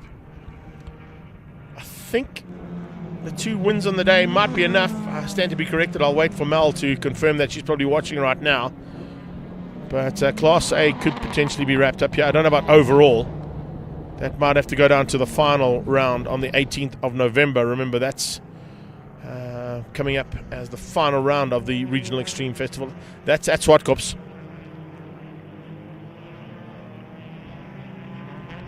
So that fight will still go down to that last round. And that's an action-packed day that day. We've got all of the classes that are on track today, and we'll throw in a couple more just for good measure, being G&H Transport Extreme Supercars and Mobile 1 V8 Supercars and Sunbet ZXNR Masters Cup. So we're in for a huge day on the 18th of November, and definitely one you want to have in your calendars. We will be bringing you all the live stream, of course, from that race day. So don't worry about it if you can't make it to the circuit, but we'd love you to be at the circuit and still watching us on your smart devices, as you should be doing here at Red Star Raceway as well. Because of the way the track is laid out, you don't always get to see the action right around the track, and that's normally the case at most of the racetracks around the world. So if you've got a smart device and you're watching from a live stream point of view, you will certainly get to see a lot more if you tune into our live stream. Right on cue, I've got Vota and Pitt, first and second overall for Class A. Today gets one of us a hand on the trophy. but it will go down to the 18th. Thanks, Mel. I kind of thought that. I didn't think it would get wrapped up today. They're too close in the championship, and of course with Vota finishing ahead of Pete in the first one, and looks like it's going to be more of the same in the second one, it means that those points will be very close. Third overall is Mel, and first in Class C. So we'll have to wait and see what happens. However, it looks like Roland might be able to change things up here with Mel not on track today. Don't worry. We bring Mel in whenever we can, because that's what we do for good friends of motorsport. Vota's hand will be on the trophy. Ooh. With one hand anyway. We'll have to wait and see what happens here. Not done just yet. We're about to get to the halfway stage of the second heat of Car Care Clinic. 111 Sports and Saloons and the GT Sports and Saloons combined with SuperHatch today.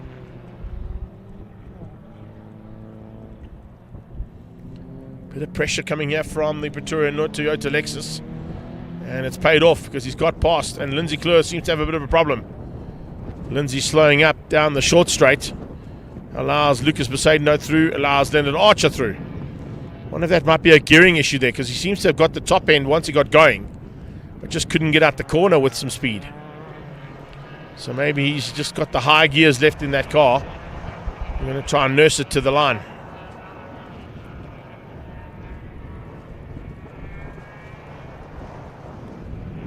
You definitely need second and third on this track. So if you don't have second or third, it's definitely going to hinder your ability. And if you watch just behind there, as we go back to Rob Clark fighting with Set Naidu, I was about to say, just ahead of this fight, you'll get to see that Krobler is also starting to close onto the back end of the ailing Lindsay Kleur. Leonard Archer's through, Kleur stays ahead. Krobler and Labotsky are not too far behind. So the fight remains there between them.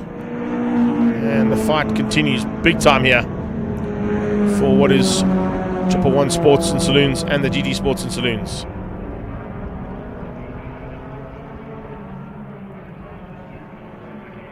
Sure. Getting information thrown at me here for this championship from Mel Spur. It's nice to have her on the sideline. It would have been nice to have her alongside me in the commentary booth. Maybe next time, Mel. But no, next time you're going to be in the car, so you can't. You should have just come and sat next to me, and you could have fed all this information to me alongside me here in my studio.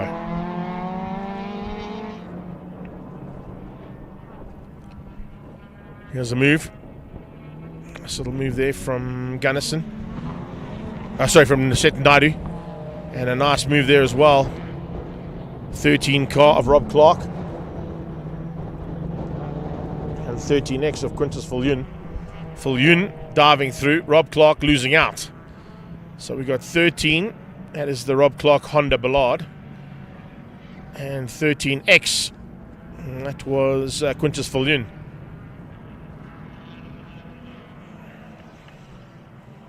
Not done just yet. And with about 3.5 laps to go, still a lot of fight in this pack. And the pack will go all the way down to the wire, of course.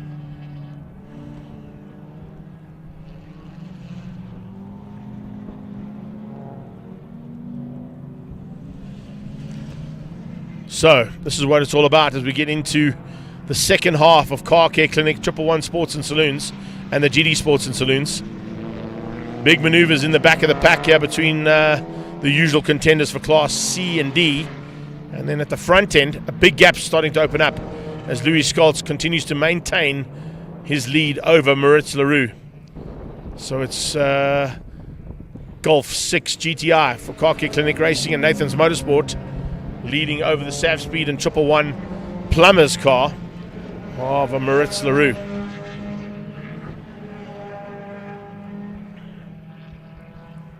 Voti all on his own some. No problem at all there for him. And Potgieter just maintaining a close attendance there to Vota.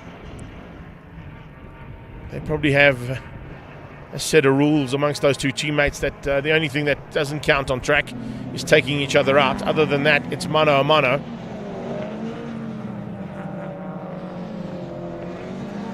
And those two Golf 7 GTRs are very evenly matched in the hands of Ruiz and Portgita. Speaking of them, they come down into that tight right-hander. It's the gap like to Priestley. It's pretty big. Just saw Craig Priestley in the background of that shot coming down. There you go. There he is in the background again. So it's almost the length of the straight there between first and third place at this stage. Kleur in fourth. Craig Priestley, though, of course, is a Class X competitor. So he's leading his class. And that means Lindsay Kleur will be up into third place in Class A.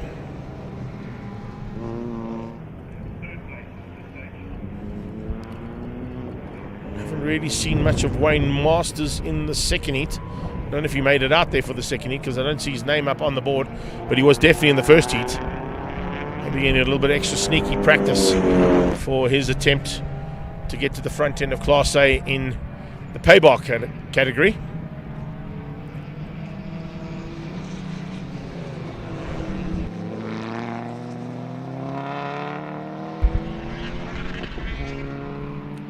So it's Nathan's Motorsport versus Sav Speed. Top two cars on the grid. In fact, there's 5 cars at the front end of this field, and 4 of them are prepped by Nathan's Motorsport. 1 by Sav Speed. Further back there you see Seta Naidu fighting with Rob Clark, continuing that little fight. Just saw them in the background of the shot. They're being closed down as well by Quintus Viljoen.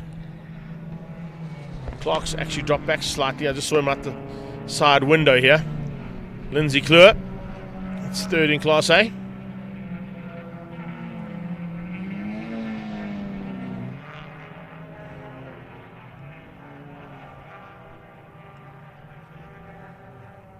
As I said, new livery on that car is looking really good.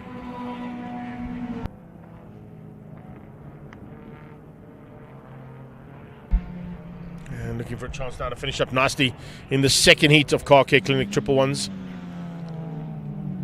It's going to be a 1-2-3 there for the Nathan's Motorsport squad.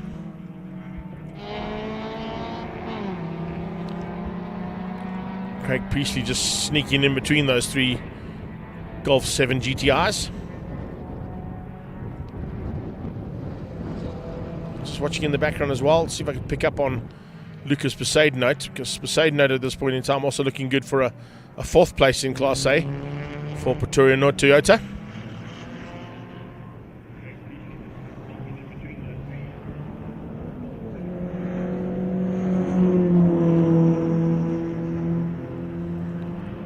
Not really anything happening here at the front end. It's kind of petered out a little bit, but it might warm up a bit now heading into some traffic. With the final lap started, blue flags waving. Now up to Louis Scholz to find his way through that traffic and hopefully not let it hinder him in any way. It didn't in the first heat. The back markers definitely were well aware of the blue flags waving and warning them. Tianesta Hazen will be the next car that'll get that warning, saying heads up. There's a 111 GD Sports and Saloons Golf GTR 6 on its way to you.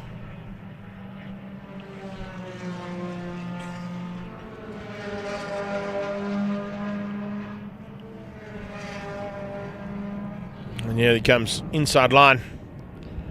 And now puts himself just ahead of that back marker Golf, which might give him a little bit more breathing room. Doesn't really need to worry too much about that because he's got a margin he could possibly control. Now it's literally 6 corners to go. And maybe one more car to negotiate before the checkered flag comes out. 2 wins out of 2 starts for Louis. It's going to definitely make him a happy man. Coming up on Aldrich there in the Peugeot. George Aldrich might have to just give way here to allow the quicker cars to come through in the SuperHatch Peugeot 207. Just held up Louis slightly there. Blue flags were waving. He eventually moves out the way, but that's exactly what he has to do, is hold your line. As a back marker, don't vary from your line, because that could cause trouble. It's up to the quicker driver to find a way past you. And eventually Louis got through, and I think Moritz might have got similar treatment into the second last corner. Eventually Georgie moves out the way and he slots up inside. So there you have it. Second heat of the day here for Car Care Clinic, 111s and the GT Sports and Saloons GT class. Once again going to the man from Car Care Clinic himself, Louis Scholz, for the win. Wins out over Moritz Leroux. That's 1 and 2 in the GT class across the line. In the background with the lights ablaze, winner in Class A, Wouter Roos. His teammate Piet Potgieter comes through for second. And in 5th place, but first in Class X, will be Craig Priestley. Third in Class A will be Lindsay Kleur, making it Nathan's Motorsport 1, 2 and 3 there for the Golf 7 GTI. And then just behind that, looks like that might be, yes indeed, a good run there from Leonard Archer. Finish up in 3rd place in the GT class, and finishing up just behind, was that, yes it was, Wayne Nabotsky. Wayne Nabotsky coming through possibly for the win in Class B. We'll get confirmation of that. Check him, SuperHatch's winner, Francis Aldrich, all on his own, taking the victory. And that wraps up our Car Care Clinic 111s and Sports and GTs and SuperHatch all combined. There is confirmation, unofficial results. Scholz from Leroux and Roos, Potgieter from Priestley and Besaidnout, Archer, Nabotsky and Grobler. And then just in my ear there, Paul, you said?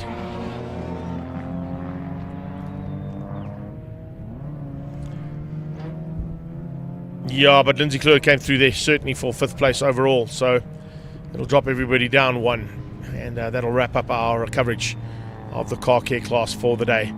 Up next we head into our DOE Formula Vees, powered by CIM Lubri Fuel. We'll be back shortly with some single-seater action here from the penultimate round of the Regional Extreme Festival here at Red Star Raceway.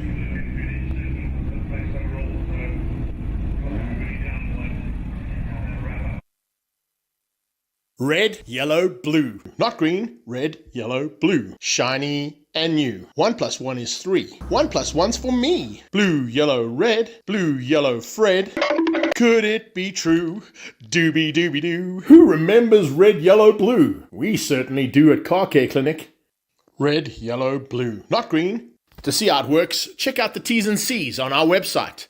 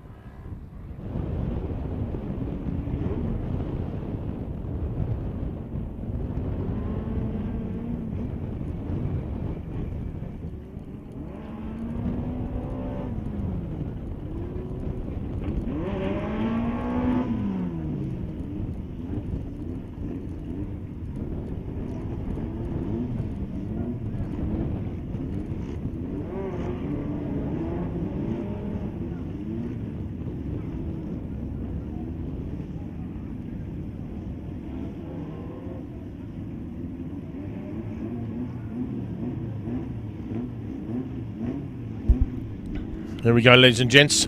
Heat 2 of DOE Formula Vee, partnered with CIM Lubri Fuel.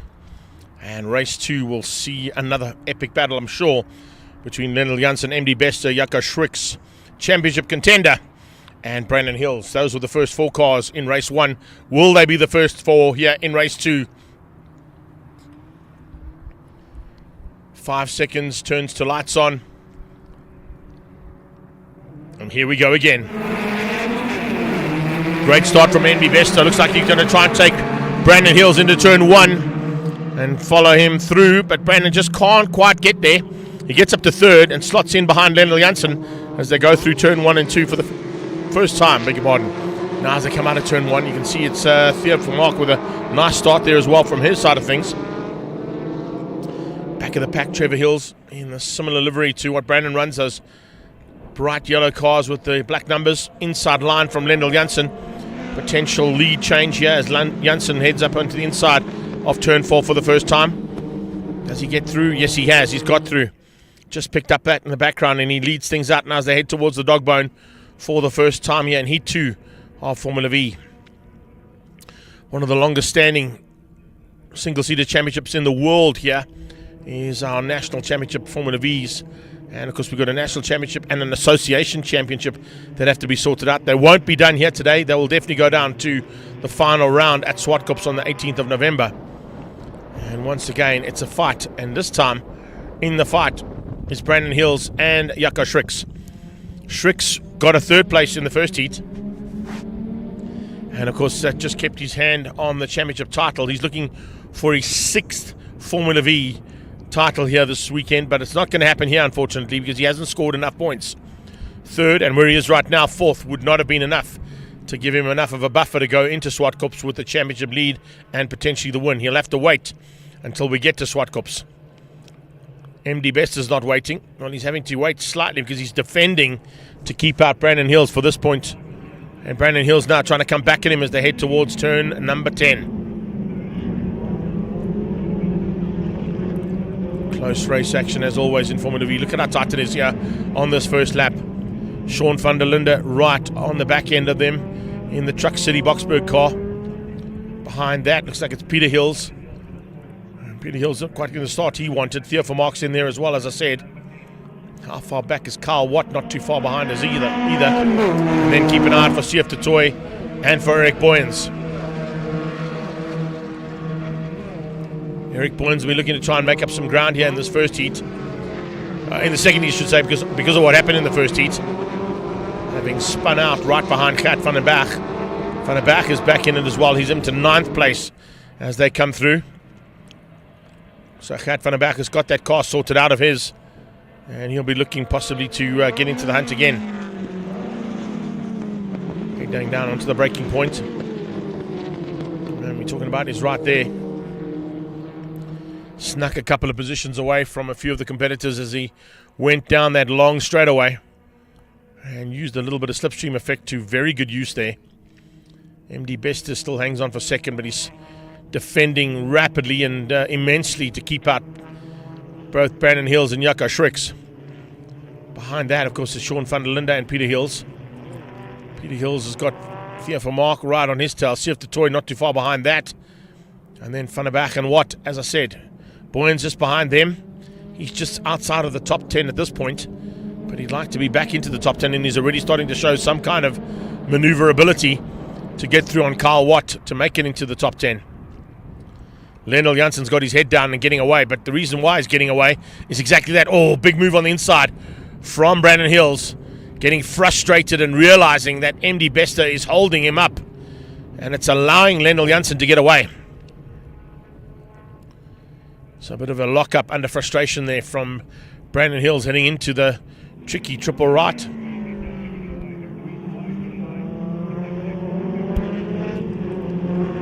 This fight's certainly not over.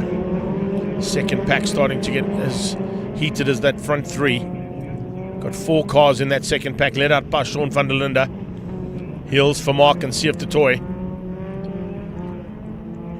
It looks like Sean van der Linde has almost bridged that gap between himself and the back end of Jaco Schricks.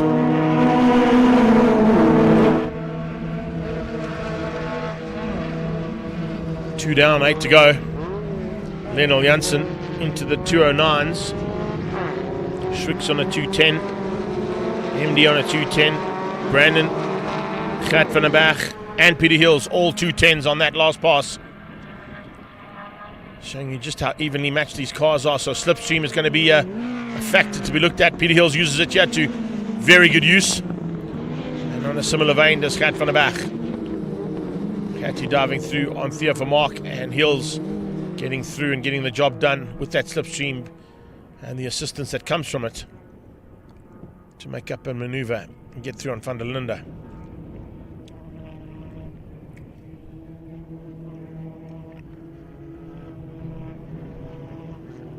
Now they go at it out of the dog bone again.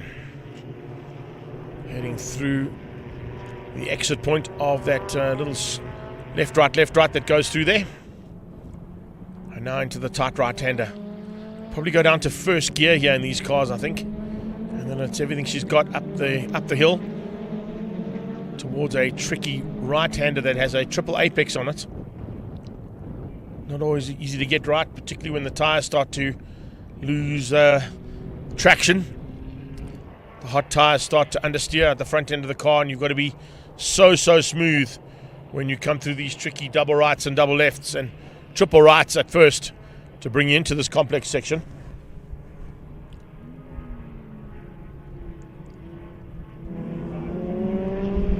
CF running wide just in the background of that shot as well. Just keeping an eye on him.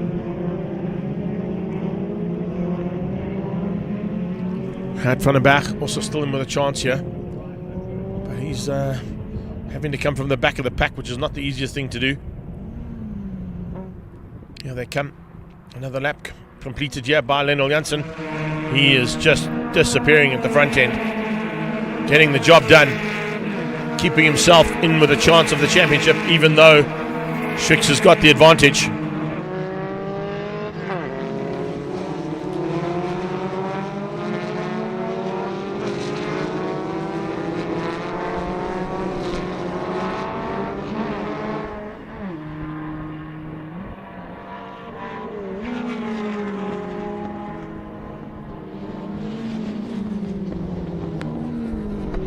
Just going back to my messages coming from Theo Vermaak just before this, of course, how things changed up. In the Association Championship, Carl Watt is now on 212, Eric Boyens on 209, and CF Tatoya on 178. And then in the national class, Schricks has gone to 209, Lionel Janssen on 188, and Peter Hills on 159. So that's how the championship stands heading into this one. So it's basically up to Jaco Schricks to lose this. If he stays where he is right now, he'll maintain the lead of the championship heading into the final round. So he won't be fighting too hard, I don't think, with Brandon Hills, unless Hills can find a way through for him. And that's exactly what Brandon's trying to do, under braking at the end of the short straight.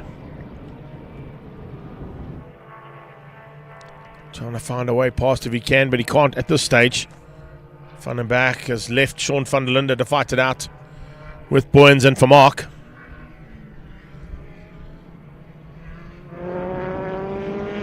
And just in the background, also keep an eye out on Carl Watt.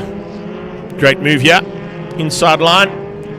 And that is possibly two positions. Ooh, Sean van der Linde had to be careful. And he ran wide, and that opened up the door there for Theo.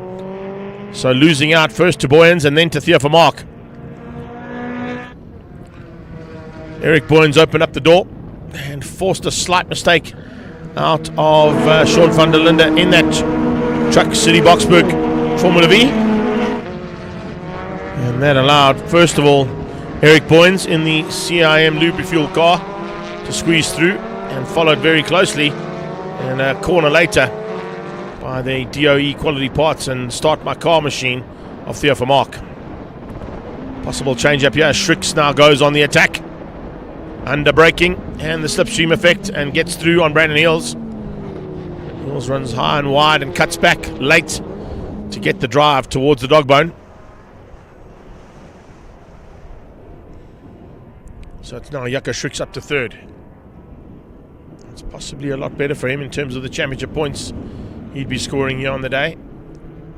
Give himself a little bit more of a margin for the likes of Hills and Janssen to close down at the last round at Swartkops. MD, though, has been driving the wheels off this Mangaza Racing V of his. Not showing any room at all. Oh, and as I say that, could possibly give him the commentator's curse there. Just runs slightly wide, and a cutback and inside line from Schricks moves him to second. Sets it up coming out of 6 and cements it into 7. Little tag on the back there.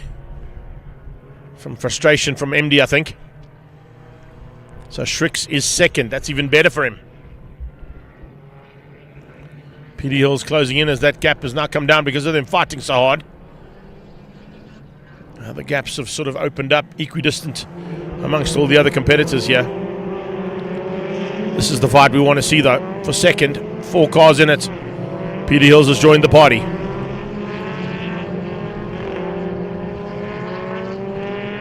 Hills has won this 4 times. Schricks is looking to win it for the 6th time.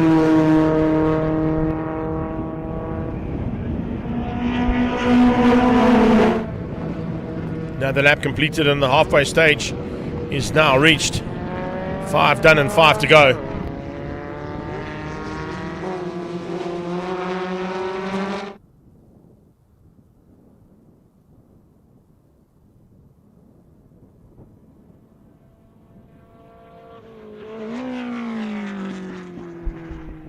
Some pressure back again from MD Bester. Trying to use that slipstream. He'll have to go around the outside of a tricky left-hander. But he cuts back on a late apex. Trying to get the drive down towards the dog bone, but I think Schrick saw that and shut the door. Didn't give him much room to play there, did he? And then just behind that you can see Peter Hills applying the pressure onto Brandon.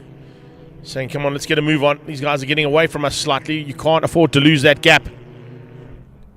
Just one eye off the prize and you'll lose 2 car lengths just like that. And those 2 car lengths are so difficult to make back up again. It seems MD and Shrixie are able to just get out of that tight right-hander a lot better. And now slipstream coming into play. Will it play into the hands of MD Bester as he goes to try and drive around the outside of that triple apex right-hander? No, can't make it stick there. But it's given a chance there to Brandon Hills to have a look. Possibly into turn 10. They're headed there now. Let's see if there's an opportunity. Oh, bit of a battle scar in the background there as well on, I think, CF the Toys car. Or Boyens' car. Looking out my window, I think it's Boyens. No, it's Boyens' car. Boyens with a bit of battle scars. The back end piece or the engine cover just flapping slightly behind his helmet. As they complete another one. 6 down, 4 to go. Lendl Janssen has picked up the check. He's on his way back to Joburg already.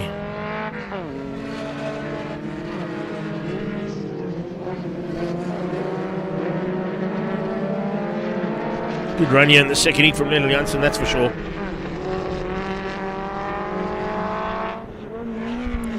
Janssen is 6.845 seconds up the road from Jaco Schricks and MD Bester. So that should be more than enough. The one thing I'm concerned about is, of course, this is definitely going to be a problem for this car. And it's starting to flap quite wildly there. That could potentially become dangerous if it breaks off. If that piece breaks off and flies back into the driver behind him, he could be in some serious problems. So I wonder if they're going to give a black flag or a possible... Well, they'll have to give a black flag to bring him in to get that engine flap sorted out.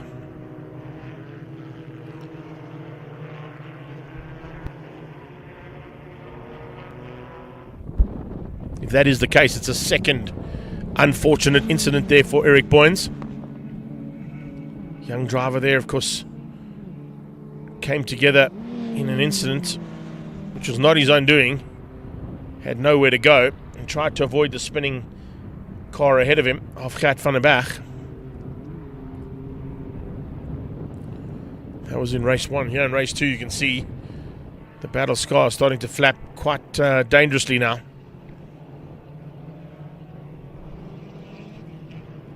He's hoping that it's going to probably just flap completely off and off the circuit and out of harm's way. But it's not here on the short straight that it's the problem. It's on those longer straights where it kind of starts to flap uncontrollably. See, under braking it just comes back down into place, but there's nothing to secure it. Another lap done here for Janssen. Bull Securities and Volkswagen Silver Oaks Formula Vee controlling things admirably from the front. Currently lapping 2:08s, 7.5 seconds up the road from second place Jaco Schricks, who's now pulled about a half a second gap over MD Bester. 1.1 down to Brandon Hills and Peter Hills. So we got Mangaza Racing currently sitting in 4, 5 and 6th place.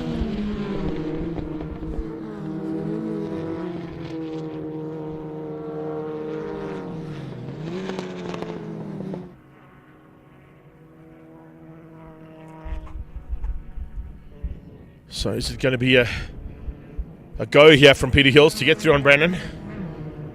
Or is Brandon going to be able to hold that off right now? We'll have to wait and see what happens between the two of them there from Mangaza Racing.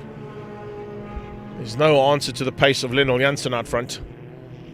He's got this pretty much sewn up, barring anything going wrong on that car, which is highly unlikely because it's been a very, very strong competitive car that doesn't usually show any signs of ailing. Schrick still in second. Got a bit of breathing room now, but himself and Bester. Brandon Hill's doing the same thing there, pulling a little bit of a margin over Peter.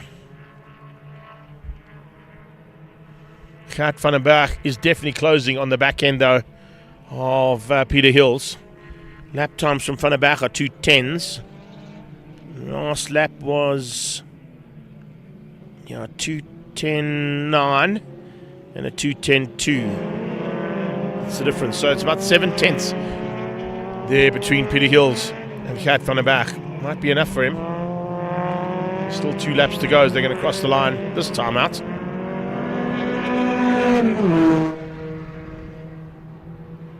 Lionel Janssen looking in his rearview mirror. He won't even be able to see the cars behind him because those mirrors are so small. He'll certainly know from his pit boards that he's got a nice comfortable margin now, over 7.5 seconds between himself and second place Jaco Schricks. Championship rivals, but in reverse order in that championship at the moment. Schricks moving straight across the track, not to give MD Bester any chance of a slipstream whatsoever.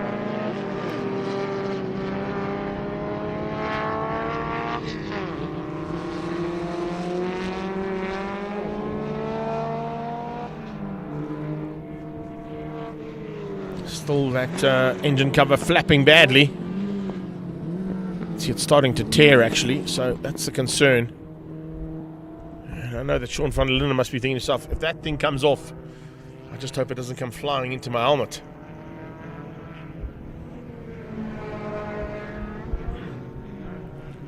Theo Vermaak continuing on his merry way there in 7th place in the DOE Quality Parts and Start My Car sponsored Formula Vee. Catty just up the road from him.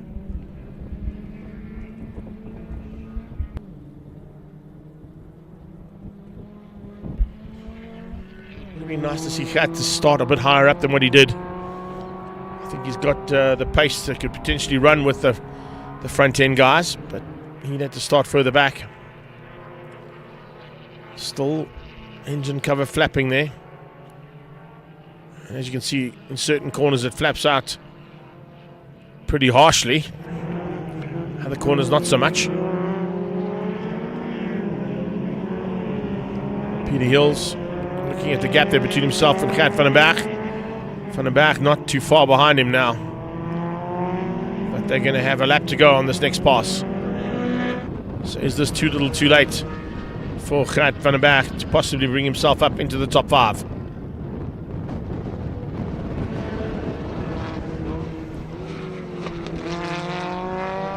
Bull Security, Volkswagen Silver Oaks Formula Vee leads out with Lendl Janssen at the wheel as he is into the first part of this final lap.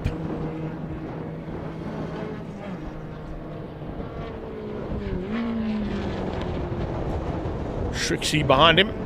We're looking to put a little bit more breathing room between himself and Lendl, but with them finishing in reverse order in both races in terms of the championship, and Lendl taking the majority of the points to be scored today out of the possible points available, means that he has closed that gap down slightly. But 2 more races at Zwartkops will decide who will have the championship trophy for 2023.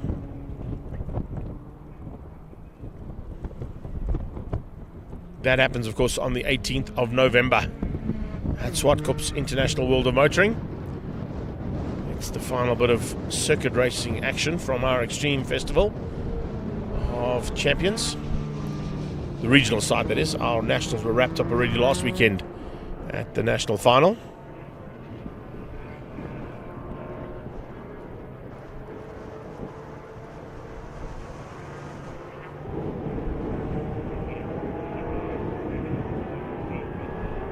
So here we go, into the closing stages, past our commentary booth. And 2 corners to go here for a second victory for Lendl Janssen. MD's closed up on the back end of Jaco Schrix, but I think Schrix will be able to control it from there. Shouldn't be too much of an ask there for him.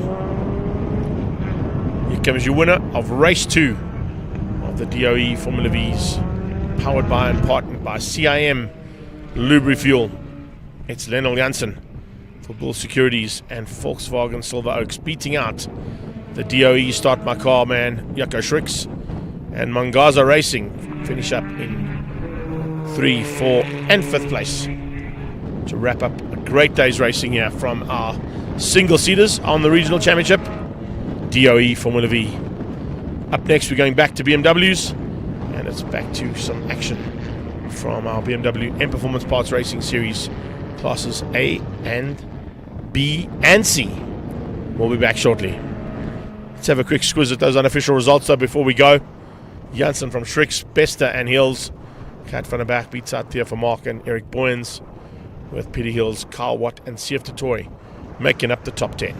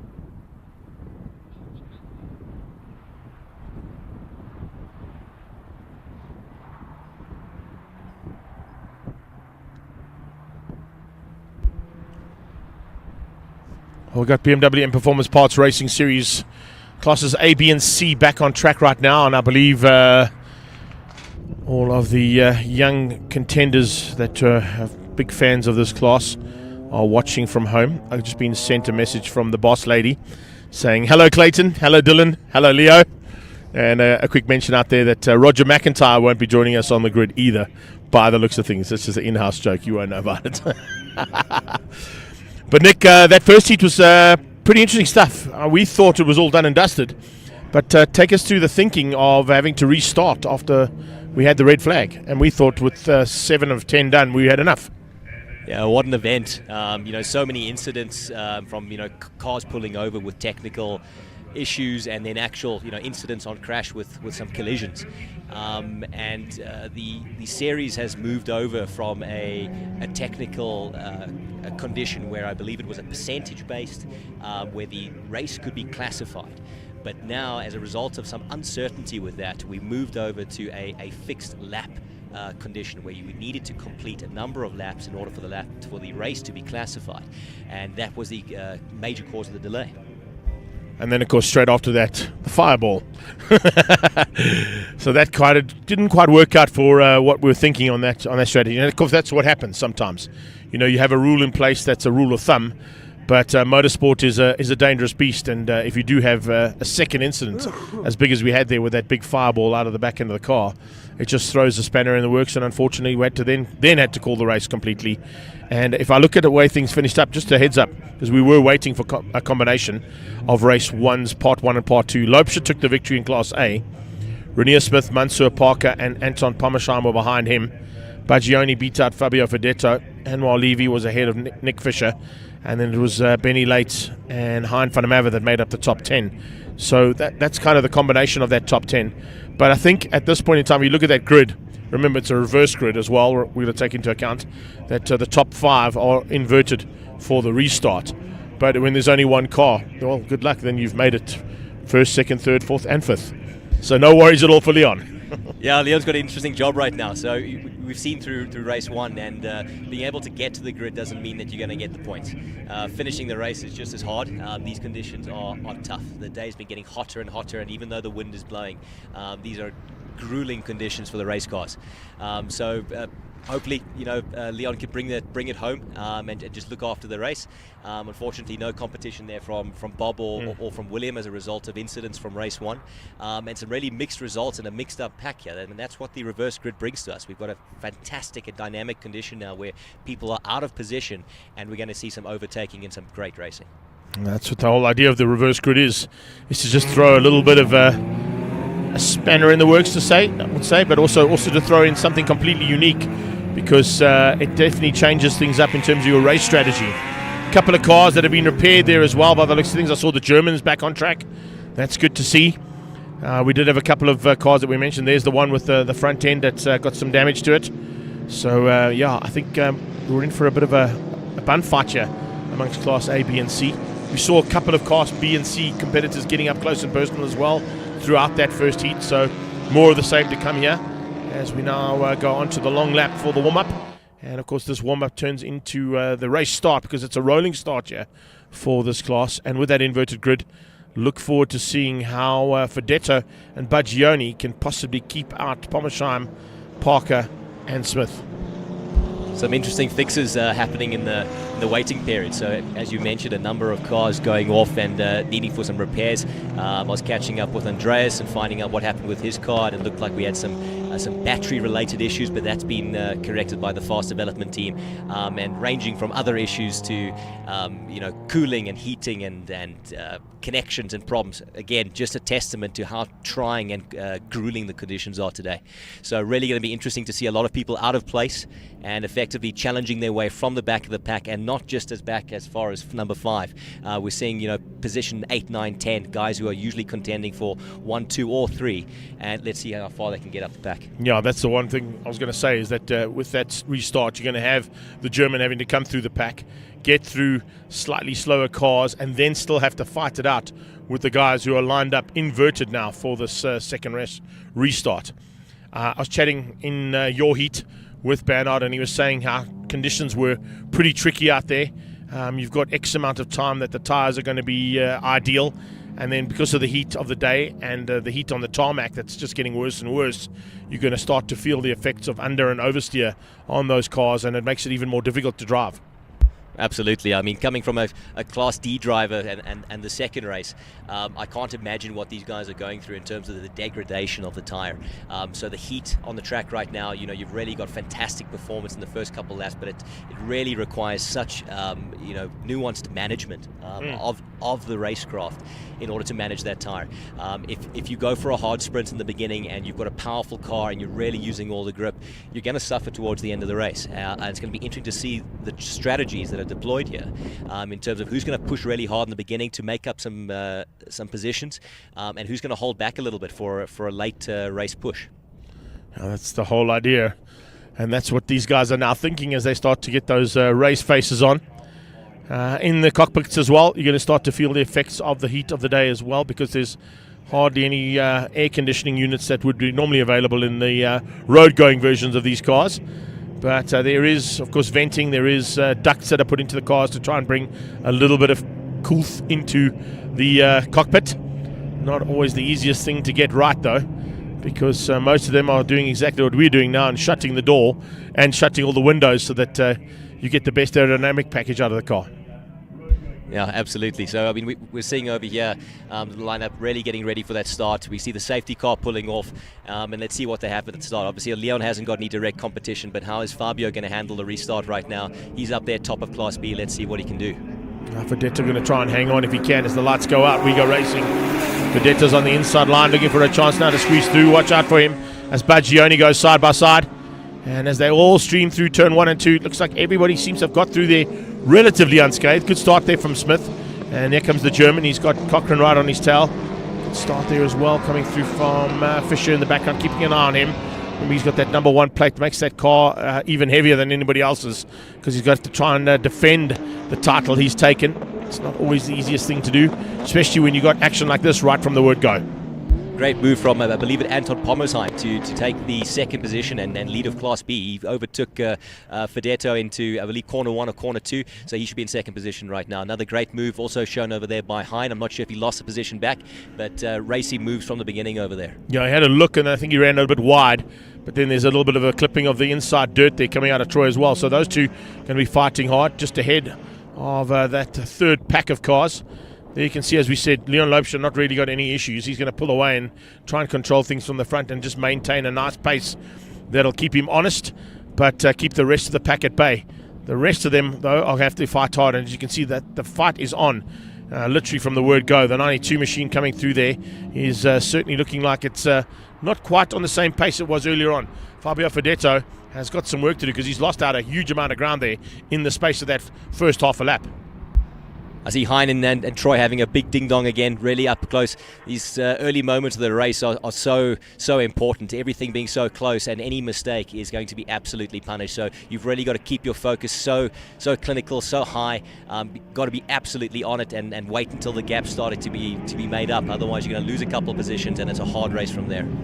It certainly is. Baggioni now starting to close on the back end of the German, trying to retain that position back again. He lost out in that first lap too. But those three cars so evenly matched now, and I think what we're going to see is if that electrical and battery issues sorted out, there may be some manoeuvring coming from Andreas Meyer, and he'll be looking to try and close down here on the three cars who've just crossed the line. One of them slowing, and one slowing just in the background as well. That's Nick Makris, Class B championship leader, so that's going to be a big impact if he's not able to continue that race. Big time there for Makris. He's already had an issue in the first heat, which fortunately with the bringing back of the laps and stuff and going back after the red flag came out, Makris eventually would finish down in 16th place, so he still would have been classified in Class B, but scoring points is important right there. Absolutely. We just missed taking off second position. There was Renier Smith taking Anton Pommersheim, and I see is that Mansour Parker just behind. He's going to be putting pressure on Anton now to take that third position. Yeah, Parker would love a double third overall, especially after he got one in the first heat. So he's going to try and put the pressure on there, maintain the pressure, and see if it'll pay off. But Pommersheim seems fired up here in the second heat. He's certainly going a lot better than what we've seen out of him in that first one. And if you look at his lap times, 2:07s. Renier with a little bit of a shake there, and then just behind that, as you said, Parker closing in. Quite a gap leading up to Andreas there, so he's going to have to make up some time there. He's got Oz Belgioni right behind him, and he's got to go ahead and chase that leading back. Coming through in the background as well. Continued action between our back markers too. Take nothing away from the front end. You still got to have some back markers to make up a big field of almost 45 cars here today. If we take all 5 classes together. And just remember, we had 60 of these cars at Kyalami. So it just shows you that this is certainly becoming a big factor in motorsport, is the BMW Car Club Racing Series, sponsored by M Performance and their associate sponsors. But I tell you, this is the one I was watching out for. Check that out. The Mamba's coming. Some close racing there in Class C. We see Bernard, Shane and Varish having a very close battle over there. So we see who comes out on top there. I believe that Shane and Varish had a very close race in Heat 1. Let's see who comes out on top in the second heat. Chopping and changing there as well, just behind Hein van der Merwe and Fischer. Here comes the German. He's made up a bit of ground. He's moved himself up now into possibly top 5. With that, up into the top 5 officially. Trying to close down on Mansour Parker. Boggioni's behind him. And then it's Fedetto. Then this battle. Hein van der Merwe, Nicholas Fischer, Anwar Levy. And into that now comes Bernard de Gavea. So we haven't really mentioned a lot of him in the first heat, but he's now into it in the second one, that's for sure. Yeah, leading that trio. I know they're very good friends, but on the racetrack it's going to be a completely different story. So I think a lot of the niceties are going to be put to the side. Let's see what kind of race tactics are pulled out here. Let's see if Bernard can keep those two behind him and earn a nice, respectable result for the second race. What they say is they leave it on the track, eh? Have the greatest ice, have a bit of banging and rubbing and nudging as per race rules, but then as you get out the car, it's high fives all round. And I think that's normally the case. Every now and again, not so much in this category, but normally the case in this category.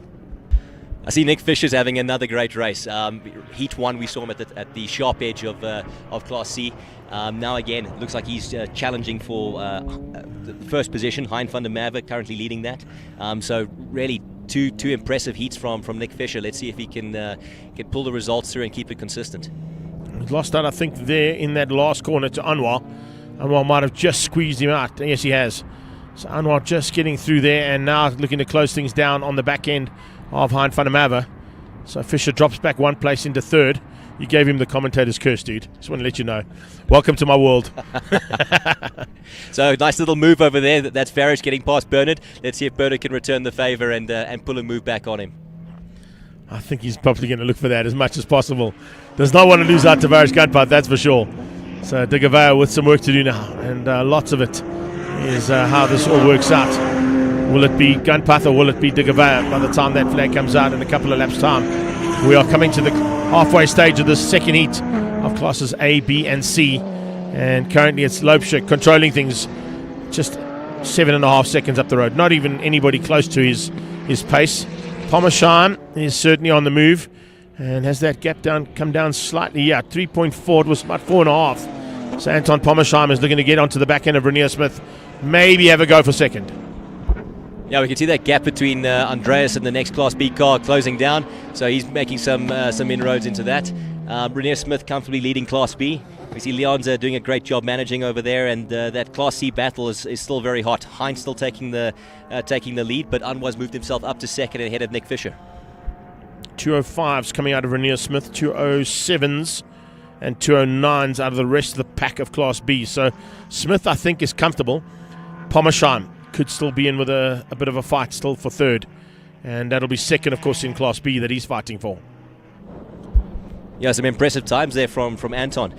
So he's definitely doing some better times than Mansour right now. So I think he's really in a good position right now to secure at least a podium in Class B, if not maintain the second position over here. Let's see if he's able to maintain these times, if not improve. So they come onto that short straight, up towards that very tricky triple right-hander, as we're seeing the pack just behind that coming down into the tricky right-hander that brings them onto the short straight.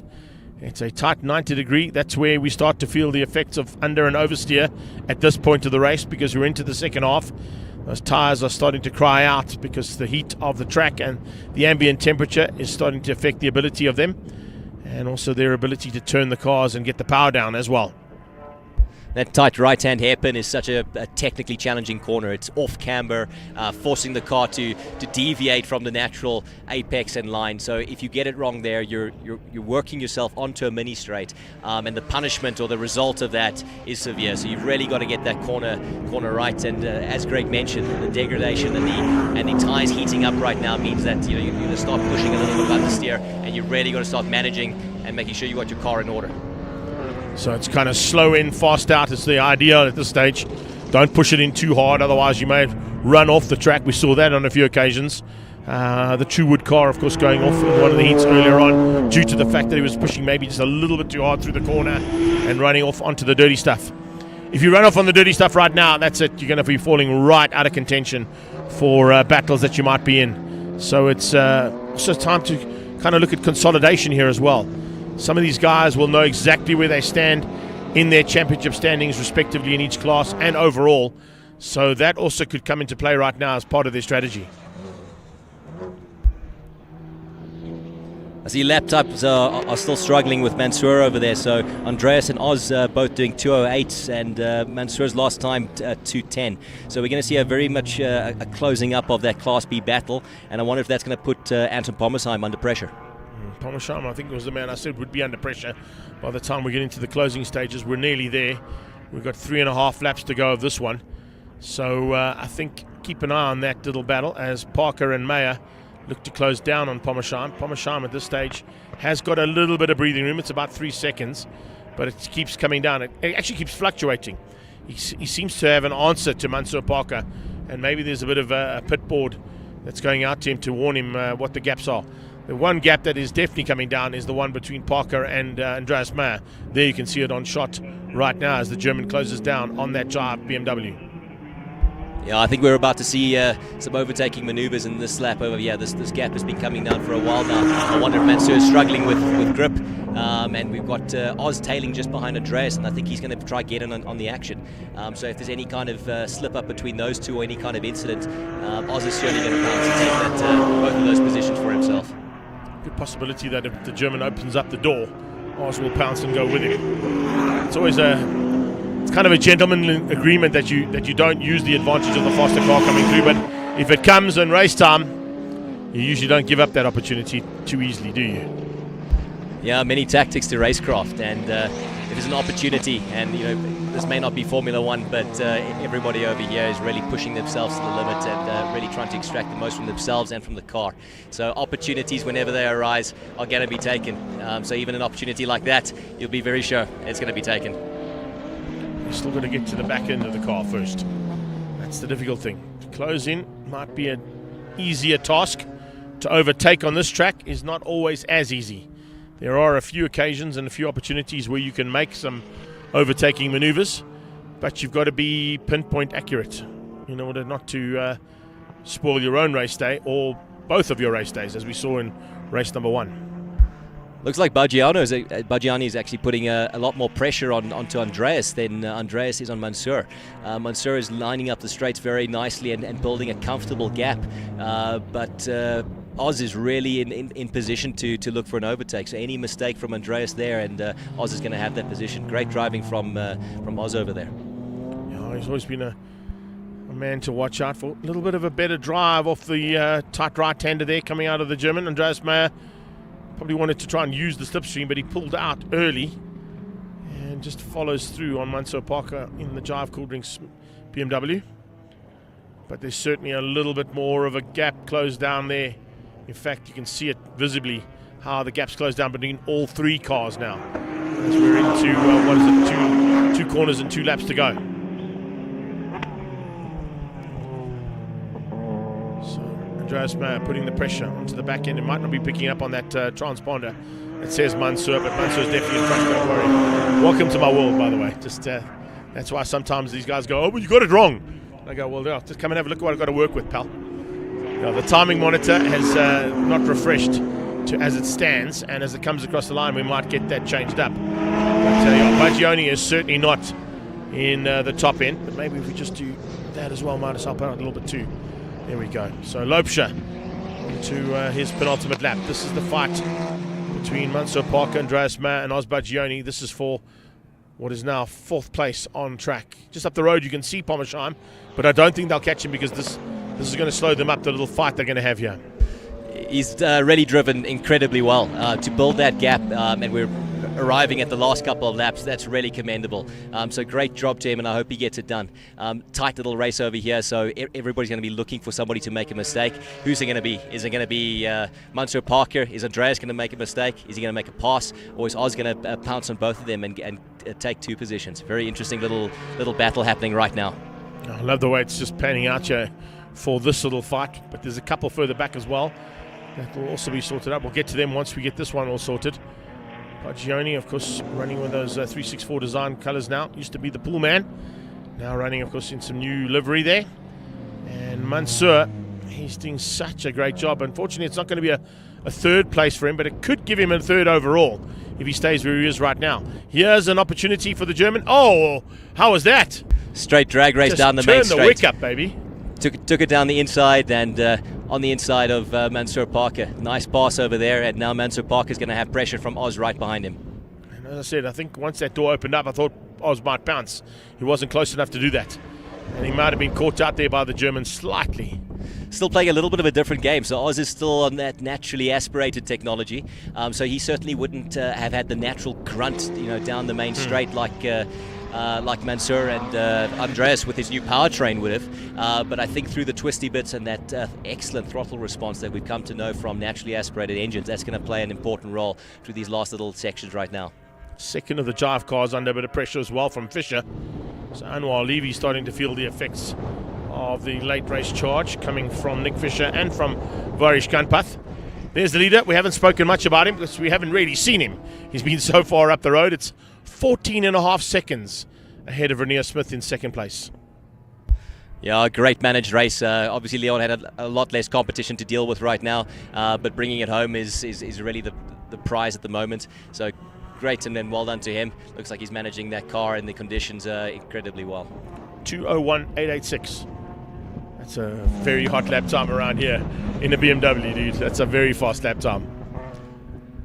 Superbikes are running around here in 1:55s. That's the lap records around here. 54.9, in fact, the official lap record. So what is that? He's 6 seconds off a Superbike lap record around a purpose-built motorcycle circuit. Just shows you that at 70 years of age, this man can still pedal. Yeah, what an incredibly fast lap time. I mean, 2:01 is certainly not a lap time that is indicative of somebody managing the pace. The qualifying lap times early this morning we were seeing dropping just below 59 seconds, but also deep into the 59 seconds. And to be doing 2:01s in the current conditions is really incredible. So here he comes. 3 corners, and the checkered flag is waiting for Leon Lubri. Double victory for Class A here in Class A, B and C of M Performance Parts Racing Series. The BMWs have put on another phenomenal show. Renier Smith has also had it pretty much plain sailing for himself. He's got about a 15-second lead over Pommersheim. So those first 3 cars equidistant apart and pretty much plain sailing for both Leon and in 15 seconds time Renier Smith as well. So Leon takes a checkered flag over there. We understand Renier's got a very comfortable lead. We should see him take the checkered flag and lead Class B. We've got nice a big move there as well. So to jump in. Yeah, look at that. Nick Fisher under big pressure from Anwar, trying to come back at him as Anwar got through just before the dog bone. And now has he got the grunt to go up the straight and go inside line up towards turn 7. He's got it inside line, and does he get the apexes right now? Final little move. We've got a couple of corners left to go, and this is for the Class C honours. Who's going to take it? Here goes Pommersheim across the line ahead of Andreas Mayer. Mayer wins out over Mansour Parker. Bagioni behind them. We'll keep an eye on the background to see exactly what's happening. Actually, out the window, we might get to see exactly what's happening. Here they come. Past our commentary booth. And Levy hangs on. Fisher's on his tail. Gunpath is there as well. How far back is the Gavaya? No, he's too far back. He's not going to be involved in that one. But 3-way heading towards the final corner. Will Fisher have a go here? We might have a look. Try a slightly later apex and then go for the drive onto the main straight. To the line. No, Levy's got it. He's going to hang on.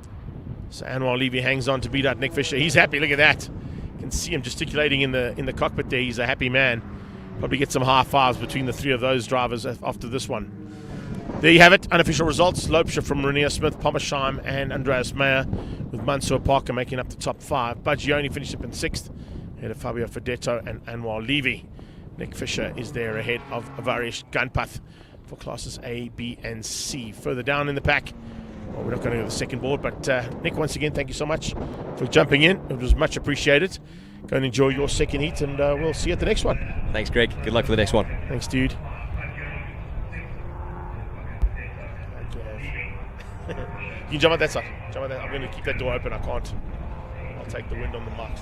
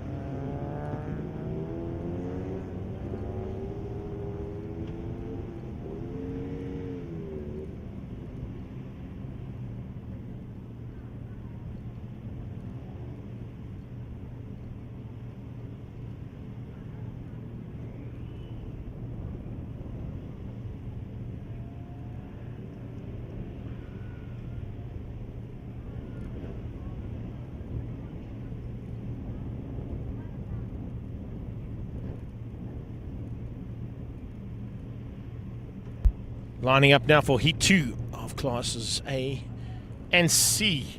PABAR Volkswagen Challenge. Joining me again will be Gavin Ross and Derek Smallberger. Gentlemen, we had a good one in the first one. Gav, particularly some nice little fights that kind of ended up in tears for Rory, who was on pole, led for 8 of the 10, and then made a small mistake, and it dropped him down to 3rd place, which is going to affect his overall championship, considering the fact that we've had a victory out of Hannes Skippers and a victory out of Yotti Nusios. Yes, it was a big spelling mistake for Rory, and it could cost him at the end of the day. Hopefully he can make up for it now, but it's quite hot outside there now, and this again, I'm going to say Wayne's at the advantage again, keep his tyres a lot cooler for the entire 10 laps. But may the best man win, make the most of the race today. That's what you've got to try and do. Also, just some news coming in from the paddock, Derek, from Ian Walker. He's jumped into Stelio's car for the second heat. His car, unfortunately, didn't make it all the way through the first one. So Stelio had to go off to a daddy-daughter dance, so we wish him all the best for that one. But he's now given his seat up, and Walker the Stalker's jumped in. Oh, well, is there any team orders on that side? Yeah, exactly. Yeah, that's what I'm worried about. You know, there were team orders, and Stelio didn't stick to them. Do you think Walker will? I don't think so. I think it's every man for themselves on track until maybe the last lap, and they'll kind of do like an F1 style maneuver, you know, just slightly move over, They'll open up a door, They'll show you take it there. They're changing it. Yeah, there you go. All right, so we're under starters orders, boys. It's Class A and Class C. 2 separate starts once again for A and C. And will it be Rory Atkinson to head down into turn 1 first, as it was in the first heat? He got the whole shot relatively unscathed and unwavered. But look at the determination coming from Performance Masters car there of Wayne. He's turned the car slightly to the right-hand side. He's already in attack mode before the lights even come on. Here we go. Lights on, lights off, and we're racing. Down towards turn 1. It is a great start from Bevan once again as well. He's going to try and thread the needle and go between himself, his brother, and in fact around the outside of Rory as he goes into turn 1. He's on the outside line. It'll become the inside line for the second part. And a little clip of the curb there will make him possibly have to back out of it. And Class is away. Is that now Ian? Ian's got it? No, Yotti. Yotti is in front. Yotti from Gossman. Gossman from Cruiser.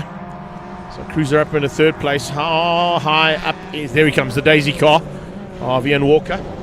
Around the outside. Sure, how's this? That's brilliant stuff.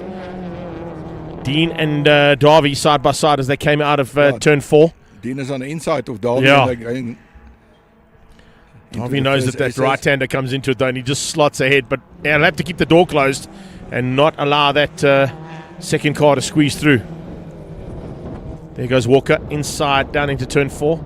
Squeezing out Zafira. Dimitri drops back 1 place. So some fun and games as we start this out here, D. Yes. Rory is leading again. He's got quite a lead at this stage. But Bevan's coming. And then behind him is Wayne and Scholl and Valdi and Darby all in close to each other. The whole Class A field is 1 row, actually very, very close. Our steam train of Class A is heading up that short straight. And it's not sorted just yet. You can see them all under braking for turn 7 as the Class C leaders go out of turn 6, the little tight right-hander. A little bit of nose being pushed out there by one of the cars in Class C. But understeer as they went into that tight one. Yeah, comes C's up the back, or the short straight, as A's already heading into the latter part of the race. Here comes Walker. Slowly but surely ticking them off one by one and trying to get to the front to run the tail gunner role he's been employed to do this weekend, helping out with the team and helping chances for Yotti to try and win the championship overall for the WeFix Cars team. So Darby is putting Valdi under tremendous pressure, as you can see on the screen. Valdi is making that car really wide now. Charles is driving very hard to try and stay with Wayne, but he's losing out a bit. Well, they've crossed the line, and that's the first one done in anger. And there is nothing in it between these Class A competitors. A lot closer here in the second heat, as it normally is. We normally sort of see guys holding back a little bit in the first heats, but in the second heats, it's every man and every car for themselves out there. Other than Rory Atkinson, who seems to have a little bit of extra fire under his wheels to try and get away and stay away this time. So Rory said he's not going to make the same mistake as the first heat, and hopefully, let's see. Looks like he's really doing a good job out there. He is doing a really good job. Yachty's doing a great job as well, getting away from Gossman and Cruiser. Behind that, looks like it is... Yeah, coming along for the ride is Walker, but Walker's got to still try and find a way past. Is that on Dimitri? Yeah, on Zafiro. So got to get through on Zafiro first before he can make any maneuvers further up. And you can see that little fighting hard there. Tyron Pillay is just behind them.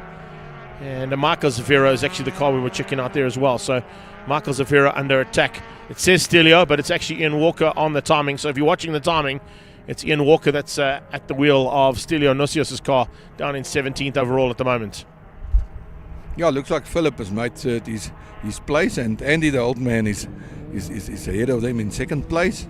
So Andy's doing a great job out there in Class C. Class A, Darby is still pressuring Valdi. Valdi's making that car wide and keep it wide. He's probably the man who can make that car the widest out of anybody. He can make it You're wide. both testament to that. I've been behind him a lot of times. There's the door opening up though. Darby's going to sneak through. There we go. Yes. Pressure applied and eventually makes it stick. Now Valdi's going to come straight back at him. Valdi's going to attack now. But the problem is that with Valdi having to go defensive to keep him out, it compromised his drive. And with that compromising of the drive, it just slowed him up through the second part of that right-left. So it's given Darby a little bit of a chance to get away, and now he sets his sights on Charles up the road from him. It looks like Darby's got a bit more pace than the first heat, so he's really pulling away from Valdi already. I think he's got a push to pass. He's on push to pass, yeah. Well, he's used to that in the other class he races in. A little bit of extra power that's given with that push to pass mechanism. They don't run them here, of course, in Volkswagen Challenge. But you can see Darby might just be thinking, he's going, where is that button? It's not on the steering wheel anymore. He wants that button. He wants it badly. Adini's also not too far back from Check Valdi. this battle as well. There, and there's a battle. Barbaglia and Diaz are there, yeah. hey? And here comes Captain Dick. Chris Dale in the Posse Drive car. Yeah. Didn't see much of him in the first heat, No, but his car he actually didn't finish the race, so he got stuck in first gear. does that mean Mark wins the bet? I think so. Pretty much so, hey? Because he's but like one race down. But Unless Mark Chris doesn't finish this can't one. catch Mike today.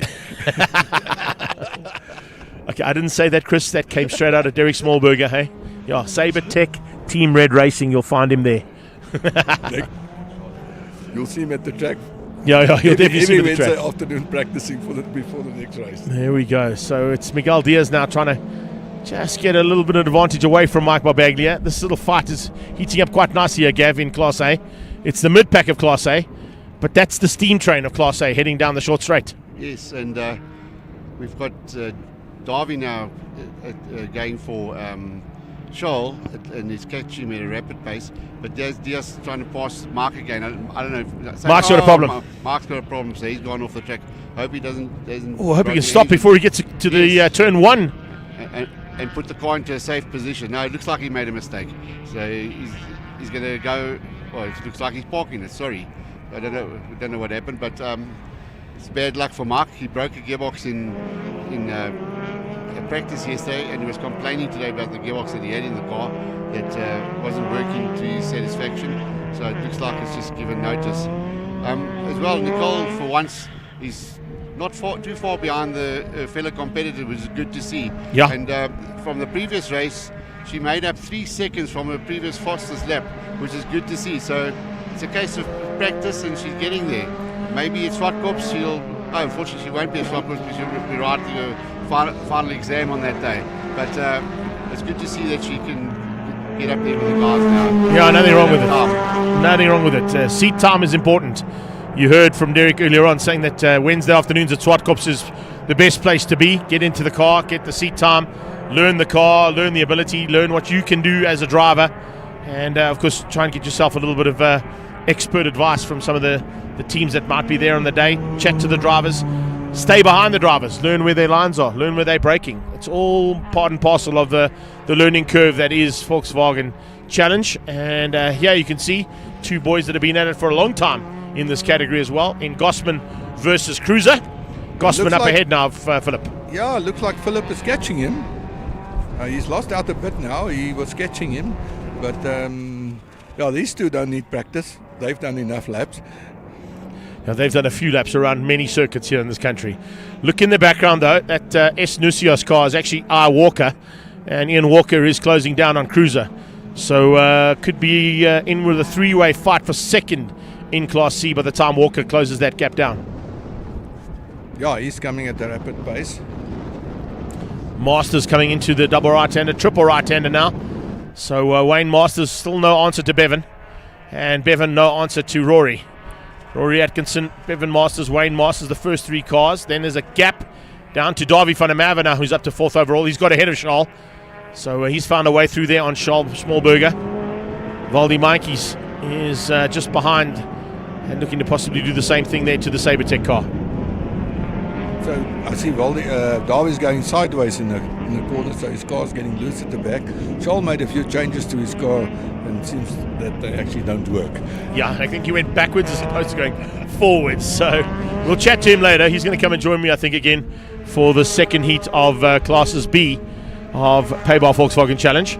I'll ask him what that change was, and then we'll get that straight from him. The CPS warehouse car putting wheels on the dirt. That's how hard Bevan Masters is trying and close that gap on Rory Atkinson. Yeah, Bevan is really driving very clean and hard, but Rory is just pulling away. He's now leading with 2 seconds. Yeah, almost 3. Almost 3 seconds. 2 minutes 15 out of Rory Atkinson. 2:16.2s coming out of Bevan Masters and 2:16.6s out of Wayne Masters. So if Rory can just keep consistent lap times, should be able to take it to the line. Yeah, he just have to get in that groove and stay there. But Davy is the man on the move here. Davy is coming. Yeah, Davy certainly is closing things down. Better lap times. He's best. Yeah, he's doing the best lap times that he's done this weekend. Yachty across the line and continuing to lead things out in Class C, keeping ahead of Philip Cruiser, and looks like Cruiser has lost out. Well, no, he hasn't. He's made up one position. So Cruiser now. We're getting somebody missing out there. There, Gossman's not being picked up. So Gossman wasn't picked up on the timing monitor there. So Gossman's still in second. But as I said, Cruiser is definitely closing him down. So that gap has come down pretty rapidly between the two of them. ATE Brakeman taking on the Goose Racing. And then in the background, it's the Daisy car, usually piloted by Stelio Nusios. But today, in the second heat, it's Ian Walker at the wheel. I see some smoke at the end of the main straight when Philip brake there, but yeah, they're keeping he's keeping it he's keeping his position. Yeah, I think just locking the wheel up under braking. That's what you're going to find now, is that they're going to be braking a little bit later. The wind factor is also a big one here, D.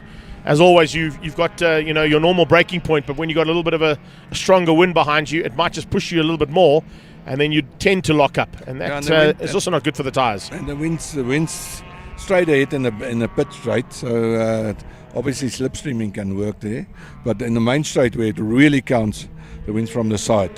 Yeah. So Gossman from Cruiser back to Class A, and the two Masters boys continue in second and third. Davy ahead of Charles ahead of Monkeys. So Valdi doesn't really have an answer there, and I don't think you're going to see much of a charge coming out of Dino here as well. Gav, what's he looking like down in seventh at the moment? Well, he seems to be catching Valdi at about 0.2 a second every lap, so I don't know if the exhaust is still affecting the power in Valdi's car, but obviously it's not performing like he'd like it to perform. So we'll see what happens towards the end of the race. But Diaz is keeping his pace, he's sticking behind Dean, and he's keeping the same distance. A few of the guys have broken previous best times. Davia and Dean have broken the best times, and all the other guys seem to be going slower. So that's good to see that the cars are still working, and obviously they're getting better. Some cars getting better, some cars getting worse. That's kind of what happens at the end of a race day. Guys who pushed their cars in the first heat might be feeling the effects of that extra pressure they applied onto the engines and the wheels and tires. And of course on their own bodies too. We heard from Charles, sometimes, at this stage of a race day, particularly when it's been so hot, the fitness factor comes into play. The age factor certainly does. So some of these guys, even though they're in their sort of 60s and 50s and 60s, they're still relatively fit guys to be racing in this kind of a category. Well, you know, people don't believe you when you tell them how much you sweat and how hard it is. It's like going to a gym for half an hour. It's the same. You sweat it out, and it's a lot of work. At the moment, we've got Philip Cruiser and Andy, and Philip's managed to pull a move on, and he's locked Runs up. wide. Runs wide. He threw that all by himself. So now he's gone from second to fourth, and he's allowed Ian past. Now I don't think Second to fourth, I think he might be heading to 10th or even to the farm next door. But I don't know if he's got a plough with him there or not, but he just threw that away. He might be last now. Unfortunately, bad luck, Philip, but that's racing for you.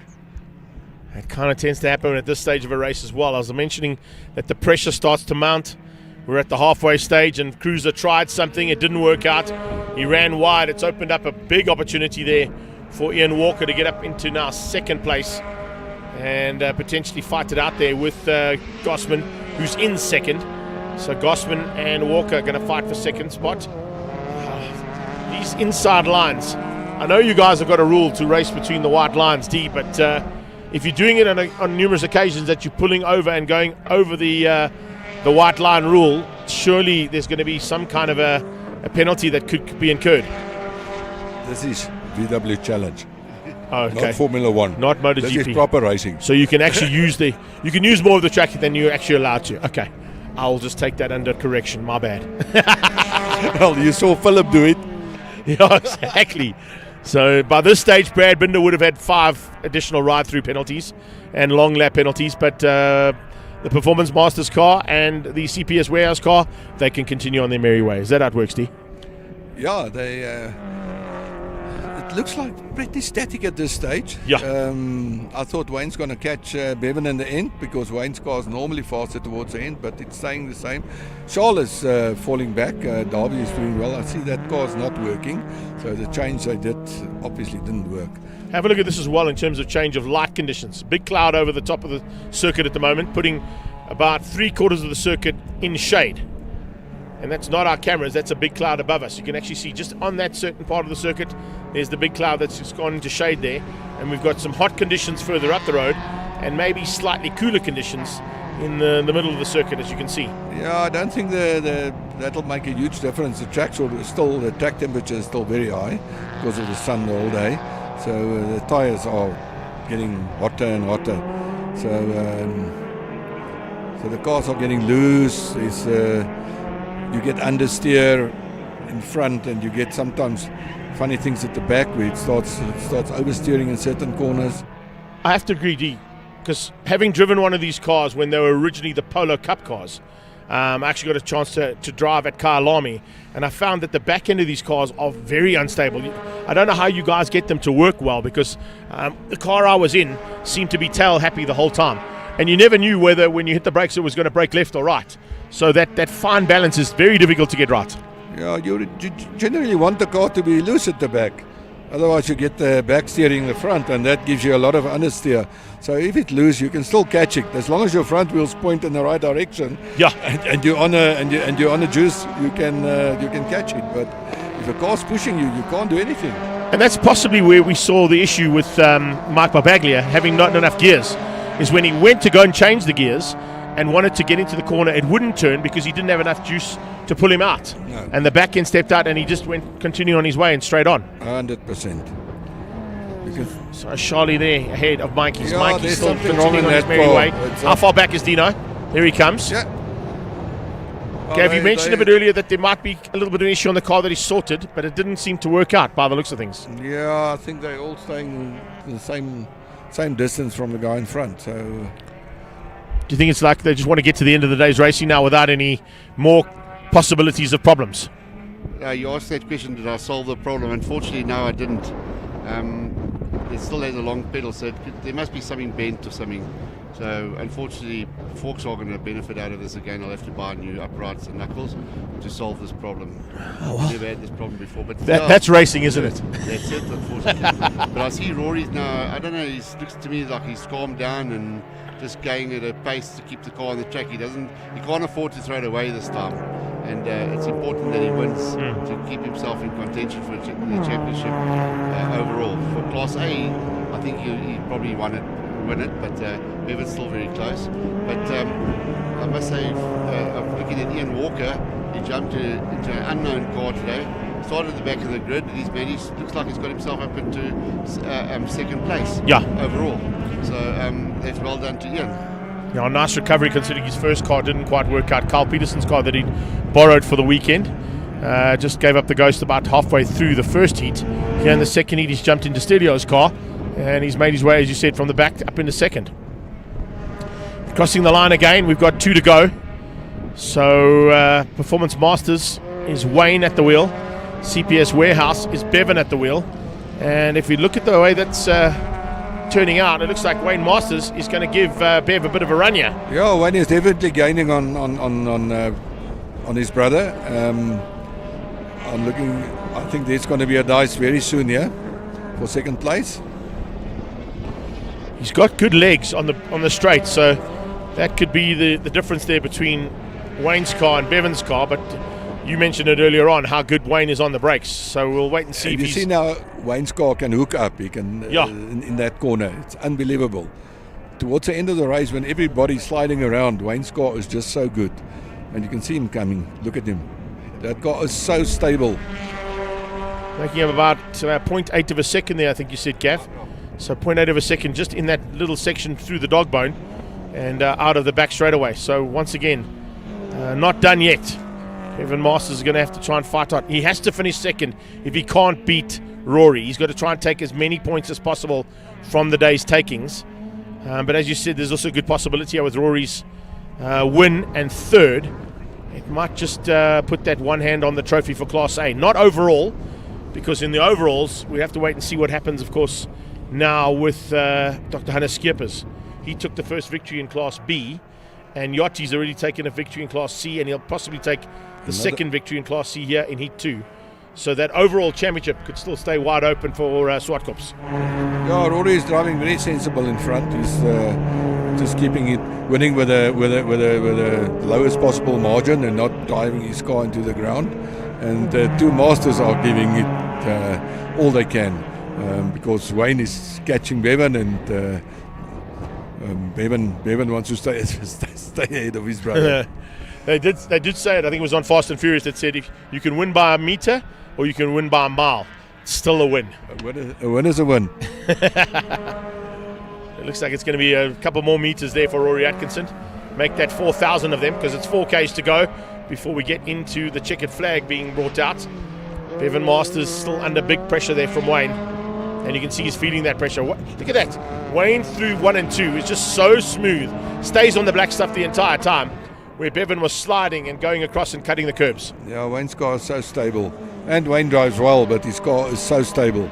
I see looks like Dean is catching Valdi slowly, but too slow. He will never get to him before the end of the race. No, not enough time. Not at this. 3-second gap being brought down there on Valdi. But Dean, I think, has still got a little bit of work to do there, Gab, by the looks of things. I don't think there's enough time for him in this last lap to maybe jump up into that top 6 overall. Oh, there's somebody scored. You just see smoke. Oh, we got big smoke coming out of the bottom turn. Yeah, out of the right-hander. I can't quite see it on screen there with the front-on shot we've got there. Maybe we get it from the side. Yeah, here we go. We might get a chance to see change of surface being showed as well. Is this going to catch Rory Atkinson out, possibly with a bit of slippery stuff on the circuit? The car moved off the line completely. It's Saferio, I think. I think it might be Mark Saferio who's parked on the sideline there. Well, Rory's now got a problem as well. Oh, the back wheel, smoke coming out the back of Rory's car, and he's moving it from side to side. I hope he's not running out of fuel, but he's definitely slowed up. I don't know where Bevan and Wayne are at the moment. Yeah, looking further back to see where they are. We'll kind of get it in the shot here. Let's have a look and see. There is Bevan. He's put a car between himself and Wayne, so that's good manoeuvring there. So I think 1, 2, and 3 is basically sorted here. There might have just been a bit of oil or something on those tyres that he picked up coming out of the tight right-hander there, Gav, and I think that he's just trying to shake it off, make sure he's got 100% traction heading into the last part. He runs a little bit wide. Doesn't need to worry too much because he's heading to the checkered flag, and the win this time will go to Rory Atkinson. I'm sure he's going to keep it on the black stuff and between the lines. he always wants to do the best at all times, but yes, he's just won the race. He's gone over the line first with Bevan behind him, and Wayne actually caught Bevan again. Well done to both of them. But I must say, again, this race has been run very well. Just one fatality, and that was Mark's car. Yeah. And but everybody else's cars. Oh, sorry, I'm lying with that Class C car as well. Yeah, both Michaels, Mark Safiria and Mark Babaglia. That gave notice now as well. But it was a good day's racing, good clean racing. And Baldy managed to cross the line ahead of Dean with Miguel just close behind. Nicely done. So we'll bring Yachty to the line as well. This is certainly going to do his overall championship hopes a lot of good. And with Ian Walker behind him, there's going to be very little extra points to be scored in Class C, so he could potentially wrap up Class C yet today. Well, Yachty. Overall, though, there's possibly still a chance of a battle at the final round between himself, Hunter Skippers, and Rory for the overall championship. So I wonder who won the Chris Dale Mike Barbaglia battle. Well, yeah, that's going to be interesting, hey? I think it'll come down to race time. How much time they spent on track between Barbaglia and Dale. I didn't want to go there, but you did, D. I'm so glad you did, eh? It's always a lucky little rivalry between those two. It really is guys. good. Great racing. Yeah, awesome stuff. Derek, thank you so much for joining us. Derek Smallberger and Gavin Ross for classes A and C of PABAR Volkswagen Challenge. Boys, we'll see you soon. Go and enjoy the spoils and send our very best from our production team to the guys and say, once again, top-notch job as we bring our Class C winner to the line for the final time today. Running wide, but I think with this win, Yachty possibly wraps up Class C overall for the year. Well, thanks again for giving us the opportunity. It was a good day's racing, and for all the competitors that made the effort to come out here today. And the way we've streamed this on YouTube, I hope that the spectators that are sitting at home enjoy it. And all the best for the Bokke tonight. Thank you. Awesome stuff. Thanks, Kev. There we go. Unofficial results. Atkinson, Masters and Masters. Davy van der Merwe, Charles Smallberger, Monkeys, Dean Ross, Miguel Diaz, Chris Dale and Luigi Ferro making up the top 10. And then when we go into the second part of the proceedings, nice run from Nicole Lombard. She finished up 11th place. Yachty wins out Class C over Ian Walker, not Stelio Nosios. And Andy Gossman will finish up in third place there for Class C. As we wrap up PABAR Volkswagen Challenge Class A and C and stand by for some BMW Car Club racing from Classes D and E in a few moments' time. We'll be back shortly.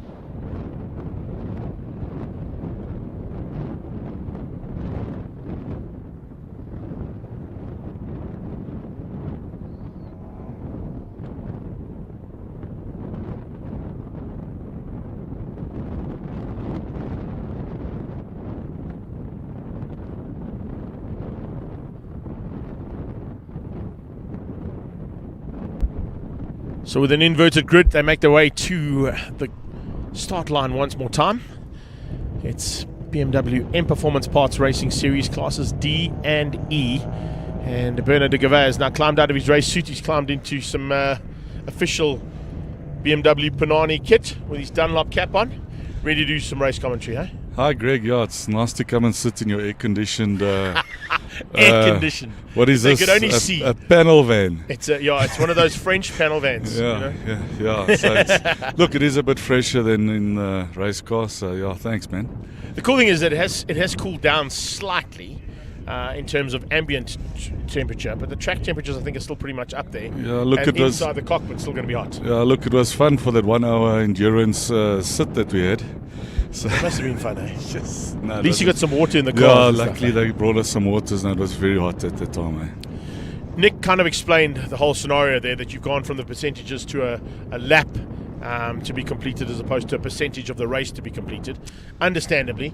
But it kind of backfired slightly with the second incident, didn't it? Yeah, look, if we had a safety car, we would have completed the required minimum amount of laps, and then we would have just called the race. But we had done, I think Leon had done 6 laps and we had done 5. The rest of us had done 5. So it wasn't a complete race. So that's why we had to do another 3 laps. I think Yerkes was just worried about the Suzuki Baleno beating. It is their home track, so I can mention them a little bit. Yeah, so unfortunately, I think standing on the grid there waiting, I don't know if that caused the issue with Benny's car. Yeah. With the fuel leak, and then obviously that big fire. But yeah, I spoke to him now. He's all good. He says just some cosmetic stuff, so he should be fine. He'll be back in time for the 18th of November.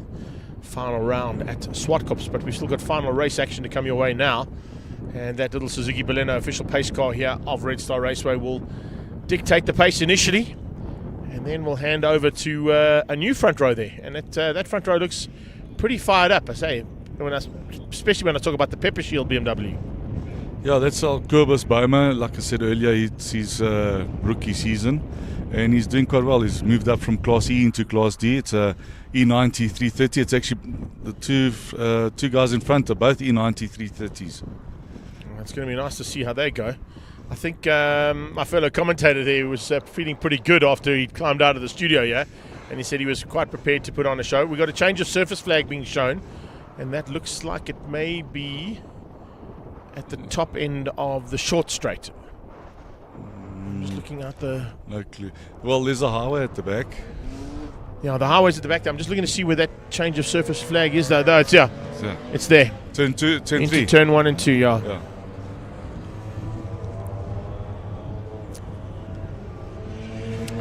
So this field made up of Class D and E, and as we saw in the first one, little packs of cars that get together and start to have a little bit of a hunt with each other and fight it out. There was a nice little fight here between a couple of the cars we're seeing in shot right now, as well as a couple that weren't there but that would like to be there. I think Marianne would certainly like to be a little bit higher up than what she finished up in that first heat, but she was also in a bit of a fight of her own. Well, she starts now in pole in Class E. That's it. So she's lucky there. But yeah, it'll be interesting to see now the guys that are inverted from like finishing first now starting in 5th, to see how long or how quick they take to get to the front of the field, if they can. A couple of guys came through rapidly in Class B and C from that inverted grid. Unfortunately, Leon had to work very hard to come from the back of the pack to the front of the pack, because he was both. Yeah, I don't think he worked much of a sweat. So I'll have a nice chat with him at the Bright tonight and see how hard he had to work. So there is that's Neil Reynolds. Reynolds in the Valve hospital car.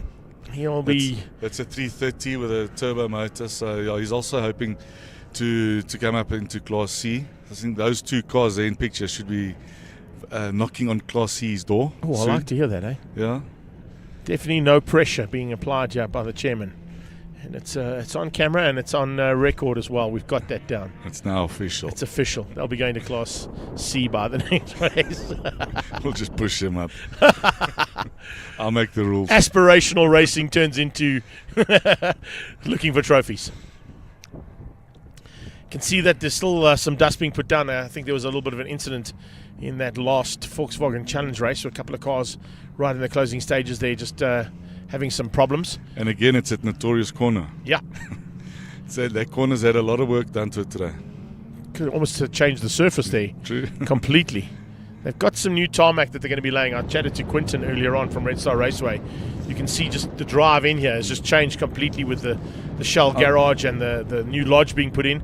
But he tells me that the entire road now from top to bottom here between them and Dalmas is also going to be tarred, which is really going to be nice. And they've also been resealing the surface of the track. I think they've done about 2/3, if I'm not mistaken, that he told me. I think they've got the back straight still, or that long straight still to do, and a few other corners. So they are maintaining the track, which is great to see, unlike certain other tracks that we're missing from action next year, like Pekisa. We'd love to go back there. I enjoy that track. It's such a cool track. Yeah, hopefully they get all their ducks in a row and sort out the track. Yeah, I think that's more of a political game, unfortunately, than the ducks in the row. But yeah, no, I've got to agree. I mean, the race we had there was spectacular, and races we've had there in the past have been some of the best in the country. It's certainly a circuit that bodes well to bring any format of race action to it, and you'll get world-class action provided. We're about to see some world-class action again, once again, from our BMW M Performance Racing Series, and it's great to see that we've still got quite a nice uptake on our live stream. I'm glad you guys have stuck around and appreciate all the support. And we've got all 18 cars actually. All Everyone back on that track. started and entered, they're all racing again in the second race. Unfortunately, in ABC, that incident, so we lost a number of cars there. So stand by as we are about to go racing. Kobus Boma, Nicholas Herbst on the front row. Watch out for Neil Reynolds and Tien Snell trying to push through early on. Lights are out. Pepper Shield BMW drops the hammer and looks for the whole shot as we go into a big turnaround here. Not only on the racetrack but on the camera as well. And into turn one, it looks like it might be Boma who's hung on. Has he come out of turn one in the front? As they come onto the back straight away. No, it's Tiens. Wow. Arrow machine out front and getting away. Look at that. That's turbo power for you. Take that, bud. So down into turn number 3 they come now. Hard braking. Herbst hanging onto that inside line and just keeps out Reynolds for now. And a bit more pressure coming just from the background there. Keep an eye out on, of course, the battle for Class E in the background. We saw that one out by Ari in the first one. Can he do it again now in the second one from the inverted grid? Claudio won the first Claudio, one. beg your pardon. Claudio. Got to get that right. My fellow Porter. You see this? You're bringing them all, hey? I mentioned it earlier. It's like a whole family affair. Yeah, that's the way we like to roll, eh? That's right. That's why you've never had a world boxing champion, eh?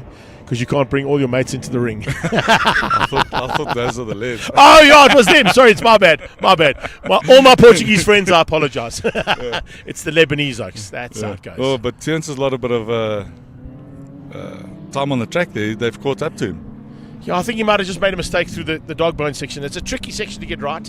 It's uphill, and of course, carrying the extra speed on that turbo car might just have flipped it around slightly. Speaking of flipping around, Jardim has hit the front again of Class E ahead of Ari, but still some work to do there for them into this one. There you can see, definitely a problem there on the Arrow car, slowing up dramatically and under pressure from Boma. No, I think it's because he hasn't got any straights in front of him. He's got some corners now to deal with, so the naturally aspirated cars are catching up to him.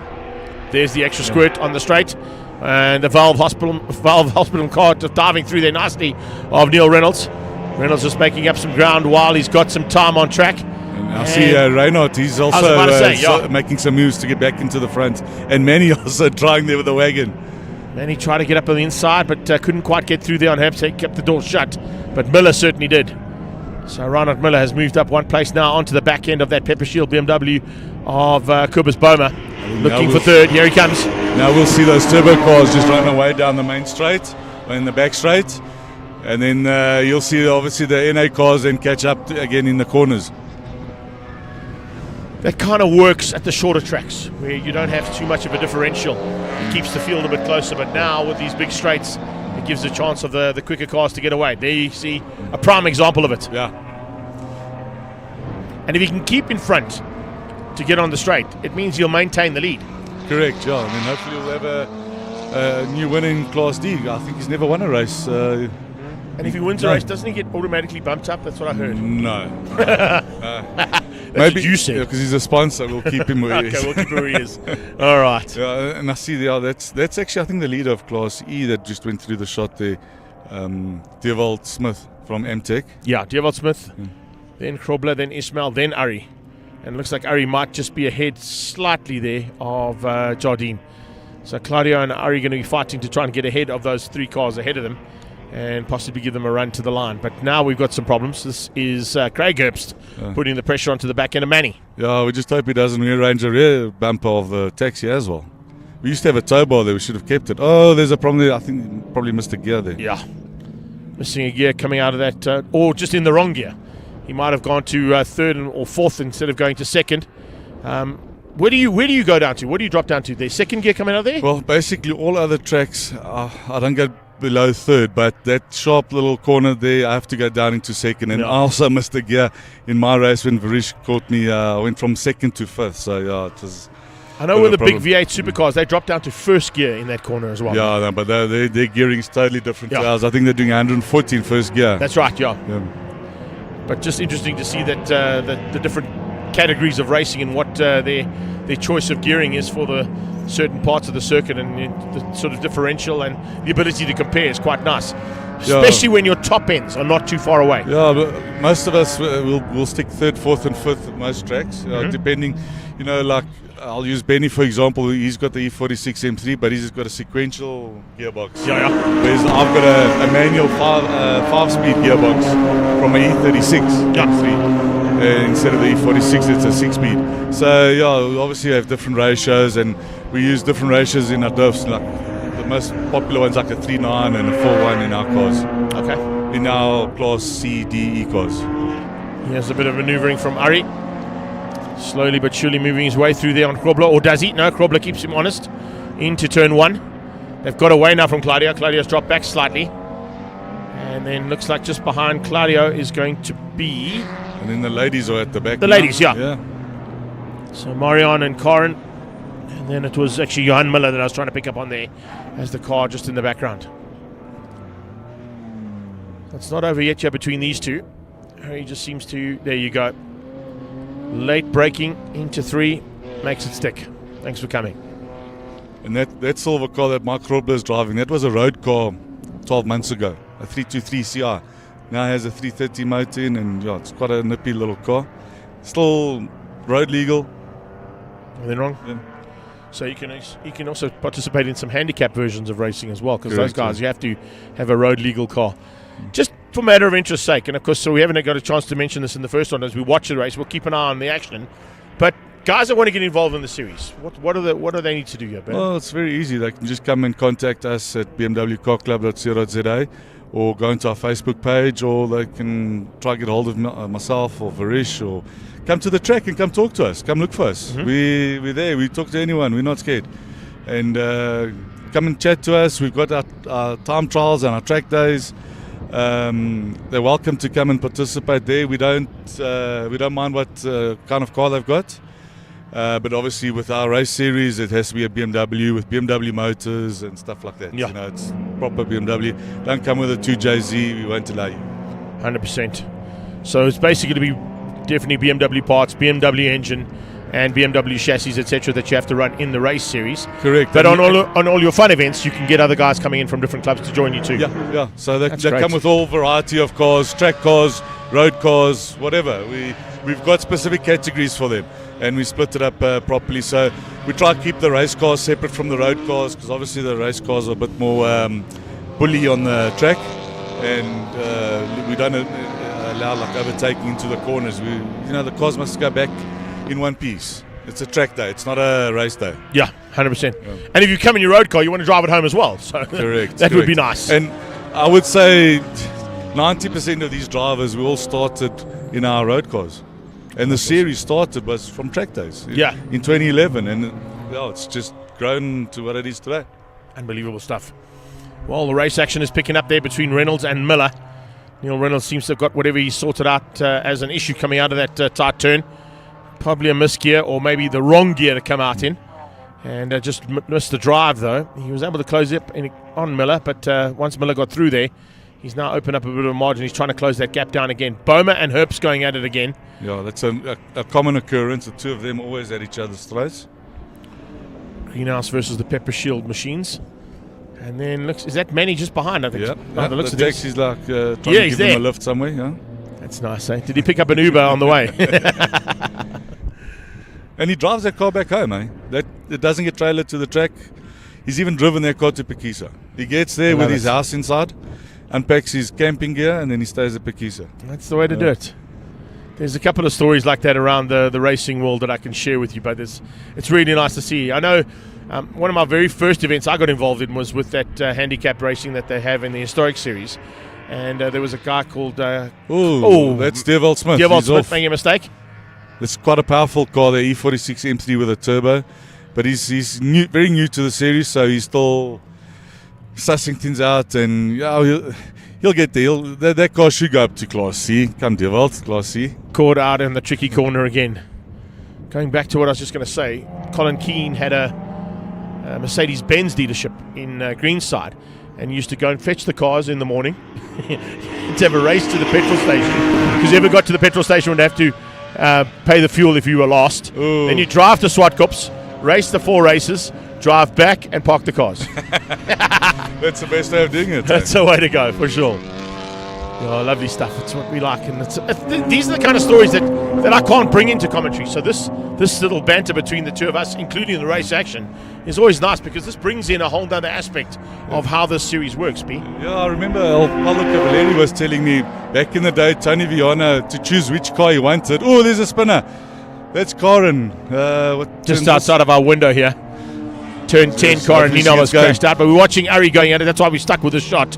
Ari having a big look here and looking for a way to squeeze through. Yeah, well, while his girlfriend spun, Ari carried on. But yeah, I was saying, Paulo Cavalieri, I think it was actually Tony Viana. They would go to the dealership, choose the 5 cars, and then you would count the robots and see which one was the quickest to the robot or something. That's how they timed it, and that's how he chose the race cars. Unbelievable. You see, that background information is gold when it comes to this kind of commentary. I love it.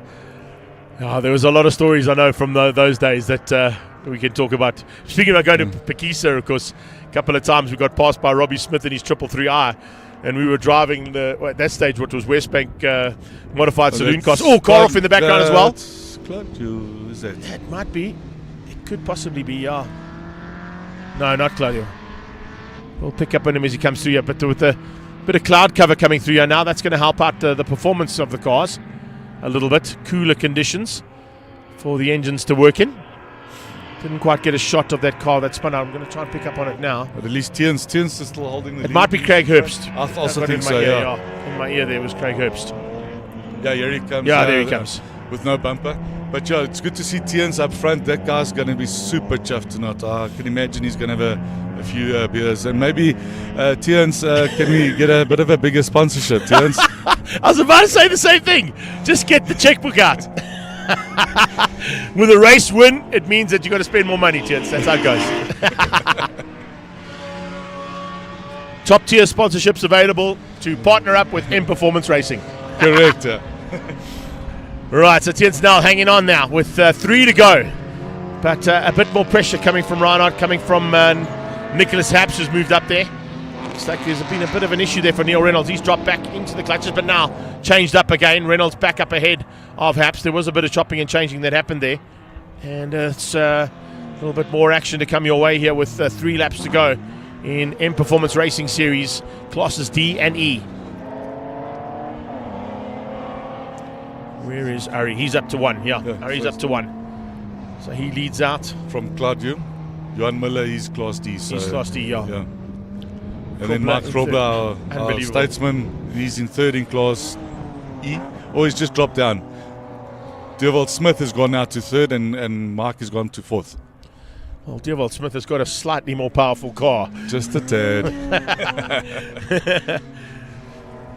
Right, so that's Ari heading down into the bottom end of the circuit, leading out Class E. Leaders of Class D still looking good. Claudio not quite done yet in terms of his battle. Claudio's got past Johan Miller now, so he's past a Class D car. Putting that Class D car between himself and Dewald. Might just be a bit of breathing room and a bit of a buffer there for him. That's a new leader. Reinhard Miller has gone to the front. He's passed Tian Snell somewhere. Sure.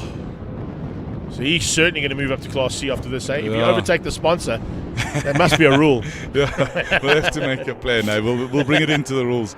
Yeah, but I'm quite chuffed with this guy because, like I said, well, both of them, it's their first year. But, I'm hoping he comes in as a dice with us in Class C with that car. It's a beautifully prepared car, also prepared by themselves and Shane Frobler. So it's a well-prepared car. And now pulling away ever so slightly there from Tiens. So Tiens now down into second. Reinhardt leads out. And there'll be 2 to go as they cross the line this time. This might be perfect timing here from Reinhardt's point of view. I think Neil Reynolds has dropped back. The 2E90 330s have passed him.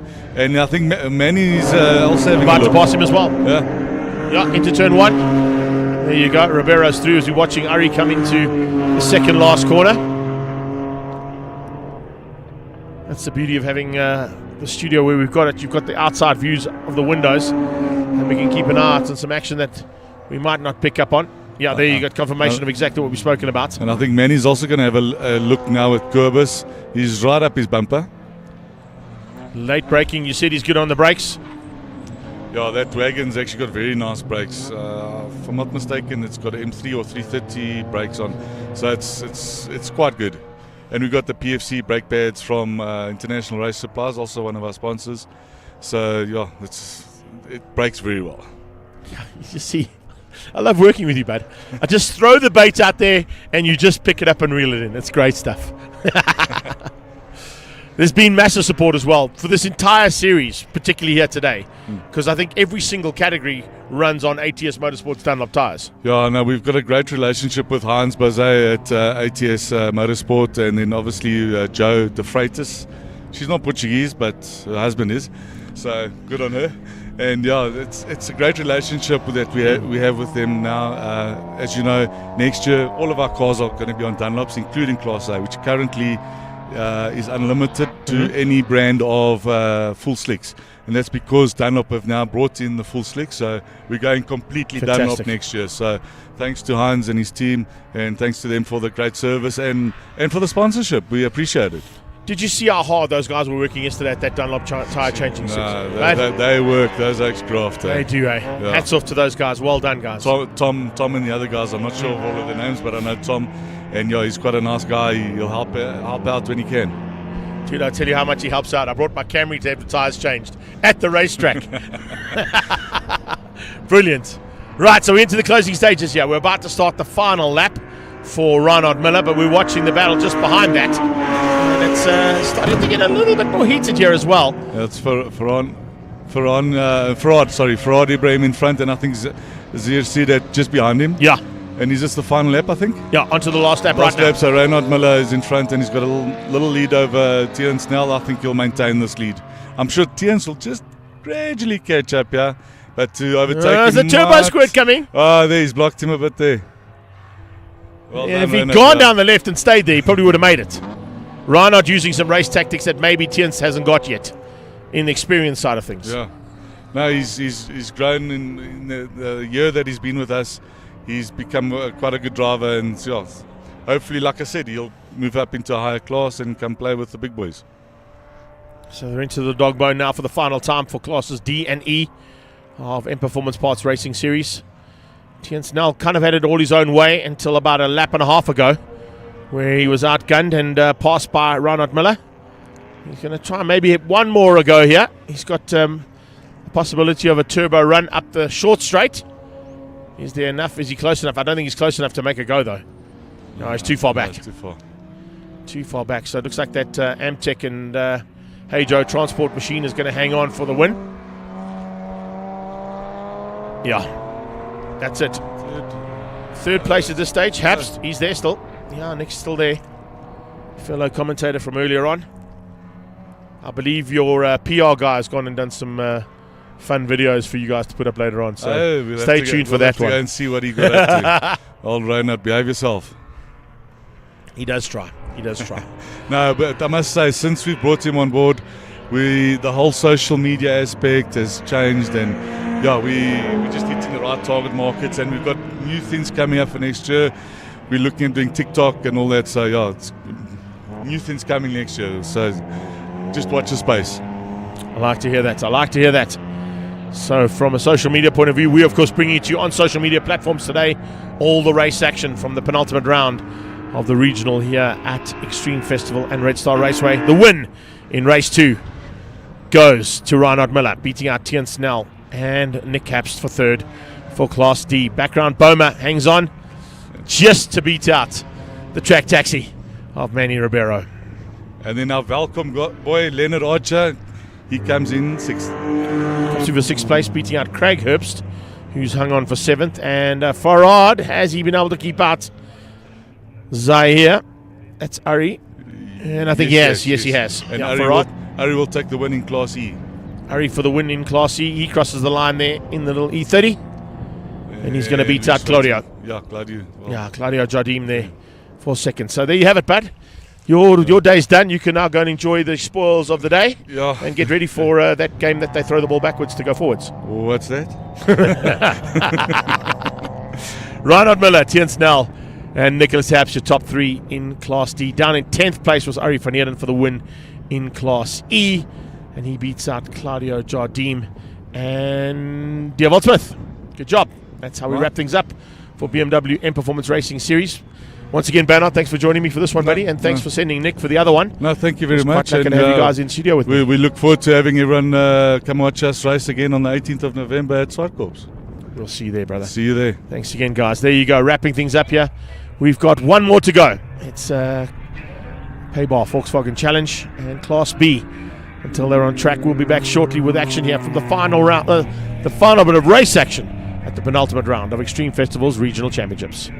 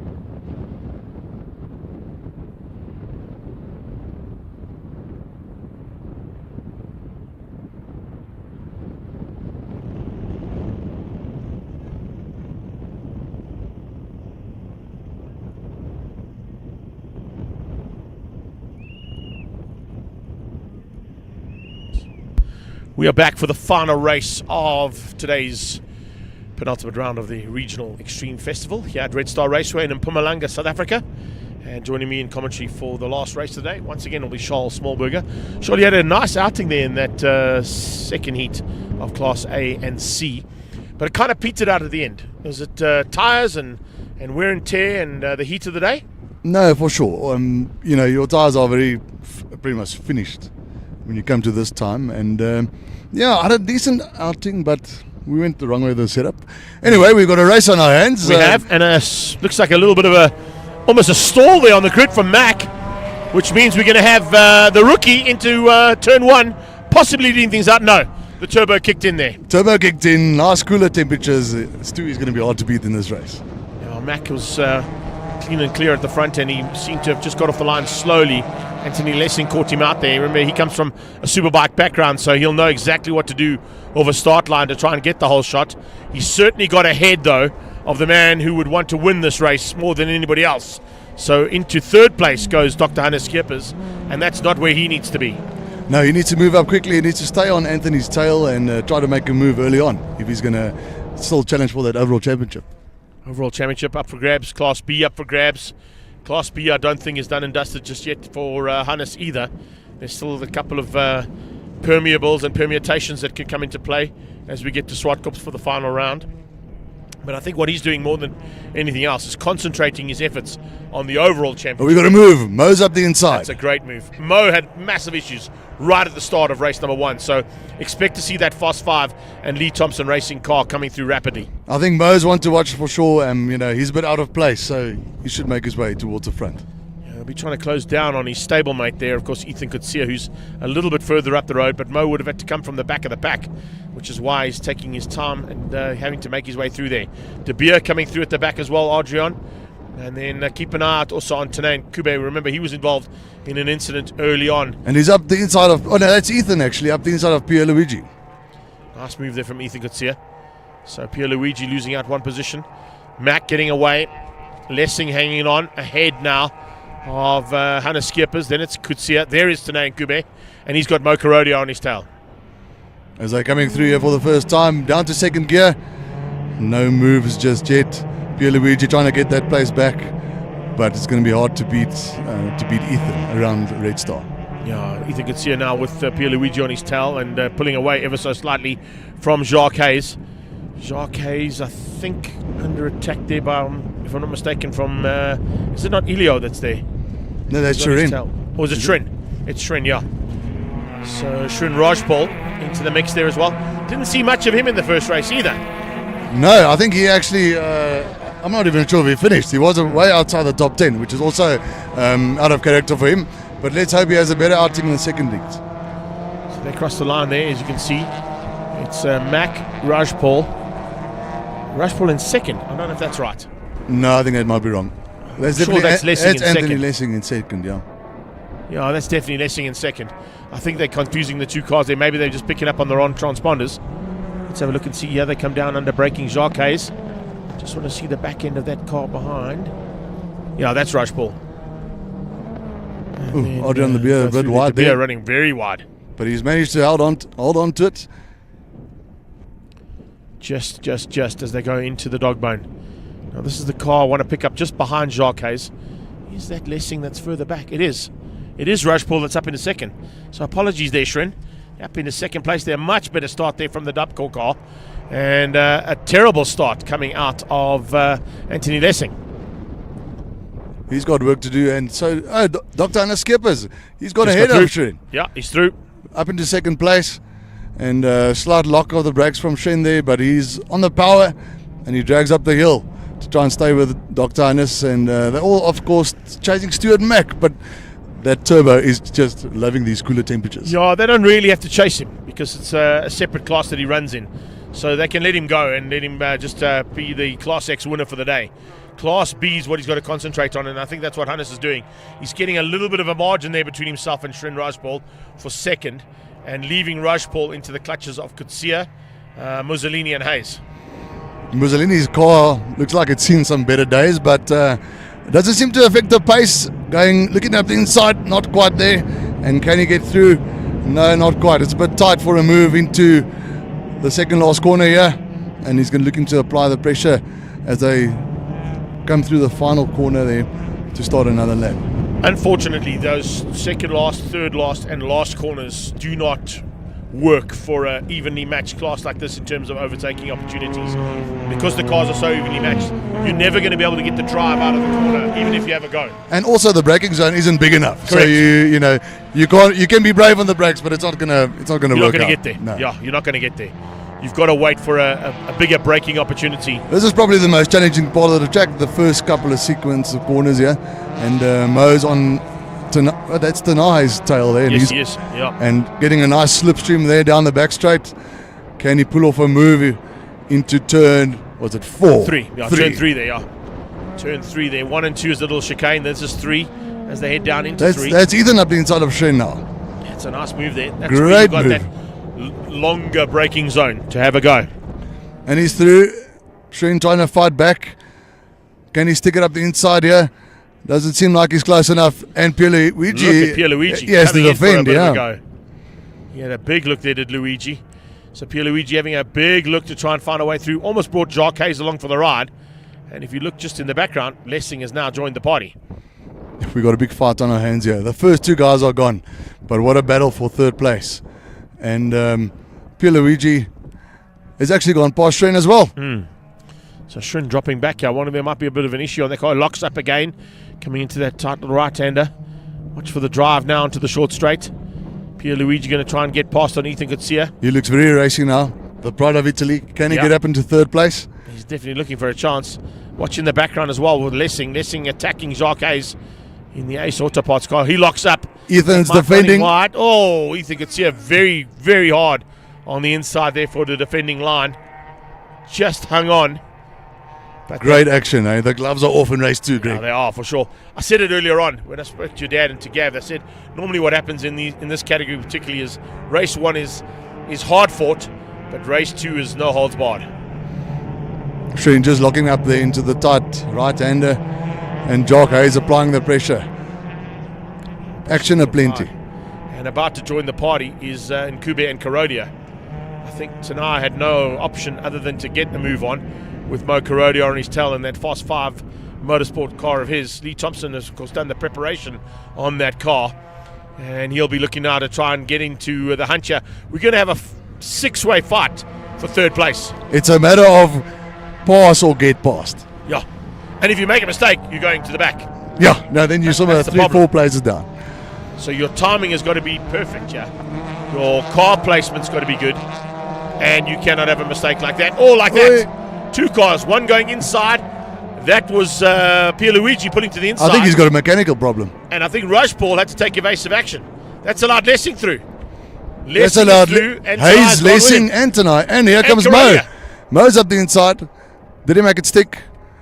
We can't quite see. Yeah, he's He there. did. He's got through. Mo's through. Yeah, unfortunately, Pierluigi with a mechanical problem.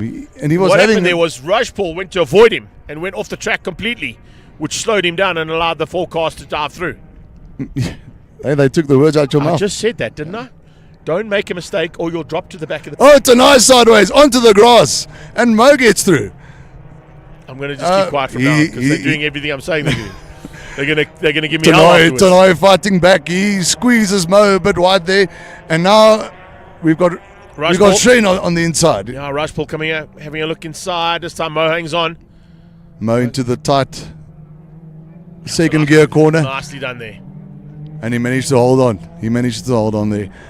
But it's not over yet. Because here comes the Dubco car. We've got 3 abreast coming up the hill. Up towards a very tricky triple right-handed apex corner. Does 3 go into 1, yeah? No, not usually. They make better sense of it, yeah? There we go. So, yeah, Rajpaul moves up. Karodia gave him some room. Van Sale about to join the party as well. And just behind him is Adrian de Beer. How many more cars want to join this battle for third place? Tanai's got a bit of a gap on them now. Now is his chance to get away. Shred Let's see if he running can. wide and actually stepped out slightly there through turn number 7. It's a fine balance between, just getting the back to rotate or 4-wheel drifting and losing a lot of time. Well, I said that to your dad earlier on as well. I said, when I drove these cars, because these are the ex-Polo Cup cars that are being driven here at the moment, most of them. There you can see on the sideline, unfortunately, Pierluigi Mussolini out. That's a brand new OMP suit he got only, I think, yesterday.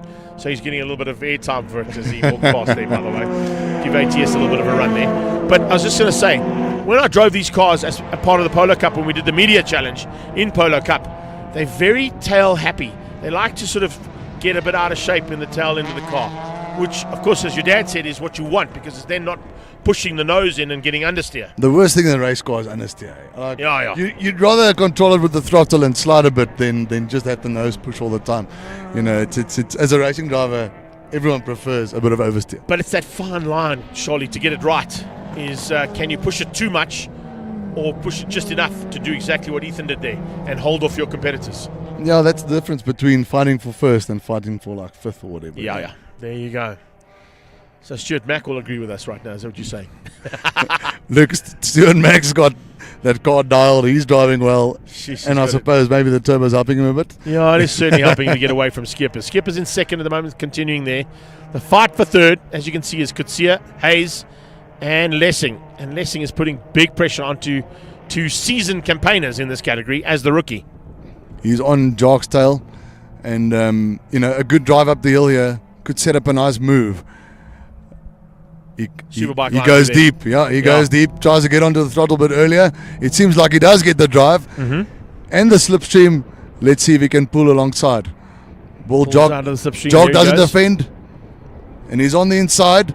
Late on the brakes, Jock's later on the brakes. Ethan Kutsia was very late, but a bit of smoke coming out of the back of that car as well. We'll be concerned about that. Right wheel, rear wheel, just slightly locking up. When you've got a braking zone that's not straight and you're trying to turn and brake at the same time, it happens quite easily. And that's it, eh? That's it. Some white smoke. Yeah, white smoke and race cars don't mix well. No, we don't want that, eh? No one's vaping here, No. All right, continued action here for third. Kutsia, Hayes, and Lessing. They've pulled a small margin now over in Kube, Rajpal, and Karodia. Those three also just equally matched in terms of the fight we're watching. And the one just behind it is turning into an epic one as well.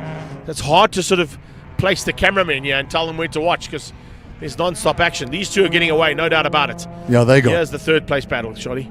And here we go. And turn one, not really a place to overtake, but I think Anthony Lessing's going to try nevertheless. If you can get a good run out of this sequence of corners, you can get onto that back straight and perhaps pull a move into turn 3. That's what he's going to look to do. But Jock was fully committed through there, and he actually pulls a bit of a gap. He does. So here they come. Is that slipstream going to work in the hands of the white car just in the background there? Ethan's defending, and Jock's got a nice run. Jock goes to the outside. A move around the outside of turn 3 is going to be brave, but he tries it anyway. Sticking around the outside. It comes to the inside for a little right-hand kink that comes along afterwards, but I think there was enough room there for Ethan Kutsia just to hang on, and he shuts the door. He just places that car perfectly. Yeah. And, defensive driving is a bit of an art, and he seems to have mastered it. That was not lock-up smoke coming out of that car, though. That was white smoke out of the exhaust. That's what I'm concerned about with Ethan Kutsia's car. Could he be ailing a little bit? Maybe. We'll have to keep an eye on that, because he's still got half a race to go. We're only 5 laps in. Only half distance, still plenty of action to go. Mocha Rodia looks like a fented trailer on the back of Shren there. He certainly does. Have you seen the size of that Fast 5 trailer that's in the back of this pit lane? It's huge. And, of course, him and his dad and the whole team have put a pretty exciting bit of a race circuit together. I don't know if you've heard about it. But the Fast 5 guys have really gone and done something special, created a kart circuit, a drag racing strip, and, of course, a spinning pitch just outside of Joburg. So that'll be coming up in the news pretty soon. And I know that Mo's had a chance to go and have a go on all 3, and he says it's really, really awesome. So some nice maneuvering there from the Fast 5 Motorsport, and developing motorsport for other generations, and some new guys to come through as well. You can never have enough racetracks in the country. Please, John. So this is great news. Keep saying that, Charles. I keep saying it every single time I get on a microphone, but no one's listening. More racetracks, please, and a new surface for Pekisa. There you go. In that order, please. I would take Pekisa's new surface before I take the next racetrack. Definitely. Pekisa has a great layout, fantastic it's amazing. layout. Amazing circuit. In a car and on a bike, I presume. You've gone around on a bike. Unbelievable. No, it's purpose-built MotoGP circuit that they built there. So yeah, definitely something you want to do on two wheels at some point in your career. Here we go. Jock seems to have pulling wide. Watch for the slightly different line from him. kicks up a bit of dust, does it again on the limit. He's on Ethan's tail here. It's going to be hard to defend from him this time. Can he get the run out the corner though? He goes wide and compromises himself. Can Lessing take advantage? I think Lessing might take advantage there because he got a slightly better run out of turn 2, I should say.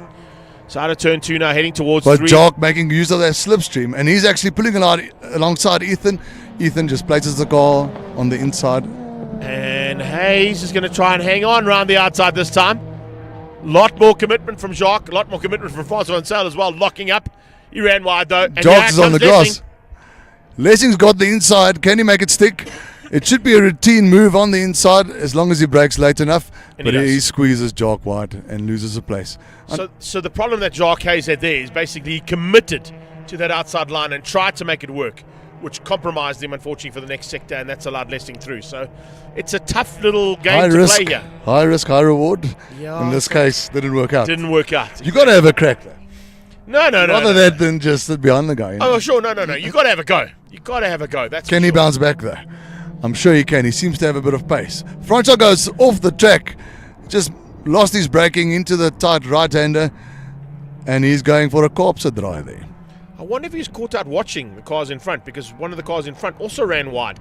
I think it might have been Tanai or just behind Tanai there, possibly Rajball. So sometimes you're watching the cars in front and you might just miss your brake point, you might just miss your turn-in point, and you run wide just at the same place that one of the cars in front of you does. It can happen. The thing about racing is absolute intense concentration for 10 laps. One mistake and you're off. Yeah, and we've seen that.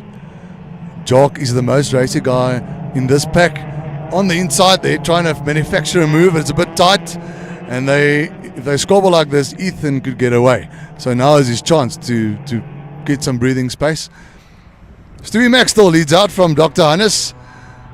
They've checked out completely. Yeah, those two are not even in the same equation. The equation right now is for third, and it's Kutsia who hangs on for this point. And we're going to start 3 to go. 3 more laps of this action. Here comes Lessing. Lessing pulls out, looking for an inside line on Hayes. Has he got it? Yes, he has. So Lessing gets through. Jacques Hayes comes in. Oh! Big tag there. Big tag between Lessing and Jacques Hayes. Jacques Hayes says, welcome to Class B and have a nice day. That's a baptism of fire right there. Yo. I don't know if Ant Lessing's going to be too happy about that. I don't think Jacques Hayes is too happy either because he's falling by the wayside there with a bit of damage, allowing Mo Karodia and Shin Rajpal to come back into the mix. Great action, It's unfortunate when that happens, but this is racing, It is. Rubbing's racing sometimes. Sometimes a little bit more than rubbing. There was a bit more rubbing there than that, yeah. I think Anthony might have a little word with him afterwards. That's not how we play the game. But you were just saying, the most racing-looking part of this. Have a look at this. They're coming in there. He's got through. Hayes has gone in way too hot. You can see it's his mistake. Yeah, he did lose it a bit. Way too hot, trying to get back and just slams into the side. So he could be in trouble. A very difficult braking zone, Yeah. If you get it wrong, this typically happens. He could be in trouble. So there's a good possibility Jacques Hayes could be having a chat there to Aldred afterwards about that maneuver. Yeah, Not what you want, but no this early is what night for the happens. COCs. Yeah, not ever at Let's hope they can wrap everything up before 9 o'clock tonight. please goodness, yeah. I think they might have to come back tomorrow.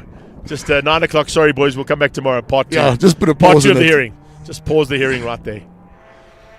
Yeah, so there we go. Shren has managed to avoid all the chaos, and he finds himself. Our timing system hasn't updated, No, it but doesn't should be update. third. He should be third, yeah. He should be third. No, third in Class B, of course, yes. Third in Class B, 4th overall on the circuit. Karodia behind him. It's a nice move there from him. It'll update now as they come through because of the lap being such a long lap here. We don't have sectors on the track, so those sectors at other circuits would give the update a lot quicker on our timing monitor. Has Mo Karodia got anything left in the tank to challenge for the podium here? He should have. He's got fresher tyres. He didn't do a first race at all, so he should have what's required with 2 to go. He's going to need to put in some qualifying laps to close that gap. But Shren seems to have the pace as well. They are catching Ethan. If he can put in some laps like he did last week at Swartkopspad for the final round of National Polos, where he got into the top 6 shootout for Super Pole, that's the lap times he needs to do now. Come on, Mo, just find that form for us. Yeah. Jock's still going. His car seems to be okay. A little bit of damage on the front left corner there, but mostly cosmetic. You can see Lessing looking across him going, hey, we're going to have a little chat after this. No, that's for sure. Eh? Sure. As I come in. It's one of the things that people love about racing, though, is that the incidents can happen like that. It's not always ideal. It's not always the best circumstances to be in, but the big crowd pull is that kind of action, but No, this is what the people come to see. Hard, close racing. And, you know, it's going to go wrong at some point. particularly when it's in a pressure pot like this. You know, where you're still fighting for championship honours, where you're still fighting for the day's honours, which is what Ethan Kutsia is doing here. He's looking for a second place. Rushmore was in second initially and has now dropped back, of course, into third. Oh, he's got a problem. And he's got a bit of an issue. Coming out of the dog bone. Looks like he's either missed a gear or there's something terminal in that car. A gear missed, I think, yeah. Just a missed gear there. A missed gear, and Ethan Kutsia escapes again. He does, but now into the clutches of his stablemate out of Fast 5 Motorsport and Lee Thompson Racing, Mo Karodia. You mentioned Karodia putting in those lap times. Let's see what he can do now as he sees his teammate up the road. But he's got Shren for company and he's managed to recover after that missed gear. And he's got the pace, Shren. It's a pity he missed that gear. He could have been battling for second. JRT Racing versus Fast 5 versus Dubcore. Ace Auto Parts behind that.